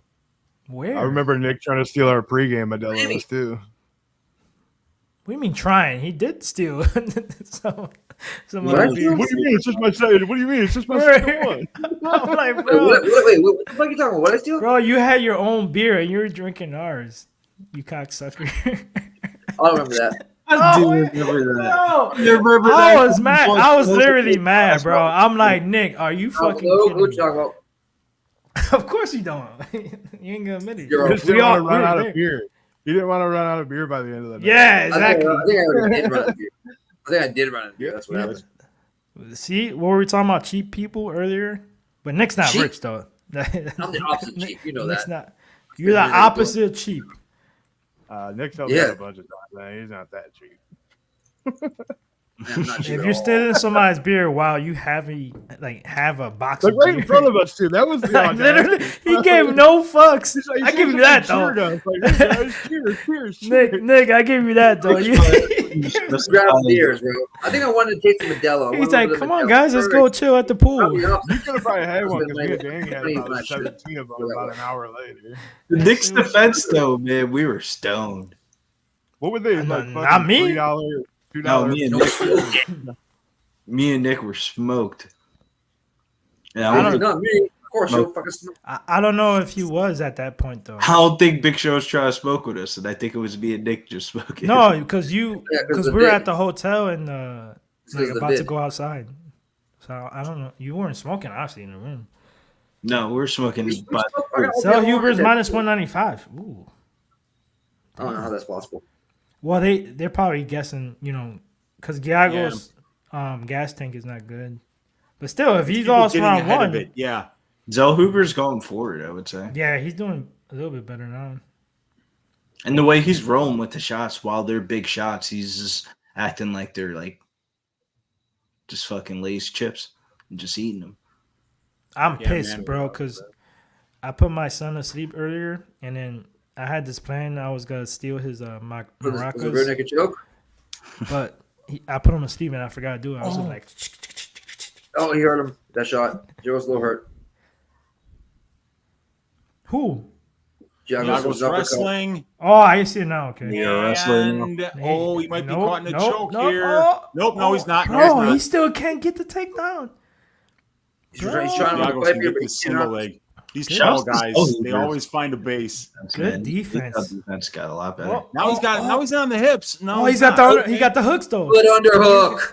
Yep. Zellhuber. Yep. Great underhook there by Bro, Zellhuber. Great takedown defense. Puts defense. Giagos on his back. Really great defense. And now that's where you could really see the tide of the fight change because Giagos really put together a lot of effort to get that takedown. It didn't happen, and now look at his mouth. It's wide open, and he knows, like, oh, God, I might not be able to take this guy down. Holy and that's fuck. where Zellhuber might be able to What'd break. you say, Billy? I said that's where you see that extreme couture work right there. Dude, man. that was some great. That was And like Giagos is a stocky dude. I've been in the wrestling room with our new middleweight champion. For real. When he gets tired, then he starts to quit if he starts getting pieced up. Yeah. So if you sprinkled like round 2, Yeah, I round think 3, Ricky Bell's right. Giagos is getting tired after all that. Yeah, whenever you wrestle unsuccessfully, it's not only discouraging, it really does empty the gas. Well, he's already got bad gas tank. So Zellhuber just missed with 3 shots. You could tell he's not throwing as much. But if Giagos can get a takedown here, man, he won that first round. Yeah. So he needs to time something. He needs to get this guy on his back. If he could do that and keep him there, shit, man, he could win this fight actually. I think it's 1-1 going into the third, though, with a huge lean on the momentum side of Zellhuber. I couldn't agree more, Billy. Yeah. Zellhuber's winning this round, and big shot by Zellhuber. He's hurt. Joe's hurt. Yeah. He's got choke. He's got choke. Here's the Darce. No. Oh, he tapped. Yeah, he's tapped. What's up, baby? Tap fucking shit. He tapped. Wow, let's go. Well, I had second round KO. Oh well. I knew this was likely. No. Did you bet it? Did you bet it, Nick? No, I had KO round 2. Oh, 850. Oh, fuck my life. That hurts. Nick is so good at what he does. He fakes himself out. He's so good. Oh, he knocked this guy out. Oh, never mind. Shit. No, I thought I had any time. I thought I had anything. Sub or KO. I don't have KO. Ugh. Zellhuber looked good, though. Yeah, that takedown defense was really He good. turned it up in the second round. So maybe He did get caught. Maybe he's just I had knocked out round 2 though, so I'll get round 2 and Zellhuber. But damn, maybe he's just a slow starter, Danny. No, I'm just saying he got caught. But you want to see how like young guys go through adversity. There's a shot right there. That right in the chin. And he ate it, and he was still good. You know what I'm saying? Like there, it boom, straight right. No counter. Oh, counter right in the button. His feet went out from underneath him. Shoots for the takedown. Dude, that shit was. Picks up that Darce. It was tries to grab the knee. Does not work. He's like, all right. Fuck all that. I'm tapping. That shit was tight, bro. As soon as he got it. That's a pressure choke. He was not out of air. I'm with this. He definitely said fuck all this shit on tap. Mm-hmm.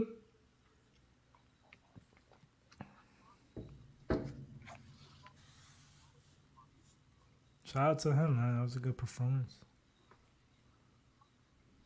Yeah, it was a dope fight. A little bit annoyed at KO or decision, but at least a parlay. One of my parlays are alive. That's the word.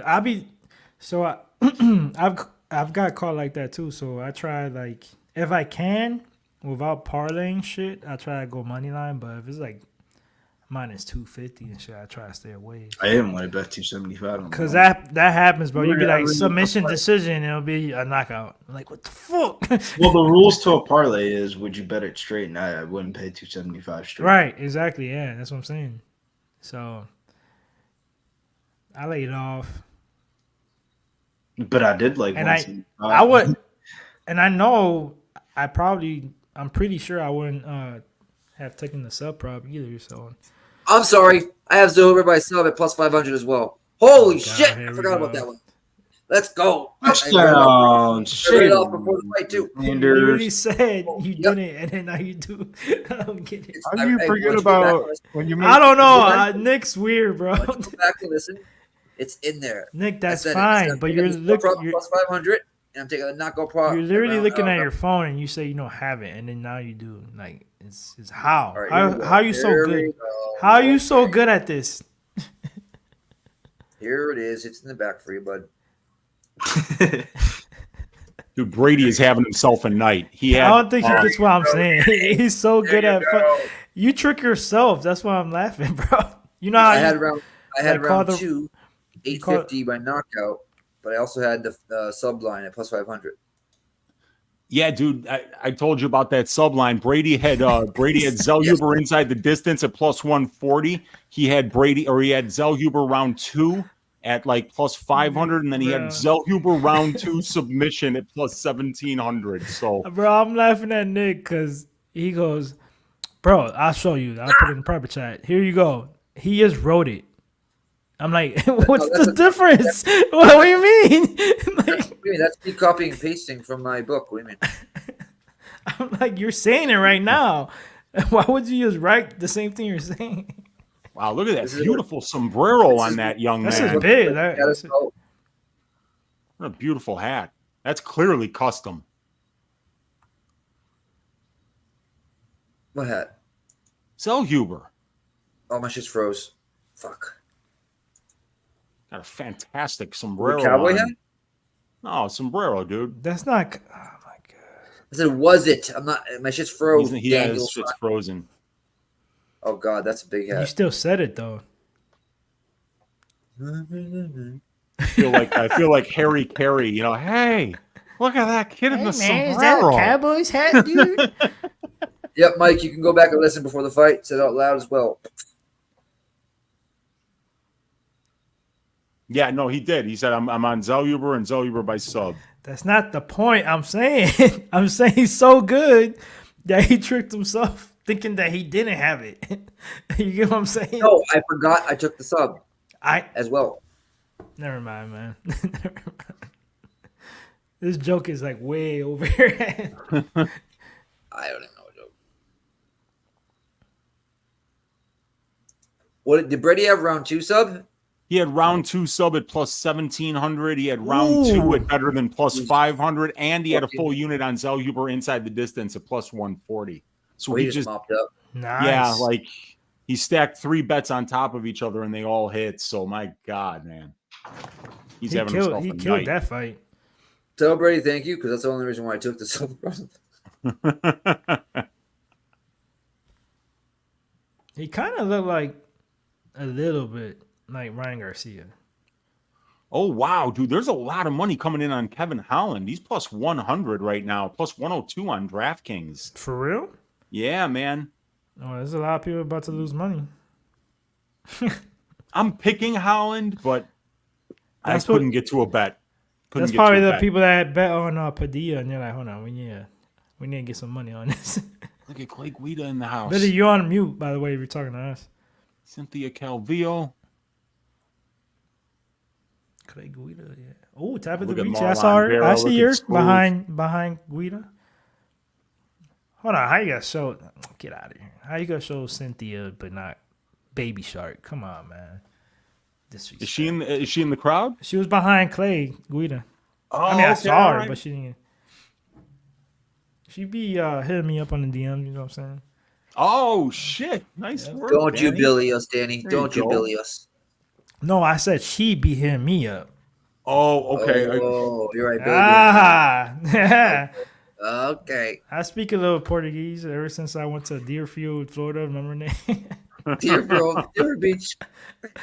Oh yeah. Oh yep. Roger that. Yeah, exactly. The Roger left side is that. the best side. That shit was a fact. Best place on earth.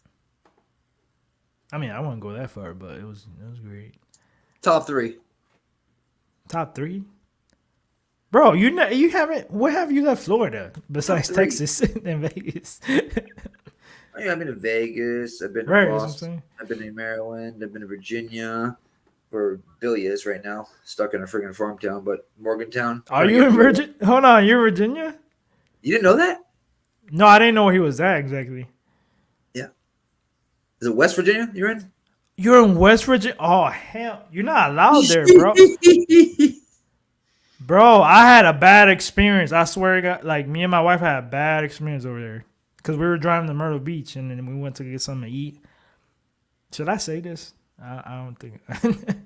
Yeah, just proofread. You know what I mean? A little bit. We went to Wendy's, and she went to the bathroom, whatever. So I get in line to order. It was pretty packed. It was like, which was weird because it was like 8 o'clock at night. I'm looking around like you know when people are looking at you. So I'm looking, and all these white people like eating or whatever, you're just staring at me. I'm like, what the fuck? I get to order my food. The guy there already says like, "Are you not from around here?" I'm like, "No, we're coming back from vacation. I'm from Ohio." He's like, "Oh, okay." Literally told me, and you know me, I can't serve you guys. And I go, well, motherfucker. I'm like, what? At first, I'm like, am I hearing shit? Motherfucker he said it again. I can't serve you guys. I'm like, what do you mean? Like you ran out of food or some shit? I'm like, I was trying to give him an excuse. He's like, no, I think you should guys get going. And I go, and I flipped the switch, and my wife looks at me like, "Oh no!" I'm like, "The fuck you say?" She's like, "Oh shit, the hood about to come out of this motherfucker." He's like, "That's what I said," and I go, "Well, if you go over the counter and say it to me, then we could have this issue resolved because I'll whoop the fuck out of you, bro." Bro, literally. And she's like, yeah, literally, and she's like, "Oh, this is go." I'm like, "Fuck it, let's go." And it's true, and I had my shit on me too in the car. The hairline got you, huh? The hairline got you. I was mad. I'm like, it's 20. When was that? Like 5 years ago. So it was like probably 2018, 17. I'm like, and we still dealing with this shit. So more recent than I'm not even. I mean, I know I'm Puerto Rican, whatever, but like, there's a place called Morgantown. That's not like that. I'm like, what kind of shit is this? That's hood as fuck. Morgantown hood as fuck. You gotta be careful when you go to the clubs there. I'm not sure where you were in West Virginia, but yeah, that shit. I have no idea, bro. It was literally in the boondocks, like fucking in the hills, like Wendy's. We had to stop, whatever. That's wild. I'm like, what the fuck? Like, never again, dude. Cause hey, do you remember when that one person pulled a switchblade on the other person in Miami? And cursed him. It's a D shall not. That shit was crazy. Brady was shaking his boots. Brady was like, Brady looked over as Wheezy and said, "Is this normal?" I'm literally, I'm eating Doritos, just enjoying the show. Like, oh, this is about to pop off. I see the show all the time over here. Brady's like, what do we do? I'm like, just chill. Just don't move. Just look at what's going on right now. It was like a deer in headlights. He didn't know. It was a what the hell? And because me and Danny, it's been around that shit many times, wherever it's been, and we're laughing, like we're literally like laughing. And he looks over at us literally and says, "Is this normal?" And like, well, remember Brady's close to me. Yeah, he lives like 45 minutes, an hour away from me. A small little town, you know what I mean? Like, yeah, he's not about that. He's not. Yeah, Cleveland is. Yeah. The opposite.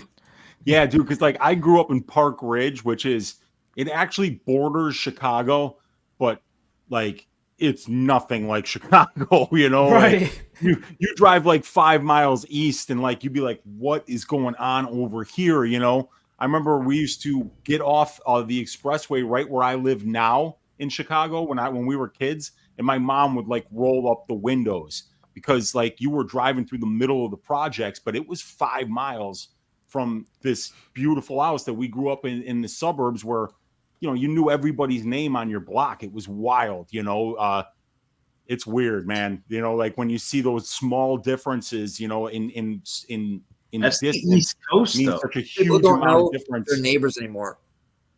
That's the sad part. Nah, but what Weezy's explaining, I feel like, is like the definition of the East Coast. Like you just see these suburbs that like 5 miles away is like this inner city with all these Newark. Yeah. Newark, oh God, yeah. Bro, when I lived in Philly, it was the same shit. I mean, bro, I lived in world. I lived in North Philly, which is just straight. But if you move up to Northeast, that's like suburbs, like all the way up there. I went to school in Northeast. Right, so I could tell. But dude, Northeast, well, you should know. I could tell. By Frankfurt. Yeah, that's Northeast technically, but it ain't Northeast. I was by there too. I went to Frankfurt for a little bit, and then I went to the north side. I went to Holy Family for a little bit. Oh God, Holy Family! You probably you were the only African American there. No, it was around the time that they were giving out fucking academic scholarships like they're candy. People just don't. Back in the It was day, the first student ever in Holy Family history to get expelled for gambling. That's a feather in your cap, you know. But in my As opinion, a capper, that's the greatest story I've ever heard, dude. You're a soldier. that's I swear to God. I swear to Yeah. God. I got kicked out of school for being on DraftKings. Damn, bro. You're the MVP. You're the real MVP, bro. That's awesome. That's awesome. I used to cut school with my buddy Dave and go to the track weekly when I was a senior in high school. Arlington Racetrack. They caught me slipping though, because the one day they called me into my academic advisor called me into her office, and I didn't have school, and I was dressed as you would say the N word, and I had the beanie, shade, the glass. What do you guys do for this fight? We didn't go over it real quick. I'm sorry. Rojas Jr. by submission. I mean, come on, guys. Anybody on a dog on this one? Nope. I got Rojas inside a distance to close out my 3-leg parlay. So if they don't cash, I'm gonna be a mad motherfucker. And real quick, Mike, I don't care if you don't believe me or not. And who's the other dude? Gagnon said, Danny, I'm sure if I walked through the ghetto of Chicago, I would face the same issues too. Yeah, but it wouldn't be race. It would be like, dude, you're in the wrong fucking neighborhood. Yeah. It's totally Here, different. man? It's More totally like the same shit over here and in Philly. You look like a cop. You know, that's what they tell me. Yeah. And then I'd be like, get the fuck out of there. Right. You know how to do it, race. It's to do with your people, like the people you fucking fuck with. Yeah. Yeah, but this is a big fight though. We need Rojas Jr. here to close out. Probably For real. Marlies. For real. I got him inside distance. So this should be round 1 all day, but Well, his last fight. Mitchell definitely looks like a family member of Billy's. Huh? His last fight, I think I took round 1. Hernandez. No, he lost.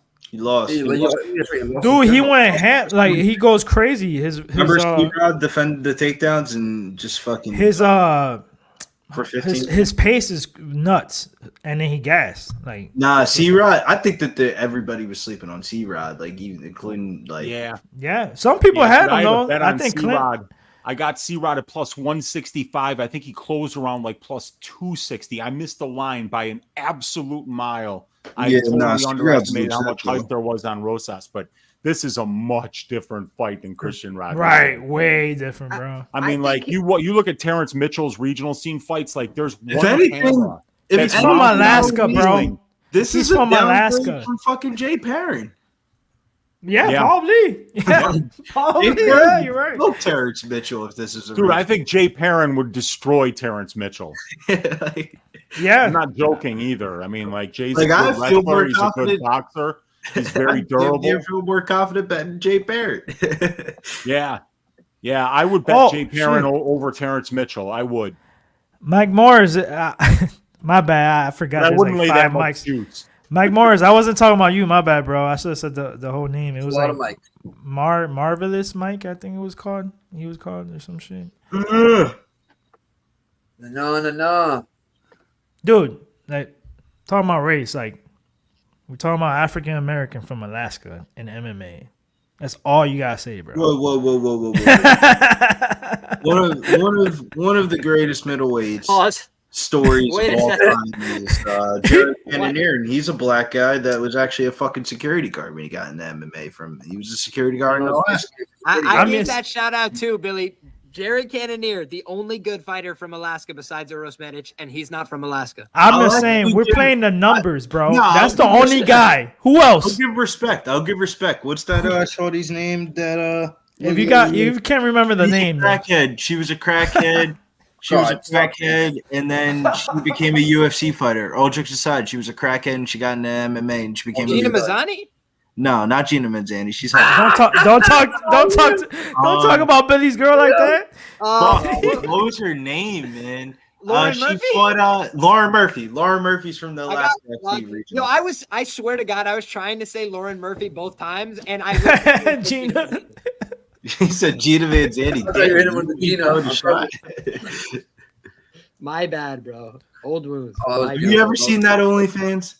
Let me tell you. No. I I spend my capping resources elsewhere. Billy, stop it, bro. Stop it. Elsewhere. You know, buy Billy a shovel. You know, to buy him. Billy uses that. His excuse is he uses it for his capping.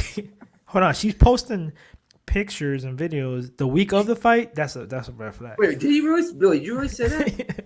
No, I'm joking. Okay, good. I'm gonna say it'll be hilarious. He's just scrolling down OnlyFans and he's like, I want to make sure she's way too busy the week of the fight. So, fucking A. I never actually figured out what I was on for this fight, but I found such a mispriced line earlier this week, almost so mispriced that like I didn't want to play it because I was nervous that it was bait. But fight ends by sub -138 in this fight. If you look at Terrence Mitchell, most of his wins in his career, 8 out of 14 are by submission. So he's like a primary sub grappler. If y'all saw that fight with Simon, he literally tried to wrestle for his life. Like he literally tried to go out there and wrestle and grapple from the second it started. And when you look at Raul Rosas Jr., he landed like 5 significant strikes so far in the UFC. He tries to wrestle and grapple for everything. He's got power on the feet. That's the only thing that concerns me. He swung that right hand like he wanted to kill. Yeah, man. Raul looks like he wants a KO, baby. Bro. I know, and I'm nervous. I want him to get a submission on the floor. Even if he hurts him, get the sub. That's why you pay for the juice, boys. Minus 400 inside the distance. Here comes the clinch and the takedown. I would assume. Nope. He backs up and throws a right and hits him with it. Ooh. Gets hit with a right. And a jab. Big. Now submit him. Now submit him for me. I think he's going to get the KO.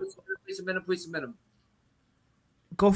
Submit him, Raul. Submit him, Raul. Submit him, Raul. Take him back. Make him turn his back. Get the mount. Get the choke in. Get the choke in. He's going to pound him out. He's going to punch him out. It's over. It's over.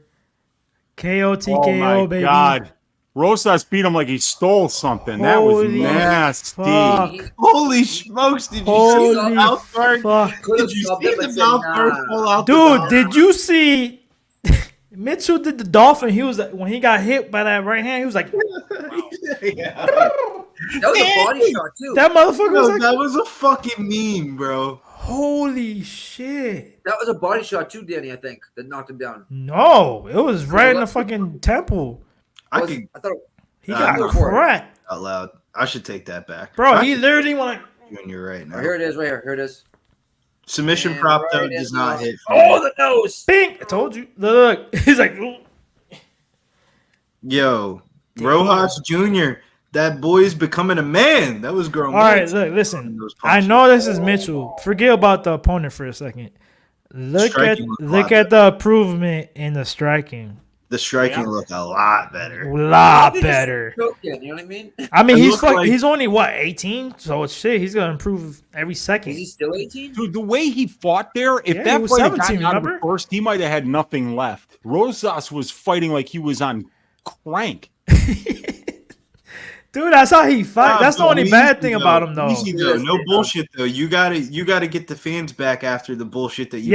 That's facts. Yeah, that's facts. He lost to a really good fighter. You lost to a really good fighter for the MMA community. The MMA community. Yeah, it's true. Yeah, not the general. The UFC fucked up giving him that fight. If they want to build this kid, if they want to, they got to give him these kind of Terrence Mitchell fights. Come on, Chuck. Like this, that he can't. Yeah, the Roy's don't hurt either. What do you? Come on, bro. Yeah, he's not Roy's. You gotta be 21 or over, bro. Yeah, you do. Yeah, they won't let you buy him if you're 19. Unless the UFC's buying it for him. We're gonna grab a cold beer. Come on now, we all know there's no Roy's involved with this guy. All right, he hasn't even fucking hit puberty yet, or finished puberty. So. I was gonna say, nigga. I'm like, bro, he's 19. He isn't finished growing yet. That motherfucker is definitely not on steroids. His testosterone probably isn't correct. Pure testosterone, right? Do you remember when you were 19? Shit, I actually don't. I mean, that was a long time ago. I wasn't fucking grown man up like that though. He's like, fuck you. Oh, those are good old times. My early 20s, I've almost forgotten in their entirety due to the drugs. You know, that, I mean, like, yeah. Mushrooms. I was partying in college, man. Let's just put it that way. Shit. Man, fucking Raul Rosas. That was awesome. He shaved That was an awesome fight ass. to watch. Wow. Mitchell definitely deserves a second fight, though. Another fight after this, so. Nah. I know, I'm joking, bro. He is done. You're gonna see on Twitter, you know, fighter removed or whatever. Boom, Mitchell. Hey, you know what I mean? Like you bring in jambronis like Mitchell to help out the fighters that you're looking to push. Dude, You know, at the end of the day, Cameron he's Simon. only 18, 19. Like, he doesn't have to be fighting ranked guys or anything. Like, dude's so I young. don't get that. Like, when so- just because you're signed to the UFC doesn't mean you need to fight the top 15 in the division. You get Why these can't- idiots. That's what I'm saying. You get these idiots on Twitter. Like, oh, he's fighting a Mitchell. He's a bum. I'm like, dude, he's literally young as shit. Like, he could be your kid. Most of these guys are old. But Man, shit, he could almost be my Mariachi kid. Loco. That was I ain't that nuts. old, but I wonder what he's saying.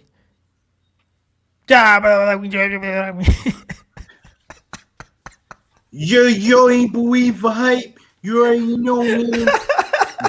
UFC Noche. Spanish heritage, man. He sounds like the Orange. You ever see that TV show before? The guy from the Goonies, bro. I can't get this. Kevin Holland money is pouring in. I do agree. Marco's Yeah, that motherfucker ain't running no 40 though with the mirrors holding him back. If anything, it might give him more performance boosting. He's probably like, y'all must have forgot. I'm back, motherfucker. He's probably going crazy right now. It's going to be a tight race, though, for that 50K bonus. I mean, Dana White's got to be emptying the pockets because there's been a lot of good finishes and shit. Yeah, but this is also a card with a lot of favorites, so it's... Yeah, true. But still, you got to give somebody a couple fights. So far right now, damn, who? I'll go over the card right now for you, Danny. There's Baby Shark. They finally showed her. Yes. Charlie Campbell, first round finish. It's on the line. I'm about to see it. Ooh. Loopy had a submission. Kopylov had a KO. Zellhuber had a submission. Rojas Jr. had a KO. So 1, 2, 3, 4, 5, 6 finishes so far. Holy shit, yo, Justin Gaethje's, I'm assuming that's his brother, looks just like him, but just fatter. It looks exactly like him. He looks like the non-athletic. Literally the same. The dude looks like him. Dude, he looks just like him. Just chubby. Same beard and everything. Fucking face. Yeah. Like, that's crazy. Man, I mean, He caught him Rosas nice just- with that left. Did he finish it inside of a minute? Yeah. 418, 417, 416. 4-6. Yep. 54 Yep. seconds. My God. Hope you had him in DraftKings. Woo. Dude, he looked like a fucking monster out there today. Man, Manischewitz. Wow. I bet I got to refill on this beer. Man, wish I had some beer in the house. I don't, though. I know, right? Let's see the contests here. So let's get into the fight the people really want to hear about. The people's main event, not your UFC El Noche main event. The co-main event that everybody asked for, because out of all these Spanish fighters, they put a black dude and an Australian on here for a reason, because this is going to be a fucking banger, mate. JDM versus Kevin Holland. Who you got, Uncle Weezy? Give us the I'm break. picking Kevin Holland, man. I'm picking Kevin Holland. I've got the over 1.5 rounds at minus 175 is the third leg of the greasy four-legger this week. So I'm looking for this to go past 7.5 minutes. I think both of these guys are very durable. They've proved that over and over again. So, I'm looking for it to go over 1.5 rounds here. I'm picking Kevin Holland to win, but I just don't like, even when you're getting a little bit of plus money, it's like, you know, that if you bet on Kevin Holland and it goes tits up, that you're going to be putting your fist through the wall, because he just does so many dumb things in there. And it looks like sometimes the way that he fights, he doesn't care whether he wins or loses. And as a gambler, that's a terrifying type of fighter to put your money on. So I'm just looking for this one to go over 7.5 minutes. I think these guys are going to put on a show. I think it's going to be a great fight. Yeah, and that's the story of the fight for me, man. I'm a huge Kevin Holland fan. You know, you touch home in my heart. He has to be the first UFC fighter to main event and to walk out with a half cornrowed head and an afro, an NBA young boy to top it out in the middle of Las Vegas. So respect for my man, Kevin Holland. But when it comes down to it at the end of the day, this is what we call a recency bias fight for me. You have Kevin Holland fighting a kind of over the age Michael Chiesa in his last fight. And both of these fighters coming in on a quick turnaround. And you know what they might have said to JDM? They said, hey, young fella, I know you're Australian. You want to fight an Australian card. But how about we give you a co-main event spot and you don't look like a dickhead with the rest of your Australian fellows? Okay, I'll just do, you know what they say, when in Rome, do as the Romans do. And they got JDM back in Vegas here. And I am with you on the over. Did take a little shot on the over, but I'm on JDM on the money line. JDM season, we have arrived. Jack Della, Maddalena. I think this is an overreaction to the Rafael Baez fight. Yeah. I mean, and it's a completely different stylistic matchup as well. I mean, when I researched this fight and watched tape, I didn't even watch the Hafez fight because I knew that it had nothing to do with how this fight was going to play out. So you're muted, Billy. I thought the Angelosa fight was a better representation of what to expect for this one. Yeah, I mean, Randy Brown too, you know, because Randy Brown's so long, he's got a very similar body type to Holland, but Holland's even longer than Randy Brown. I think he's like Randy Brown's got a 78-inch reach. For Holland, it's 81. I mean, that's crazy.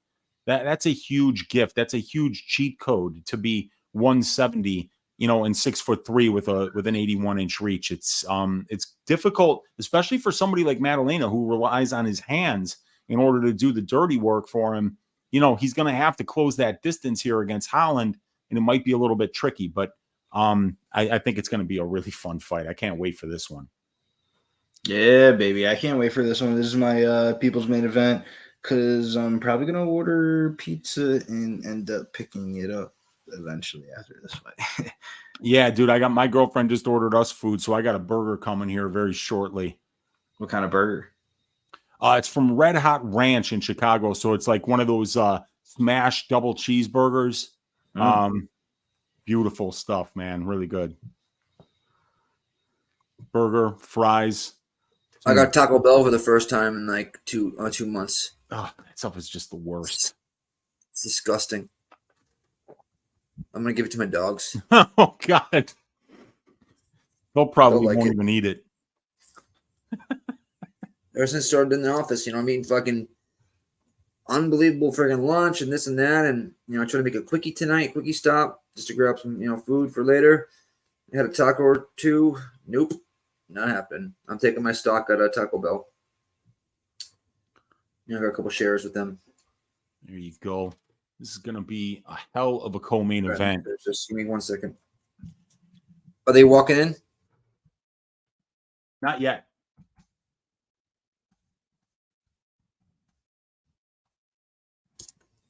Big Show, are you there?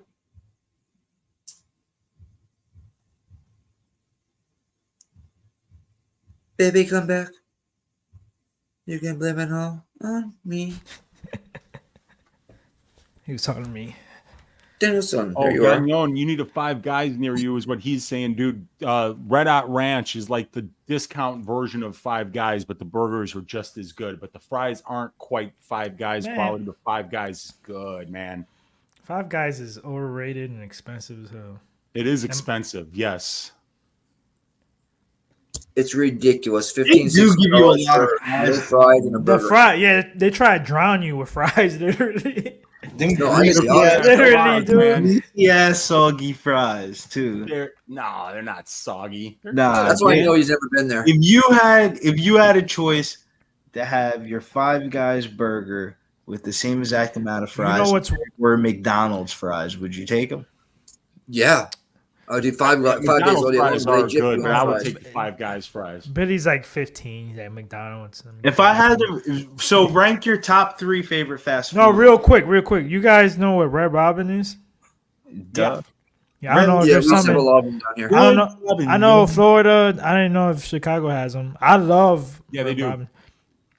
So, More of a Danny, suburb thing, but quickly before we get I'd into rather the- have that than Five Guys any day. okay. Before we get into the main event, though, rank your top 3 favorite fries. Cool, Fast man. Dude, I really don't know. Man, like Arby's. McDonald's are good, but I never eat at Arby's. McDonald's. I do like the Arby curly fries. You know what I do like on some drunk shit. I mean, even if I'm not drunk, the fully loaded fries from whoa, it's Checkers Checkers, but Ratty's, yeah. Good choice. Damn, I don't know. Besides that, I mean, I McDonald's is all right. McDonald's, Chick-fil-A, Checkers. Taco Bell cheese fries. Oh, McDonald's- nacho fries. I'd rather have nacho fries, bro. I do like the nacho fries. Yeah, but they're nachos. The first word is nacho fries. They're fries. Yeah, but they're not. I don't know why they're called nacho fries, but they're fries. They're not real I French. just thought about that. Why the fuck is it called? That's What like the fuck you mean they're not real fries? They're French fries with a different coat. What the fuck? it's because it says nacho. Jesus. I don't know. Actually, Honestly, no, Danny. I run back that order on the list of best French fries. Best French fries order goes Chickies and Pete's #1, oh, Chickens and Pete's. McDonald's, They don't know about that though. and Checkers. They don't know about that. I That forgot about cheese chicken. and We don't peas have with chicken that- pizzas though. with that cheese though. Yeah, that shit is good. That shit smacks. Damn, You guys don't that's got that's definitely gotta be up there. I hate that I don't have that shit right over here. I haven't had Chickies and Pete's in a minute, but yeah, that's that shit though. Chickies and Pete's is wild. Kevin, that's fucking facts. Pateres and Gandule? You spelled it wrong, but he's a Gandu rice. And somebody Fondue fries from Melting Pot. who? Oh, you know, I don't think you guys got Mr. Does waffle fries count? Hell yeah, they're fries just in a Pretty waffle good, form. yeah. Well, Dude, waffle fries are Mr. We got. I don't know. Maybe Wheezy has Mr. Hero because it's like a Midwest. No, I don't we think don't so, got man. they that. sell subs and shit, Okay. and they got waffle fries with cheese dip. Oh my god, Yeah, I bet it's good, that dude. shit is banging. So that's gotta be up there too. My stomach growling again now. Fuck. Nick said Yeah, Taco this is gonna be Bell. such a fun fight, dude. Jack. Who Della you guys got? I got Jack. I picked Holland, but with very little confidence. I got Jack. I bro. got Jack on the money line, and if I People start- disrespecting my boy Jack. I mean, I'm a Kevin Holland fan, but he fought a guy in short notice that's a pure wrestler that's a fucking tank. Going to a guy, styles make fights. You're going against a guy that's a striker also, and motherfuckers think that he's gonna take down. So I'm not gonna say this as a question, but we fade Kevin Holland because of takedown defense, right? So how the hell are people assuming that he's gonna take down JDM? Nah, he's Like, not gonna, yeah. I don't understand. I agree with you, If Danny. you're Like, betting what? Holland because I- you think he's gonna grapple, I think you're gonna be very disappointed. I got the sub prop plus 1,700. A little sprinkle for Nothing wrong JDM. with that, dude, because you know that is the weak spot in Jack Della's game. I think he hurts him to the body, and he's gonna be desperate and stick that neck out. That's how I see He it. might. Do you remember He when might, you used to make dude. fun of Holland him? can lock up a choke, dude, Holland? for sure. With those. No, I'm skinny saying long arms JDM. that he's got. JDM. Oh, JDM sub prop. Huh? Yeah. Well, yeah, I don't think you're knocking out Holland. Holland is definitely. He's so durable. You know, both of these guys are incredibly durable and got a ton of heart. So Yeah, I got him money line. I sprinkled Sub prop plus 1,700. I thought that number is crazy because if there's a guy that got hurt, if you remember the Thompson fight, he got hurt and he went for a takedown. Like he stuck that neck out there. JDM could. I'm telling you, those front chokes are there. So I mean, we'll see. But I took a flyer on under a half round at plus 500, and then Holland by submission at plus 450. Just having some fun with it.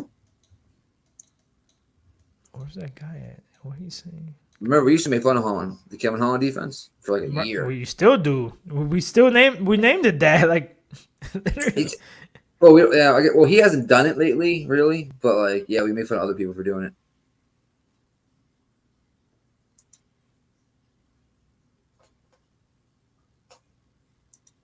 All right, here we go. Rick. Charlie Campbell. Rick says might have the best quote of the night. He asked DC. He said, "What you think about my boxing?" Before DC could answer, he said, "It doesn't matter what you think." And then proceeded to call out Data for $50K. Did you see the Santos and Holland fight? Obviously, you saw it, but you see the stuff that he was saying to Santos and Dana while he was getting whooped. He's like, Dana, man, that's fucked up. What'd you do to me? What'd you do to me here? He's yelling at Santos like, that hurt, man. He's dead ass serious. He ain't even joking. Guys, my burger just arrived. I'll be back in a few. He's a character. Roger that, brother. Did anybody watch that War Council? War Council? Yeah. No, I didn't. Put it in the back private chat. I'll watch it later. What's it about? It's just Jamal Hill's podcast now. I think he's on like 3 episodes deep. Oh, he went at Arrow Hawani, his first one. Yeah, he had Kevin Holland on this week with what's his name? The other Mexican guy that fought Figueiredo all them times, Moreno. Do you know that Arrow Hawani is the one that hooked him up with the guy that made his podcast? I don't really get into that deep of politics. I just watch the shows for what they are, Nick. I just think it's funny. I don't think it's politics. Not politics. Practice. We're talking about practice here. Practice. I got Kevin Holland 3-D here for a fucking round robin parlay that I need to cash. Parlay's already busted, so. What do you have? You have out of the. It was 3. It was what did you have? It was Kopylov, Fernando, and fucking Holland. Fernando lost, so the parlay's dead. Yeah, you need one. Robbery. Yeah. I'm not even gonna go back and watch it, dude. I'm not even gonna go back and watch it. I fucking had it. I had 30-27. Bro, I could have easily. The only round was second round. Second round coming. What? I don't even want to go back and watch it because every time I do, I'm like, yeah, fuck it, maybe. Yeah, it's always the second and third time like you really concentrate on shit. But still, right now, I don't know. It is what it is. We knew it was gonna happen sooner or later. One of the big favorites. Hey, you know, before you came, Danny, we were talking about the Logan Paul and Dennis fight. T was just so surprised, that we thought, I thought at least Logan Paul was going to easily beat Dylan Dennis. You love this. Well, what do you think? I'm just more entertained with the Twitter, bro. Yeah, that's crazy. He is destroying Logan Paul and his fiance. Low key though, Danny, isn't there a side that secretly hopes that Dylan Dennis just continues to be Dylan Dennis and we actually get Mike Perry versus Logan Paul? Mike Perry fuck him up. Well, he'll fuck him up. That would be a banger. That would be a straight pick'em. Are you?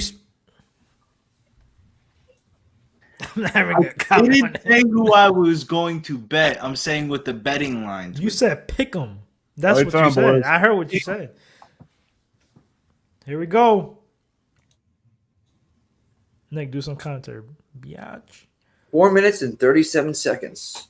Oh shit! I just noticed the Pub Sports Radio logo. Nice. I'm super. Where? It's all right. Fucker on the screen right here on the top right, right above your head. I am watching the fight, Danny. Oh, big 1-2 by Jack. I am too. Like I got the screen right here. 2 screens actually. Oh, you fancy son bitch. Well, my phone and then the monitor. 4 minutes and 7. Nice check left there by Holland as he circled out. 404, 403, 402. A little side kick to the belly there by Holland. That was pretty. That was like a fucking sweep of a leg. It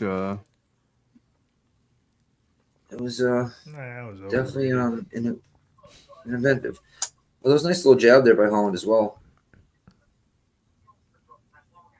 That got blocked. Big wild left hook misses there for Jack, and he tries to go to the body and misses as well, and Holland comes back with it right down the pipe. 330. Jack's moving left. Good body shot though from JDM. You didn't say that, Tom. I wasn't sure if it landed. I know he threw it. I wasn't sure if it landed. Clearly landed. Oh, big knee, but overhand right. Big shots by Holland.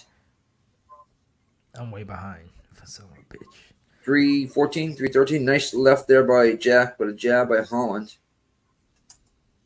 Jack can't stay right here, I don't think. Oh. Weird shots, good body shots. Head by Jack. Doesn't really phase Holland, but there were some good shots. And nice jab by Jack. Nice overhand. I can never right tell there. if his nose is broke or broken during the fight. Jack's nice flurry by JDM. Yes. His nose is get a flat nose. His nose always been like that. It's just weird. Stop turning your fucking back on people, bro. You're gonna get clipped. Oh, nice right by Holland there. T-kick up the middle as well. He can't keep turning his back on Jack. I don't know why he keeps doing that, yeah. Jack, hold on. Never let go. You got that leg kick and still got two fucking... Oh, head kick by Jack. Slips in. Clinch, overhand left. Overhand right, though, lands by Jack. Oh. JDM has some nice leg kicks before that head kick, too. He's not getting two of them. All over it so far. I mean, we got a long way to go. Right now, it's just back and forth.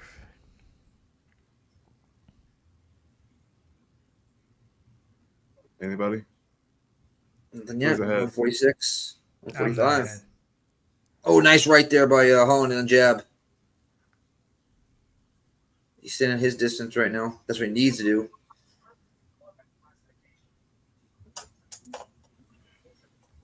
That's a good matchup. Oh, nice 1-2-1 right there. Right, left, right there by Holland. It was 2-1-2. 118. Nice overhand right by Jack. Holland either flips him off or says good shot. Not really going on here. TT up the middle. Does not land. That body kick, I think, landed though by Holland. Nice jab by Jack. Holland, stop fucking turning your... Nice body shot by Jack. He's trying to roll roll his shoulder, but he's going to get caught. Nice triple jab by Holland. Throws it right down the pipe also. Well, he just kicked him right in the... Oh, God! He just kicked him right in the old sphincter. Nick, literally all three of those jabs got blocked. That's what I like being behind because I see you calling these shots. I'm like, bro, that got blocked. That missed. I'm saying he's throwing him. I didn't say they, oh, yeah, we got a Superman uppercut. I don't know what to call that from Holland. Does not land. Nice leg kick, though. Somewhat checked by Jack, but it still landed. We got 15 seconds left in the round. 12 seconds. Oh, big shots by both guys. Jack landed the better. 5, 4, 3, 2, 1. End of the round. I mean, that's a tough round right there. I don't even know who you can give that to. I mean, I don't know, dude, because like Holland was busier, but he missed a lot. I mean, a lot of those shots got blocked, so it was like, I don't know. I really don't know. That shit was close. What do you guys think, chat? Let's see what the live lines say. That might help us out a little bit. Jackson minus 150. Oh, let me see here. Yeah. So, what was he pre-flop again? Well, no, no, higher. He was 185. Wheezy, no, he wasn't. No, he was never that high. Hell no. He was the dog before the fight, but money came in on him. And he was right. Yeah, he was minus 150. But But Weezy said a lot of money came into Holland to the point that he was like plus 1010. Well, no, 105 plus 110, I think it was, he said. So books are leaning to Jack there for the first round. I mean, it also depends what book, too. Like, they all don't have the same lines. Yeah. So usually I don't know. That's a tough fucking. Otherwise, you would be taking the dog on one and the dog on the other. That's a first. Yeah, first round was tough. I don't know. Honestly, can't go either way. You say that. I'm gonna lean Jack slightly. 450, second round. Nice triple jab. I think at least one of those got through. None of them got through. No, I think at least one of them got through. Nice body shot by Jack there after he missed the left. Oh, nice shove uppercut there landed by Holland. Right down the pipe. Just misses by Jack. 420. Oh, nice right by Holland.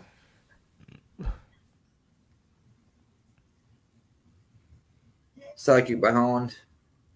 410.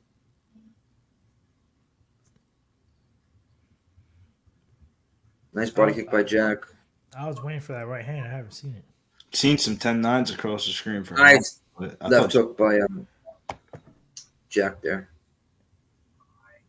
Ooh. That's what the score would be, Billy.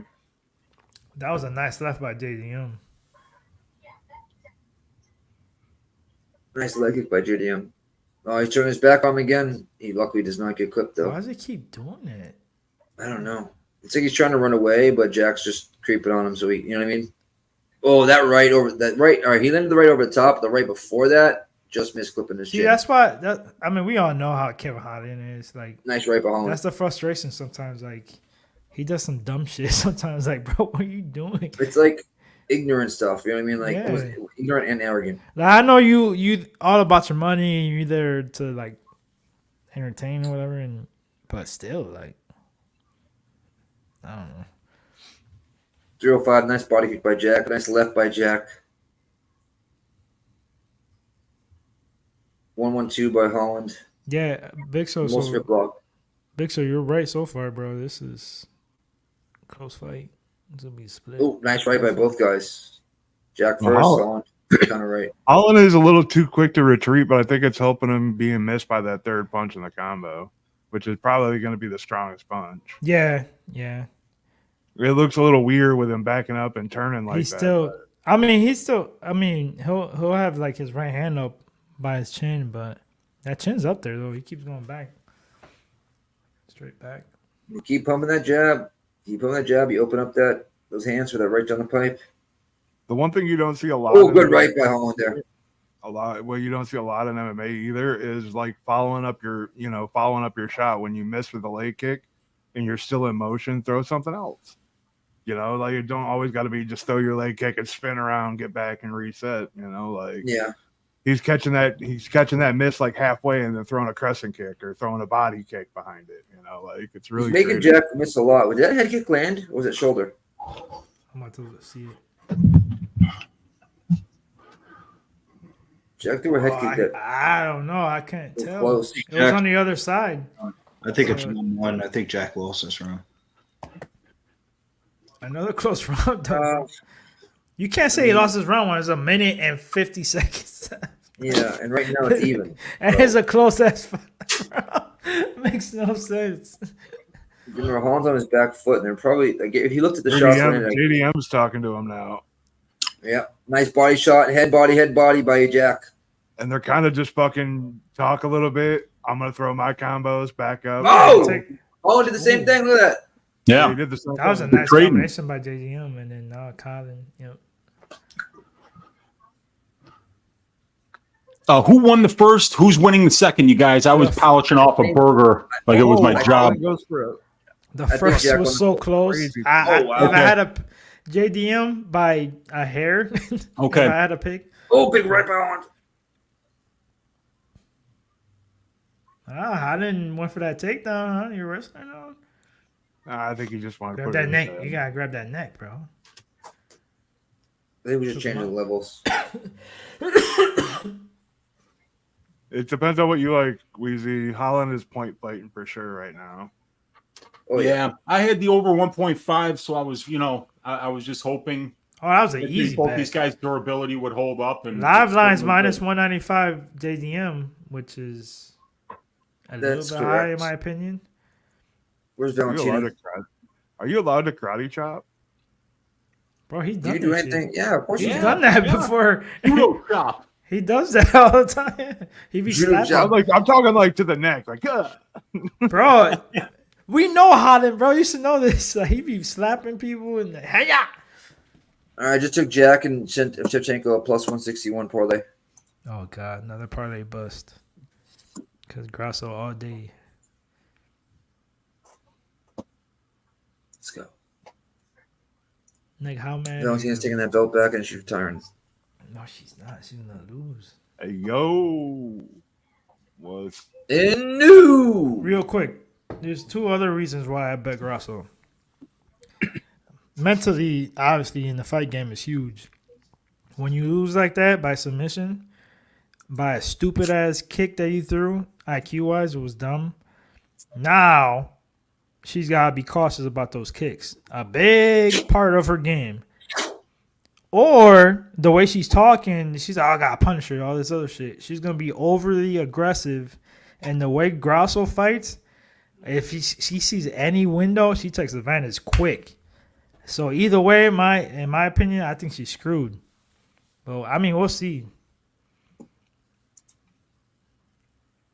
I mean, I think it could lead to this round for the judges. If it's a dominant round by Holland, I think they'll give it to Holland.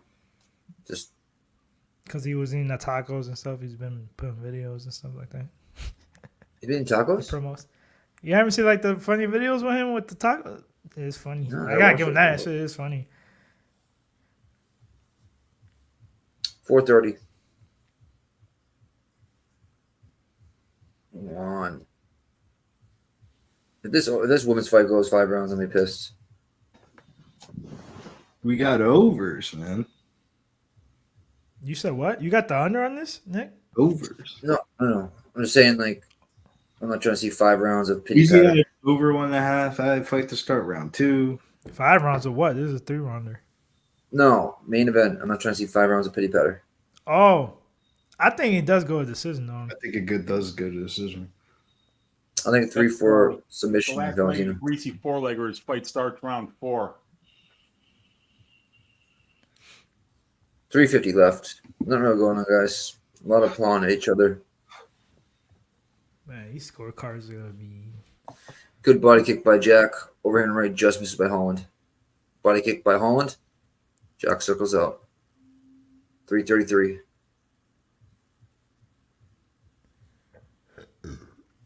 Oh, nice combination by Holland.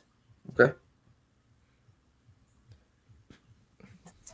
Oh, your elbow that landed actually. Oh, I'm about to see it.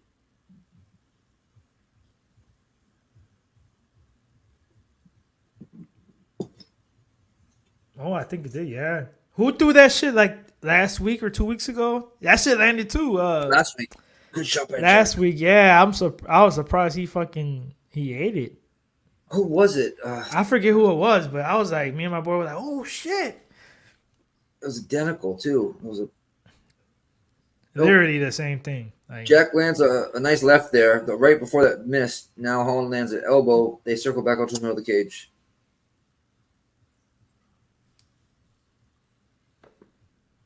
come on, Cepeda. Whoop his ass. Keep throwing. Make the ref stop it. Sorry, I'm talking about boxing. Oh, I have not made one by decision in the contest. Oh, he's fucking him up. Cash the over 2.5 if you had it. Nope. I didn't touch any unders in this one. Actually, I haven't done a lot. I only did a couple. No, that was the maybe overs. this is He said the over. Yeah, No, no, I'm saying, I didn't think. just in You know general. what? What was the price for those? Because I would have thought this went to the decision for real. Oh, plus 115 over 2.5. Ah, I would have bet that. I didn't even think about Yeah, that shit. it's probably a misstep by not taking that. But nice little right body by Jack, and my shit froze. Refreshing right now. There we go. I don't know, man. This is another close round. I think this is Jack 29-28. I think it's Jack. Yeah, I don't want to sound biased. I hate when people think I'm fucking biased or whatever, but it is for real though. It's all 3 rounds were pretty close. But we saw Kyle Nelson went to right, exactly. None of them are Mexican though, so who knows? We never listen. He did not win that fight. We all know this. It's just that's crazy. I thought, you know whose fault? Billy jinxed it. That's what it was. Oh, nice right over the top of Holland, but J Bone's like, I'm definitely biased here. Kevin could have round 3. Definitely got round 2. Oh, nice low ankle leg by Jack. You think he got round 2 for sure? Definitely. I don't know. No, not definitely. No, I'm J Bone. No. Round 1, Jack. Round 2, up for grabs. Round 3, up for grabs. So.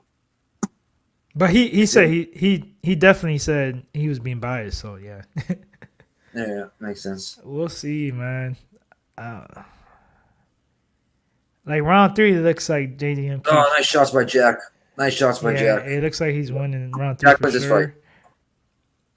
Jack wins this fight. I'm gonna go piss before this what's comes out. Don't.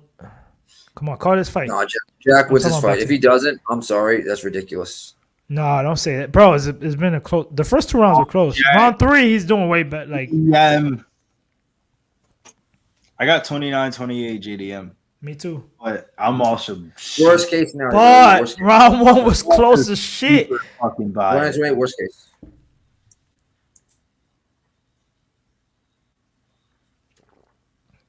Wow.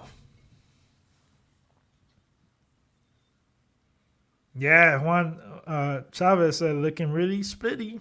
I ain't gonna lie though, for a 3-round co-main event, that fight was fucking quick, man. It was quick, right? So Swig Betts said DraftKings can't even talk. DraftKings closed minus 275 for JDM. But we all know that don't mean shit. Because these judges don't work for any bookie. Well, maybe they work for them, but I don't know though. I thought that was a 29-28. I thought it was 29-28, but you never know. Yeah, never know. Come on, man. Knock this motherfucker out.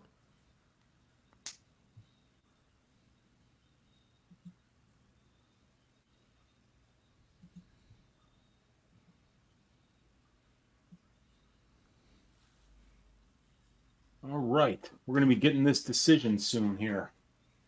Weezy, if you're ahead, let me know, bro. Weezy, who do you think won?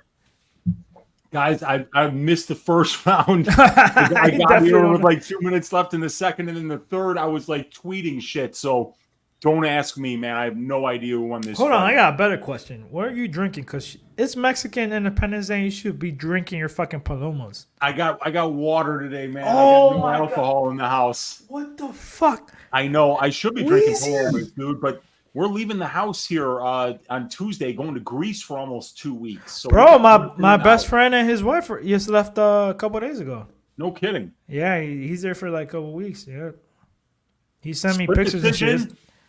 Oh god, Jack Della Maddalena by split decision. Let's go. Very close fight. Let's okay. Go. Curse you, baby. Money line. Shout out to Sal Diamato. Hey, my Jenkins, Sal Diamato. And I had like the last leg of my one of my parlays was like plus 500. I think it was plus 550 for JDM. Let's go, Jack.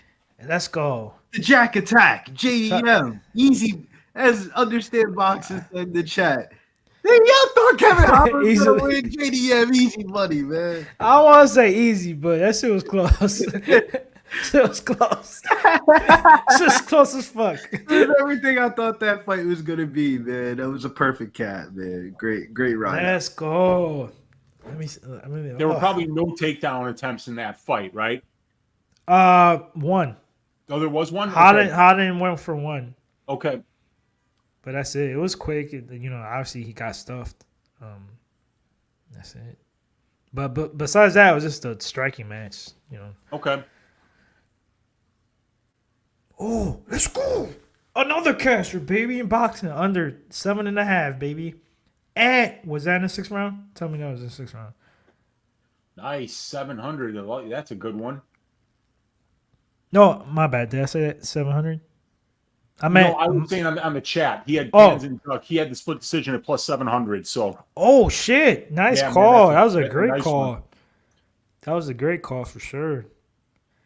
Because like when you're placing that bet, it's going to be a sweat, because both these guys hit so hard. Maddalena and Holland. You're like, fuck, this thing's got to go all the way to decision. But they're durable, bro. They're well matched. So. That's a great way to. Nate Diaz. I'm satisfied, man. That was good money right there. I understand boxing, bro. You had any money on the Cepeda fight, bro? I had the under 7.5. If this is round 6, that's gonna be a plus 800 hit. But I didn't see if it was round 6 or not.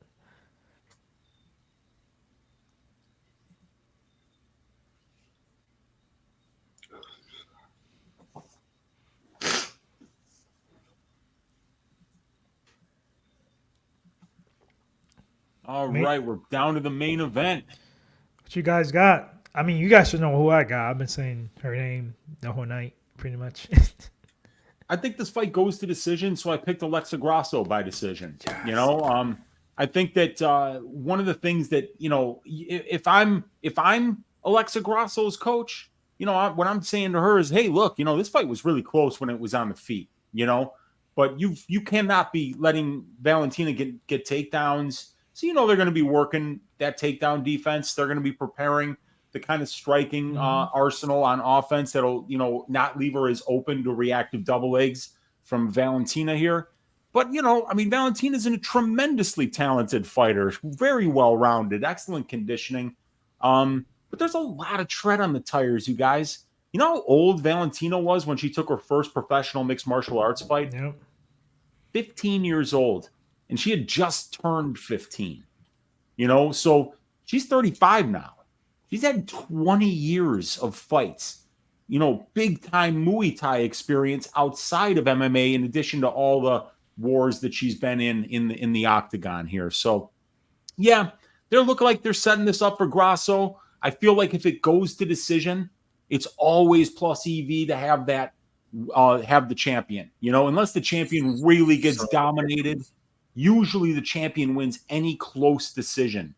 So on UFC Noche, that's another narrative piece that kind of goes along with the decision bet. So the Bootsy Collins Memorial Dogs Are Barking pick of the week is Alexa Grasso to win by decision. I got her at plus 370 or 380 on FanDuel Sportsbook for a half unit. Man, I love Bootsy, man. Now you make me feel bad, but Alexa Grasso get mopped up tonight. That's all right. No, that's all right, man. But you know what, dude? You know what I do need? The last leg of the greasy 4-legger is fight to start round 4 for this fight. So I cannot have a finish by either fighter in the first 3 rounds, so I can cash this half unit at plus 560 or something parlay that we got 3 out of 4 on. Yeah, I can't add too much. I've been saying her name the whole night pretty much.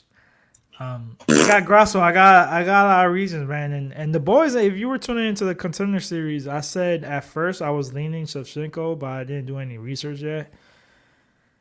And going back into that fight, I know Shevchenko was winning, but she didn't look that good, honestly, in my opinion. And Grasso, she made a mistake and got choked out. No, she made a couple mistakes. And if you forget, she's smart though. Can I talk? She had a guillotine talk, bro. She had a guillotine choke, and if it wasn't for the fucking time, if she would have had like 10 more seconds, Shevchenko would have tapped. That's another reason, and that's what I'm talking about. Any little opportunity that Grasso gets, she jumps on it quick. She's way younger, 5 years younger, getting better. Her coaching staff literally knew that she was going to throw that kick, Shevchenko. And I know for a fact they're preparing her for better takedown defense. What were the odds on that last fight? I think she could stuff some takedowns. or Shevchenko at least get some takedowns early, but after like round 2, she's gonna have trouble. And I'm not even gonna talk about the boxing. Grasso's boxing is legit, bro, and she's just getting better. I think it's her time. And like Weezy said, Mexican Independence Day. I mean, they made a fucking belt for her, bro. Literally, like what other red flag you looking for? Like this is specifically this is literally the Usman Edwards fight. Literally, this is the same shit. There was value in her last fight, right? She was what, plus 300-ish or she was more, plus right? 600 or some shit. Right? Right now at what, plus 120? Plus She 130? won. She finished her. Yeah, but she was losing the fight, correct? But she won by finish. But she was losing the fight up until then, right? But she won by finish. Was Valentina Usman winning the fight? Was Adesanya winning the fight? No, he was not winning the fight against. I'm talking about Pereira the first time. Same shit. That don't mean anything until the first time. Izzy was winning and then he got knocked out. Exactly. Time. Okay, and Edwards knocked out Usman. Same shit. He was losing the whole fight. I mean, that don't mean anything if you get finished later on. Do you think Valentina's not going to make the adjustments that she, might have? You think Grasso's not against the takedowns? Nope. Okay, we'll see. I don't. Just being honest. I'm not trying to bust walls. No, that's fine. That's what we're here for. I mean, you see it, bro. Like, if I lose this bet against Shevchenko, I mean, it is what it is. It's Shevchenko. She's one of the, besides, Nunez, but she's one of the better women's MMA. But I gotta go with the younger, better, getting better every fight. Like, I gotta go with Grasso for sure. I took her by decision too. I'm with Weezy. I took a half unit shot plus 370. I got 2 units at plus 140. Yeah. I mean, Shevchenko, I think she's slowing down, but we'll see. I actually just kind of I gotta admit it to you, Danny. I bitched out a little bit here. No. Reese 4-legger. I had it going 3 out of 4. You cashed out? Yeah, I did not cash out. But what I did on another site, put a half unit on fight doesn't start round 4 because I need the round 4 to start. So that locks in like it takes it from like I could either lose a half unit or win 2.75. Now I can win like a half unit or win 2.25. So, but it's bitching out a little bit. If I'm being honest, it's bitching out a little bit. But fight starts round 4. That's smart. Sweat. Pussy. I deserve that, man. Well, hold on. Let me do it the right way because us Puerto Ricans, which is crazy, when we say like cake, like a regular birthday cake, like cake, for Mexicans, it's pussy, which is crazy. So what I'm going to say is cake in Spanish for us, which in Mexican is going to be pussy. So, bicocho. Wait, so cake and wait, what? Dude, I got a funny story. We went to Cancun, right? Me and my wife, right? We went to this like buffet, whatever spot. And then the waiter was cool. He came up to me. My wife was going to get some like desserts. So the waiter's like, "Oh, I know it's your anniversary. So we got a bottle for you guys. Where's your wife? We're going to sing or whatever." I'm like, "Oh, she's in Spanish." I'm like, "Oh, she's over there getting cake." And he's like, look at him. He starts laughing. Because remember, cake for me in Spanish, my Spanish for them is pussy. Yeah. So it's like, damn, this motherfucker's like that. He's a G over here. His wife over there looking. I'm like, oh shit. No, that's not what I mean. I wish, but no, that's not what I mean. Bro, that shit was hilarious. I totally forgot. Some cake? I'll take some cake. That's why I tell people it's not the same. Even with Dominicans, like, I mean, obviously we understand each other, but there's certain words that are not the same. Well, like people from Brazil speak Portuguese. They can understand. Well, Portuguese is totally different. That's just like But they can understand. I could catch. Yeah, they're more versatile. Mm-hmm. I could catch a couple words they say, but that's it. Like I don't know what the fuck you're saying. It's yeah, and also Portuguese and people that speak Portuguese in Portugal, it's totally different too. Yeah, totally different. Totally different dialect. Oh, we got the champ Alexa Grasso. Yes. Sorry. You keep laughing, bro. You're gonna be mad at she's dressed in black and gold, ladies and gentlemen, befitting a champion here. Alexa Grasso. Swig Bet said, "Don't forget to switch to your ESPN Plus broadcast to Spanish for the main event because Mexican Independence We don't get Day. to listen to it, Sean. No, I know, but he's talking about everybody in the chat. Modelo, baby. Let's go. I'm gonna put out. You know what? I have 3 or 4 parlays with Valentina, so I should probably go Alexa by. You know what? I'm not even gonna say if. Fuck you, Nick. When Grasso wins, talking about Cancun, I bought like 3 shot glasses. I still haven't used, so I'm gonna use this one. I got some Don Julio tequila. There you go. That I'm about there to you go. That sounds pour. delicious, dude. Right now, hold on. I'm gonna take a shot too. You pouring up? No, not now. I'm saying when Grasso wins. Let's do a pre-flop and a post-flop. For what? Why would you pour? You about to lose, bro. Fireball. Look at that disrespect. You. This fireball. You can't get any opposite of that. Double, baby. Nick, you kind of frozen. Am I frozen? A little bit. Look at that face. Now he's faking it. No, dude, he's still frozen. Oh, he's not. Oh, now you're back. Now you're back. It literally caught you like. They caught you like this, and then it caught you like. Did it? All right, one more hit of weed for the main event. I'll be right back. Get her done. Hold on, I'm gonna go in and out real quick. Not in and out, but my internet will. Pause. Changing it to 5.0. Let me know it's a better day. Yeah, my shit still is low. I see it. Billy has horrible timing right now. Let me go to Xfinity Wi-Fi.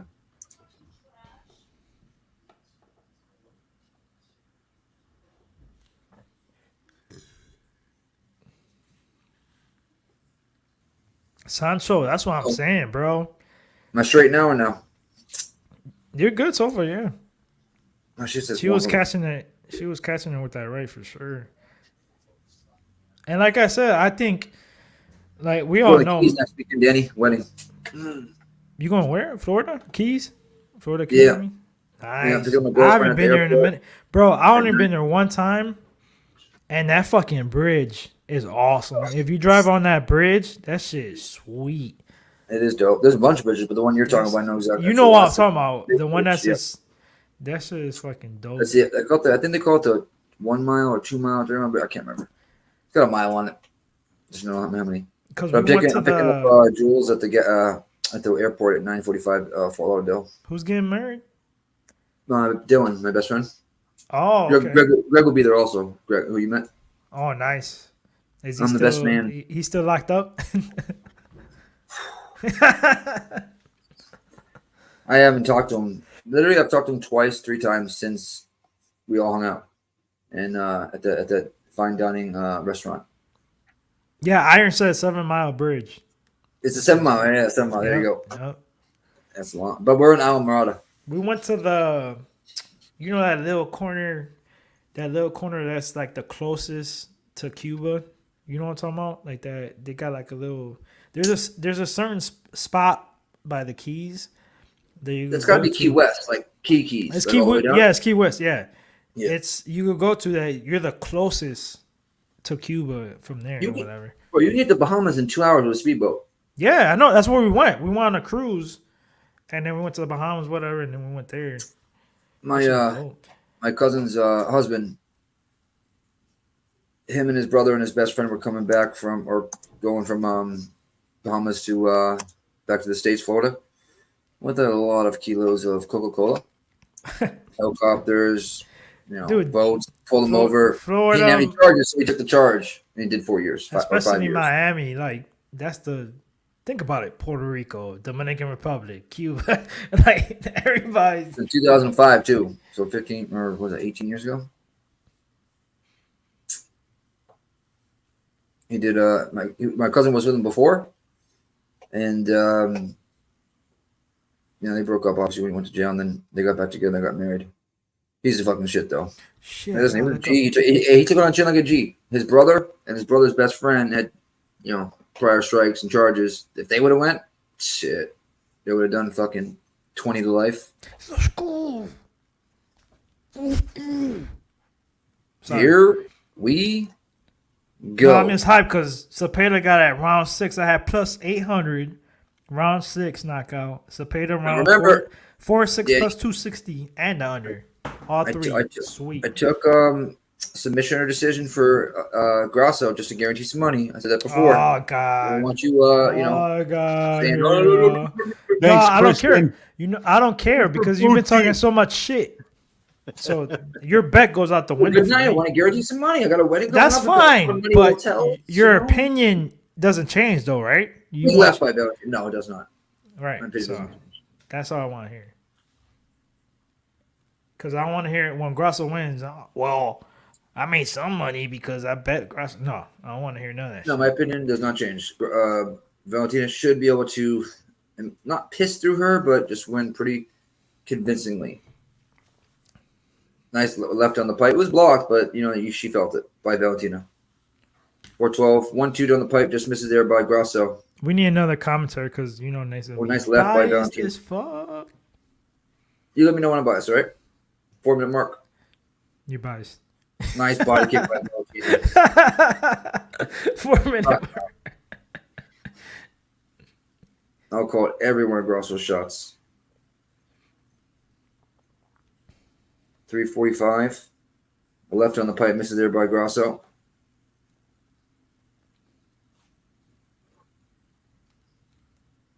Nice inside leg kick by Valentina. Overhand left just misses by Grasso, but they both land overhand left. But nice jab by Valentina.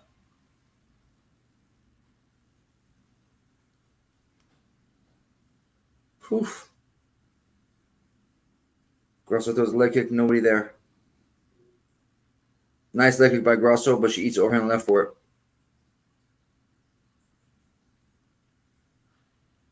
Oh, nice left by Valentina. She snuck it in. Jab just misses by Grasso. Nice left by Grasso, though, but a left by Valentina, exiting the clinch. What time you got? Let's see. 2:55. Okay, a couple seconds. That's not bad. All right. Jab blocked there by Valentina. Sharp early here on the counter striking. Who? Shevchenko. Yes. Damn, Valentina led with that elbow a couple seconds ago. Nice jab by Valentina. I'm not sure if it was landed or not because of the camera angle. 1-2 by Grasso, nobody even close to there. Valentina shoots for a takedown. Oh, nice elbow by Valentina. Nothing. Exiting the clinch. Nothing. Good knee by Grasso. Good elbow. I love seeing that early though, bro. She stuck good jab down already at round 1. I think she was changing the levels, but that's huge. Yeah, Bro, like she kind of caught Grasso coming in, and reacted that nice reactive double leg that Valentina gets, but it didn't work this time. Nice 1-2 by. Yeah, because that first fight she took her down easily. Yeah, she's timing when Grasso throws that 2. And when she throws that 2, that's when she wants that. That's when she wants the double leg. When Valentina she gets the proper double single, she'll take her down. That's just facts. Nice straight right there by Valentina.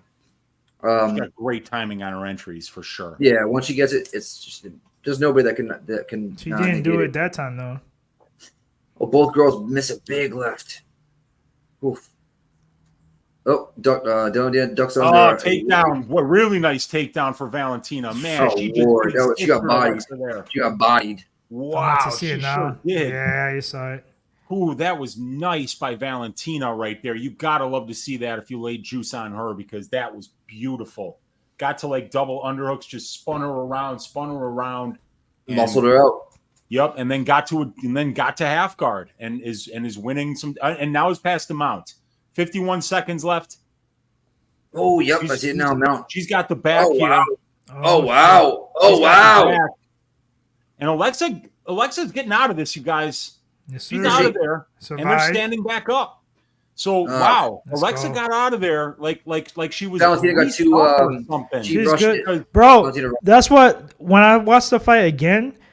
Do you guys remember when Shevchenko had her in a crucifix? You know that's her fucking move, and she still got out. Yeah, she fucking got out. I think Valentina rushed that though. I think she got a little, excited, a little bit overzealous there. I mean, she's gonna win the round no matter what. But she got round one for sure. For sure. Oh, we got a coochie kick, but nobody saw it. Coochie kick. It's a coochie kick, dog. Oh, coochie knee. It was a knee. Oh, another one. No, that one didn't land. That's hilarious. Oh, that one. I think so. Jeez, just kick each other in the cooches. Oh, Jesus, Lord. All right, Valentina round one, easy. I don't know. Grasso probably pulled that shit off. That's biased as fuck. I'm joking, Biddy. Jesus Christ. I don't know Billy was here. Where's Billy at? He's over here like. I'm watching the fights. I can't see the stream yard. Bro, everybody in the chat. Talk. Biddy, do something. I don't know. Breakdance, please. Do something. No, I thought Valentina won that one. Oh yeah, clearly. Yeah, 100%. Like literally, dude. Not even 99.9. Be right back. I'm about to refill my cup. If any one of those judges gave that to Grasso, they're fucking ridiculous. Or sometimes they sneak up to him backstage and they're like, "Hey, man, how would you like a new Ferrari?" Oh, look at that body kick! Look at that body kick, Danny. Everybody, it's coming up right now. I did not even see that. That was a badass takedown by Valentina. Wow. She's not even breathing out of her mouth. Oh wow. All right, she looked focused. I'm sorry. She even looks nervous. She's so focused, which means she's taking that shit She's always coiled up and ready to go because she's a counter striker, That's true. So I need jab there by Valentina. Nice left, just barely. Very nice combination there by Grasso. Oh, that didn't land. Nice. That one did. Maybe I'm behind. All right, and there's right to that, right to the clinch again here, and Valentina's looking for a takedown. Let's see if Alexa, if she frames off and gets out of there. That worked. So she stuffed 2 out of 3 takedown attempts here. What's your time? 4:10, 4:09. Wow. Okay, let me refresh. You got 6 seconds. My ESPN Plus is on point today in terms of just relative to you guys, at least. What's your time right now? 3:57, 3:56. Oh, 1 second. Okay, cool. No, the octagon on the monster. Nice left there by Valentina. See that? All right, she's trying to let Grasso lead. Nice jab. Oh, she drops Valentina. Yep, she did. Wow, good straight right. But Valentina's recovered. She's trying to wrestle here. Yep. But boy, oh boy, did Grasso drop her ass. Put her right on her ass. Is it a right down the pipe? Yep. Straight right down the pipe, or it might have been a straight left. I don't know what stance she was in, but it was a 2. It was a 2 right down the pipe. Caught Valentina. Big knees to the body here. Oh, yeah. Like Grasso, big uppercuts in the clinch. Holy shit. God. Oh, shit, Dick. Oh, Grasso's beating her ass right now. Valentina, focus. Ooh. Focus. Valentina shoots, gets the takedown. Great double right there. Great double. Beautiful. Still 250 left in the round here. So right now, Grasso is kind of like she's holding on to a guillotine that's not even close, but she's just kind of not letting Valentina posture up here and just kind of trying to stall a little bit. Gas her arms out. Let her do this. She'll gas her arms out. She's winning this round big time right here. So if she can just hold on, keep Valentina close, maybe this gets stood back up. I think if she is over this and stays on top, this will end up being a 9-9 round, right? No, I think Grasso won this round off the knockdown. With 2 minutes. I mean, Valentina would have to just tear her up for the last 2 minutes in order to win this round. Bro, she got knocked down like flat on her ass. Tumbled. Grasso had her in big trouble. She got right there back. for She a little got knocked bit. down and literally rolled back and got up. It's Yeah. not like she was devastatingly hurt. She still stopped, drop, and rolled like the fucking fire happened in this stadium. So Alexa's just kind of keeping an overhook here. She might be trying to set up a submission from the bottom, but she's not showing any urgency to get up, which isn't necessarily the worst move. You got to go 25 minutes. She's climbing up for an armbar. She is She's trying to hike that. Yeah, up. she's trying to hike that. Got that overhook on Valentina's right arm, and she's definitely trying to set something up here, but she's got to be careful. You know, she got to be careful about. Ooh, nice elbow. Your girl got rocked, biatch. Ooh, Let's good upkick, go. but Alexa, you got to get out of there now. You got to get back up down. and make sure you lock in the Hey, round. you know what's funny? The start of round 2, the commentator was saying, "Oh man, I don't know that first round was extremely close." I'm over here Oh, like, bullshit. I love it though. Being on the Grasso side, I'm like, yes, yes. Aaron Joseph. I was like, what? John Hennick and all the guys, DC. Hey, they're all company men. If you know somebody gets in their ear and tells them to, you know, hey, push a narrative here, they're going to do it. They like their job. My question is, Guard. I still think she wins this round if like nothing crazy happens right now, because she hurt her bad, bro. Like I don't know about bad, bro. She knocked her back. Bro, she dropped her ass, bro. Yeah, and then dropped her, when she got back up, she was throwing elbows and shit right in Yeah. her face. I don't know about her bad, but This is, we'll see this the is almost Nick, are you- definitely 1-1 unless Valentina does something. Nick, are you just serious? crazy here in the last? I'm 20 saying I don't seconds. think she was hurt bad. She was hurt, but I don't think she was hurt bad. She was hurt. All right, is that better? That's it. She was hurt. Say it with me. Shevchenko was hurt. She was hurt. Shevchenko was hurt. Shevchenko was hurt. It sounds like you're hurt.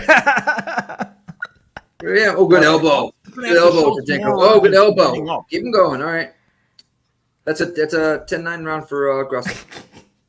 Oh, okay. I'm Yes, sir. surprised you said that. I thought you were going to go Shevchenko. 19-19 after 2. Very close fight. What we said earlier too.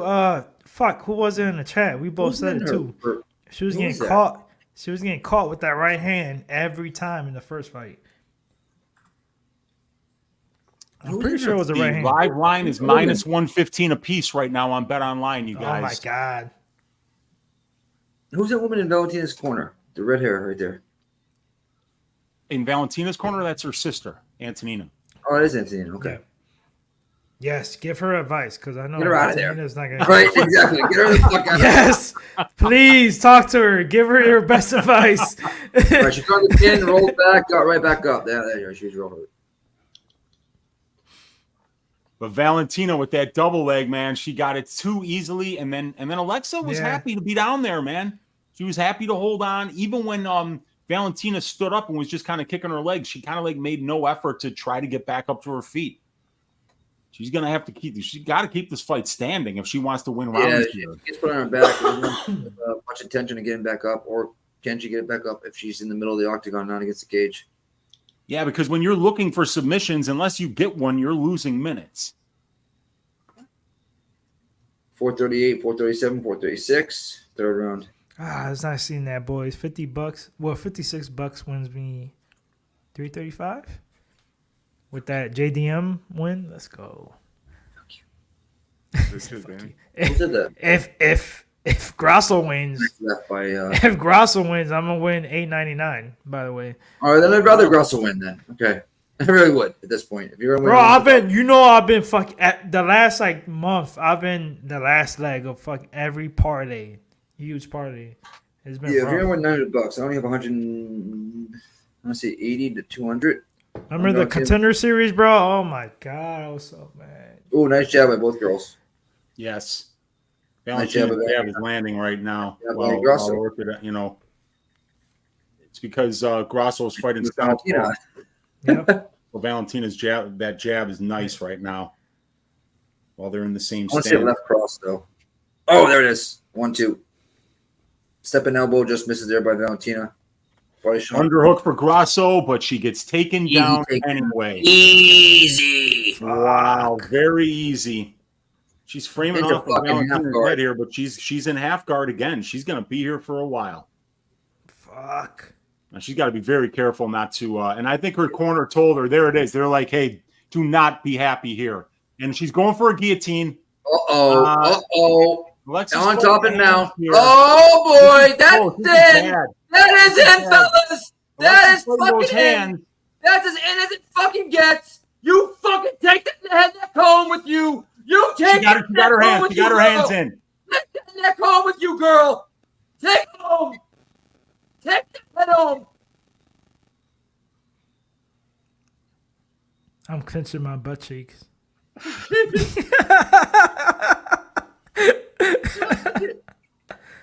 think she's okay. Weezy, speak to me, bro. What's going on? I know I'm behind. Yeah, I think Alexa was fighting the hands from the very start, you know, so I don't think that this is some pretty good smelling salts down there to keep you awake, too.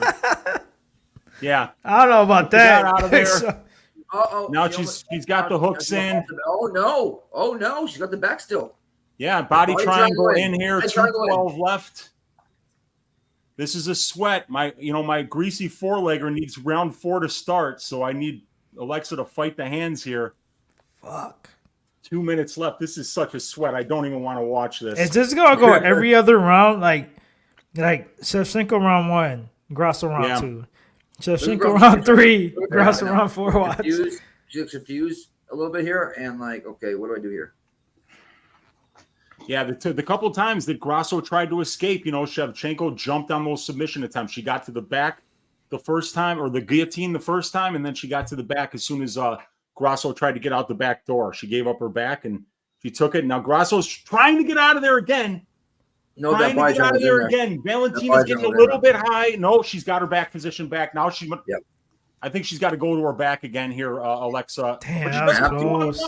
She's got 2-on-1. She could turn in here, maybe. That was close. Well, okay, no. Valentina keeps that body triangle. Very good job here. 1 minute and 4 seconds left in the third. Yep. Yeah, 1 minute mark right now. Valentina's still got the body triangle in here. Alexa's, doing a good job of fighting the hands. She's got decent submission defense. Valentina's landing some ground and pound, but nothing. Yeah, if it was Valentina, I'd pop shot. No, I go for the choke right away. Yeah. Alexa trying to turn into her again, doesn't quite make it happen. But 38 seconds left here.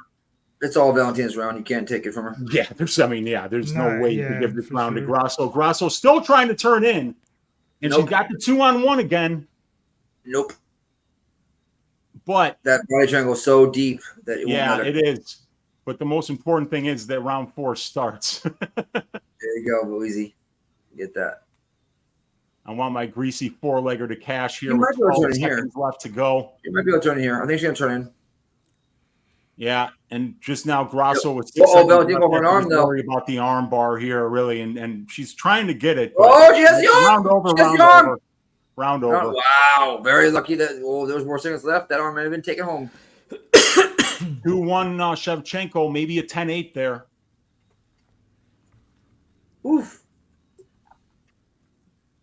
I don't think it was a 10-8. The greasy four-legger 2 weeks in a row, you guys. Let's go. Let's go. Good shit, Weezy. I just covered my cost with that half unit bet on fight doesn't start round 4. So yeah, up 2.2 units there. And now I need Grasso to get these last 2 rounds, man. She can't be getting taken down. But Valentina's wrestling is phenomenal today. It's 2-1 right now for sure. That's what it is. But we did have the announcers trying to set up that robbery by saying, "Woo, round 1 was close. It was not that close." Valentina won round 1. They were saying it was close. Oh my god, bro! I told you that. Yeah, when I went to go to the bathroom real quick, I heard right before their second round started. Wow. I'm like, yes. All right. And here we go, round 4. I want Valentina to take her straight down to the mat.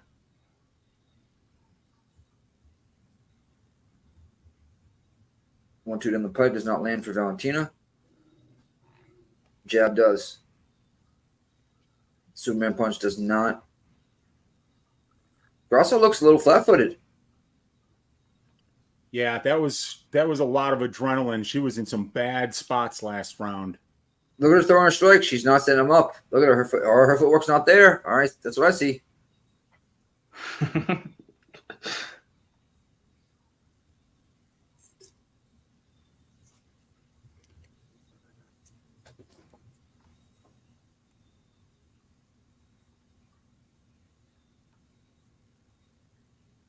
They're standing in front of each other in the center of the octagon. They're both in the southpaw stance, and because of that, Valentina is snapping off that jab. Grasso, I think Valentina was ready for the fact that Grasso was going to fight southpaw a lot today, and she's clearly thriving from here. She's going to fight some more. Nice jab by Valentina. Good left hand by Grasso there. Did it land? I wasn't sure because it looked like it landed to me. Yeah, me too. I'm sure it did, Danny. No, I just saw it now. I'm like 5 seconds behind. I wonder if Alexa ever wrestles. Do you think she might wrestle at all? No. If she goes for a takedown, I think Valentina sucks that neck up. I heard she likes missionary. Yeah, Valentina. Nice left and a right by Valentina. You heard me, Wheezy? What was that? I said I heard she likes missionary. Uh-oh. Yeah. Nice. It's looked like it so far. But look at going for a single. Oh, grabs the neck. Those are legal. Oh, those knees. No, those aren't. Oh, you just don't do those. She was. Oh, her hand was up. Her hand's up. Her hand was up. I'm looking at it right now. Bullshit. Yeah. She kept going like this. You can't play that game, dude. You can't be like up, down, up, down, up, down. Her hand was not sitting down. I'll bet money on it right now. Bro, I literally just watched it after you. I'm behind. We're down. All right, Grasso gets to the back, gets the takedown, but now she loses position. She's going to go for an armbar, though, it looks like here. But she lost the position, and Shevchenko is going to wind up on top if she doesn't get this armbar, and she does. So Grasso got a good takedown, but then got sloppy in the scramble and wound up got greedy. Fell out for a submission there. Shevchenko back on top in Grasso's guard. Grasso's trying to get back to her feet, trying to get the hips up. She's standing up here. She gets back up. But Valentina's still got the underhook here in the clinch and has got Grasso kind of pressed up against the cage. Grasso pulls out. They both land on the exit. His elbow. And Grasso getting away with those knees was kind of like swung the round into her favor, I think, here. Bullshit. Fucking bullshit. Call it in, Weezy. You're doing well. Yeah, right in the center of the cage here. 126 left. Valentina landed another crisp jab there a couple of seconds ago. And Grasso is continuing to stay in the southpaw stance here, and she's standing right in front of Valentina here. She's barely moving at all. Yeah, her feet are not moving whatsoever. Yeah. She's like, looks like Alexa's kind of like stuck in the mud here while Valentina's still kind of up on her toes. But both ladies just landed there. Good jab by Alexa. Good jab by Valentina. Good head kick by Alexa that kind of touched Valentina but didn't hurt her at all. And then Valentina lands a combination pocket there. Good low leg kick answered by a straight left by Valentina. 42 seconds left. And of course, standing in front of each other, both landing. I bet in on Valentina. Valentina gets the double underhooks, you guys, stepping in and gets the takedown. Takedown. Let's fucking go. Oh, and she opened up a cut on Grasso. She opened up a cut there. And now Grasso stands back up. But Valentina's kind of like got the back with the body lock here, and she might be going for another ride. But Grasso got opened up by, I think it was an elbow in there, and she's rolling for a leg lock. Grasso's rolling for a leg lock with 7 seconds left. She is almost straightening this thing out. She's kind of close, you guys. She's kind of close, but the round ends. That's Valentina's round. I don't know. I don't know, man. That was a close round. That was a close round. 2 takedowns. I mean, Nick, she didn't do shit with it, and then she got the submission. But what did Grasso do then? Grasso landed about 7 knees there, and the knees, yeah. Knees? I mean, dude, Wait till we see the replay. Nick, I'm not being biased, but you Wait till are. we see the replays. I saw it, bro. I'm behind. I'm like 10 seconds behind. This is not like this. Her knee was not. You down. don't do this. No, that's why you had to have. As a matter of fact, her hand, yes. This is you my have hand. to have more than one hand down. So those were all legal, actually. No, if They're your hand is illegal. down, you cannot They took land a away knee. that That's dumb the shit rules. rule. You have to Nick, put the knee down. she literally went like this. Yeah. If her hand is on the mat, you cannot knee somebody in the head. Oh my That's just God. what it is. Are you It's watching? not fingers, Nick. Your palm has to be flat on the thing. They changed. Flat. They That's changed not the how that rules works. for the downed opponent in Vegas. You can't do this. You can't just go like You this. see the replay. Let's go. Nick, I know what I saw. We all know you know. know. You definitely don't because he Whoever went like wins this. this round wins the fight. Round 5 starts. Let's go. Championship. Good straight right by Alexa Grasso. She's back into the orthodox stance here. Now back into southpaw again, Grasso. Wow, what a fight. Good fight, yeah, for sure. Good job. Very good fight. Chess match.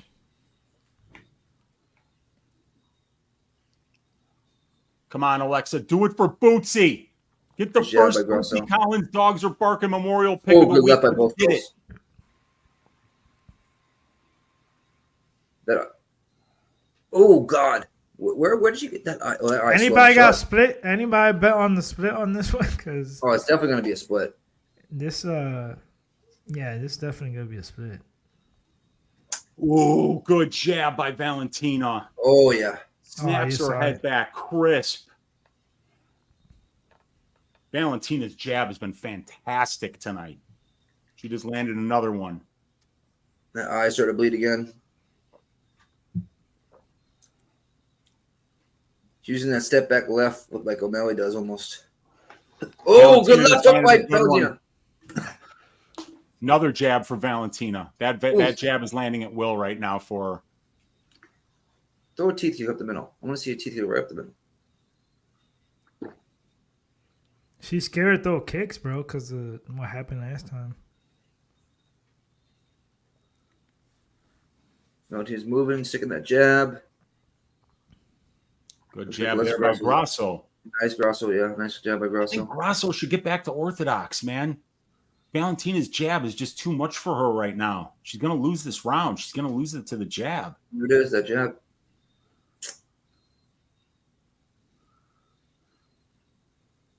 Oh, nice 1-2 by Valentina.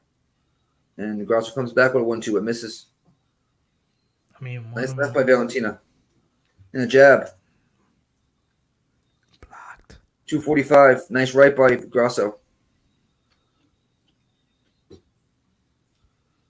238 left. First 2.5 minutes, Valentina's won this round. Good shots by both girls there. I don't know. This is. Wow, Alexa actually went for a single leg there unsuccessfully. Their eyes bleeding. Nice jab, Valentina.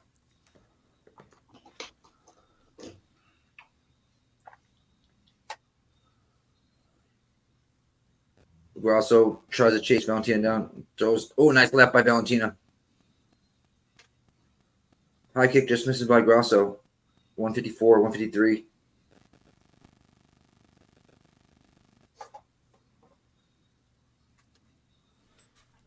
$145 left in the fight.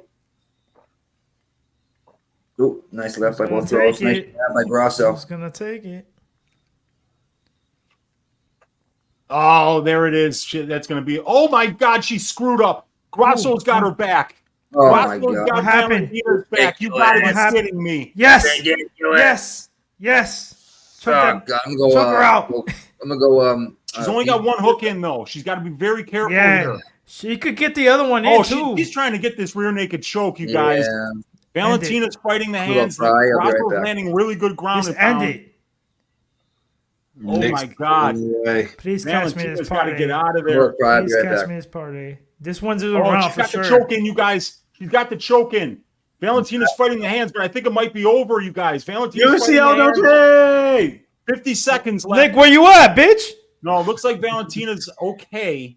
No, she's out of it. How She's you out got- of it. I know, but this motherfucker dipped real quick. Let me cry. What the fuck? It's not over yet, bro.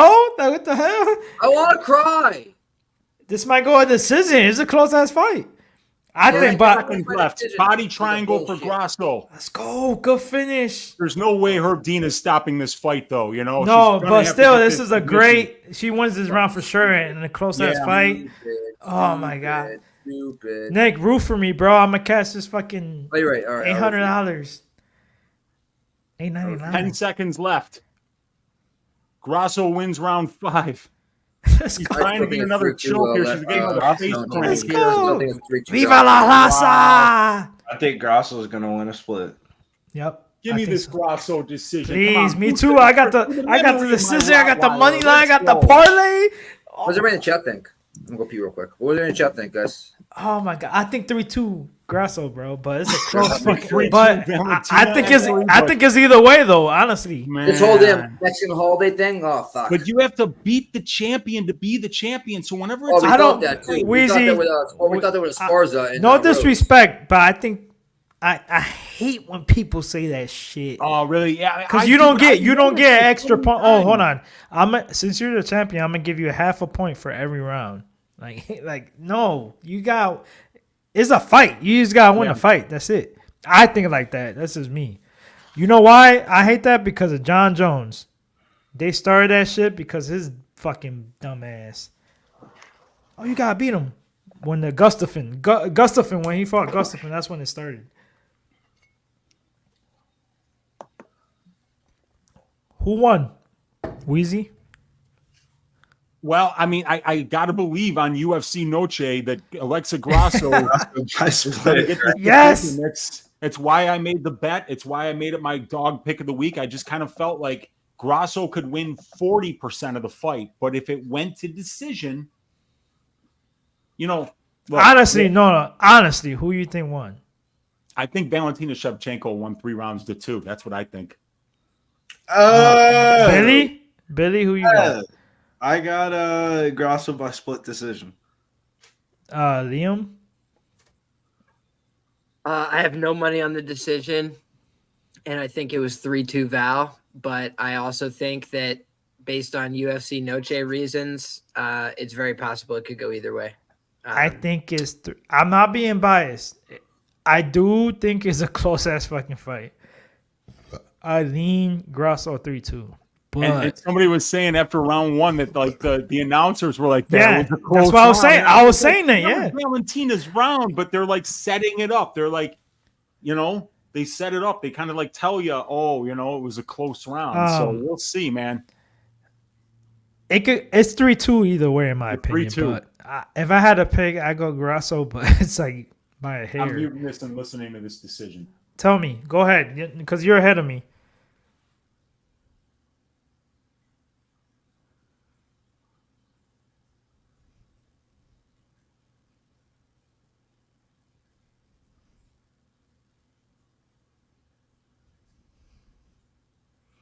I'm dying, boys, because if I cast this parlay.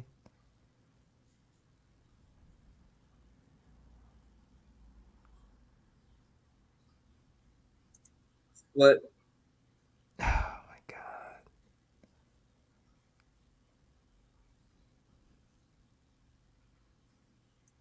Draw. A draw? A draw. Fucking draw. A draw? Fucking draw. Are you serious? That ass serious. Oh my God, that was literally WWE. They did the no finish. Wow. Wow. What the fuck? It's why I say don't bet main events, bro. Shit just Hey, happens.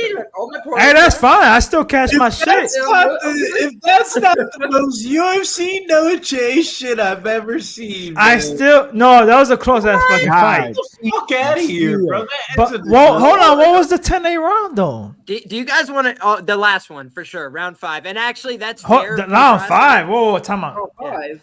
You think so? No, Yeah, I think it was Valentina round 3. Yes, remember? Oh, you did say that. Yeah, you're right. One of you guys said 10-8 maybe. I think it was Valentina round 3. Man. She was round so 3. Yeah, close somebody on said it in the those chat. positions. She had Yeah, the you're back right. for most of the round. She went. Whoa, that doesn't. Shevchenko got a 10-8 in round 3. There you go. I mean, that makes sense. Yeah. Hey, You I know, still when catch you- my parlay. Let's go. Wow. Let's go. Yeah, It's my not bet here. was the fight starts round 4. I'm So a big show though. This is why I didn't bet. I'm that not fight. going to get paid out on that Grasso by decision unless Me neither. No, Me neither. yeah, Right, she didn't win That's the. two weird She's still the finishes title, tonight. but she Yeah, didn't win the weird. decision. So What the fuck? I You know, think it's it a did, like, trilogy 3 for out of sure. There's got to be another fight for sure. So when a fight, so if you bet someone to win by decision and if it ends in a draw, is that a You push lose. on the bet? Or No, you lose. If it's money line, you And get your money. still, no, it's not money line. It was a decision bet. No, I'm saying if you bet money line, you get your money back. If it's decision, you don't. yeah, I had money lines. Oh, okay. Oh Trust my me, lord! with boxing and shit, that's happened to me a lot. I mean, I don't agree with it. I think it is a robbery. I think when I say robbery, I can't. I say mean, that. I say thinking about it though, because I know Wheezy was the one that said 10-8. It does make sense, but that would but- mean that but Grasso won. it makes sense. I'm just gonna leave it at that. Thinking about it again, like at first I was shocked, but then I'm like, hold up. Does Grasso win? No, she doesn't. It's a contest. So if you had Grasso to win and the over 1.5 does not cash, Cho Dog. This is crazy. We're gonna see another fight. Trilogy. Oh, look at this. Minus your chin. I love it. I just said that. My prediction. Ready for this one, Danny? We don't see it again. Oh, you don't think so? Shevchenko's going up to 135 because there ain't a soul worth marketing. Nunes Oh, is I gone. mean that's true. That's And by the She way, could I said beat that before anybody. the fight. The whole thing I kept thinking, I was like, how could Valentina win this fight and go to 135? Because I was like, then it would just tie up 2 divisions. That's the same problem in another packaging, right? So I was like, how could they get her to the other division? That's literally what I was thinking to myself. And they found a way. God bless them for it. God bless them for it. I had a bunch of theories. I know other sharp guys had a couple theories. God bless them for it. They found a Nice. way. God bless them for it. That draw at plus 5,000. Wow. wow. Guys, the chicanery. I'm calling chicanery. I'm calling shenanigans. What The happened? 10-8 round was round 5 for Grasso. No way. Yeah, I had money on Grasso. Oh, guys, wait, that's exactly what I said. Bro, Yeah, how? it was 10-8. It was 10-8. Impossible. Yeah, it was 10-8. So like, Hold on. I want to hear. I got money on Grasso. I didn't think it was, but go ahead, Liam. I didn't, but here's why. She was the closest to getting a finish there. Dude, she had a nearly sunk rear naked choke. She had multiple ground No, and the closest pound, being like, finished near- was freaking Valentina. No, she No, had she that didn't. rear No, naked it's choke. not. No, remember she did have that rear naked choke though. That's So true. I'm saying in round 5, Alexa Grasso's on top of her, right? She's holding the wrist, going like this, going for a stoppage. Like she's on top, going for punches. The referee's standing there like looking for an intervention. Then she goes for a choke, doesn't get it. Then she goes for another choke, doesn't get it. That is going for the finish. Like when you're talking about 10-8 rounds, it's about dominance and looking for like being close proximity to a finish, in my view. And that's exactly where she was. What about, all right, so what about Valentina being on the back with that body triangle with that submission for a minute? No, at least a minute. I would think about that, but I also didn't think she did much damage in that round. I'll revisit, but like I don't know what damage did doing. What damage did she do to Valentina in the 5th, though? You know what I mean? dude, go back and rewatch. She It's grabbed not the that, wrist, rolled it in, and it's- punched her a million times in the side Yeah. of the head. Like in that last minute, she spazzed in her brother for sure. 100%. Nick, that's when you left and you were going like this. So, dude, I'm telling you, if you go back and rewatch, Right, Billy? Grasso gets on top. She's on top in a back mount, and she didn't think about the sub. All right, real quick. Here's the. Oh, motherfucker was like- hey, judge the scorecards. They actually have them on the screen right now. I'm gonna pause it. They have Nick, but you didn't lose. We didn't lose. no. I'm Well, watching the screen. The decision, scorecards. decision prop I did, but Mike Bell had so how much I win? 10-9 Shevchenko, 10-9 first round, 10-9 Grasso, 10-9 Shevchenko, 10-9 Shevchenko, 10-8 round 5 for Grasso. Okay, wow. If it wasn't for that 10-8 round by fucking fuckface Bell in round 5, Shevchenko wins.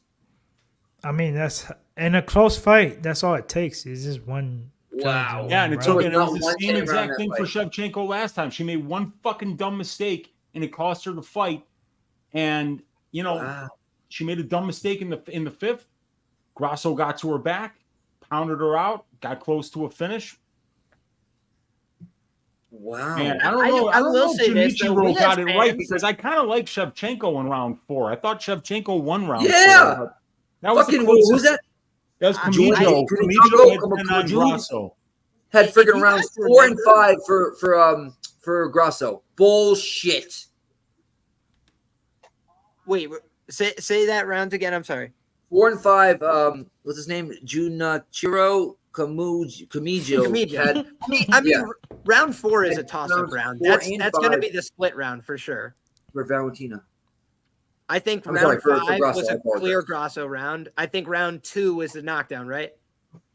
Yeah, round So 2 I thought was that was a Grasso. clear Grasso round. Yeah. So then I think the question becomes whether you think it was a Valentina win or a draw, because like I I did agree. actually see a 10-8 in that 5th round, but I just thought I like for whatever reason was like they're not going to do it. They never do it. So I don't know. It actually almost it's makes draw sense or to me based Valentina, on you're my right. scorecard. I thought it was Shevchenko like 3-2, but then if you give a 10-8 in that round, it would be a draw. So whoever gave that one, I'm actually with you. Despite thinking it was a con job, I'm now like, wait, that's math. Wow. So yeah, I agree with that. It's Valentina or a draw. You can't give it to Grasso. Damn. I thought it could went either Draw way. and a no contest today. Wow.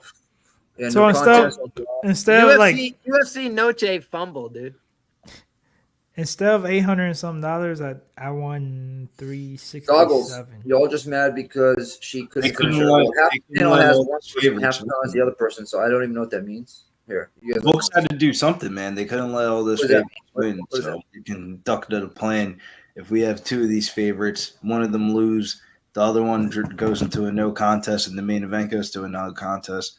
We all win, and we chop our hands up and cash. I'm cool with that. Cash our I'd rather be that than fucking Grasso Or- and and ruining everything. The books But have what is Goggles? predetermined. Is it Goggles or Googles? Yeah, Goggles. Y'all just mad because she couldn't finish her. Laughing my I didn't ass bet off. the fight. I could care 2 shits. Danny had Grasso. I had Valentina.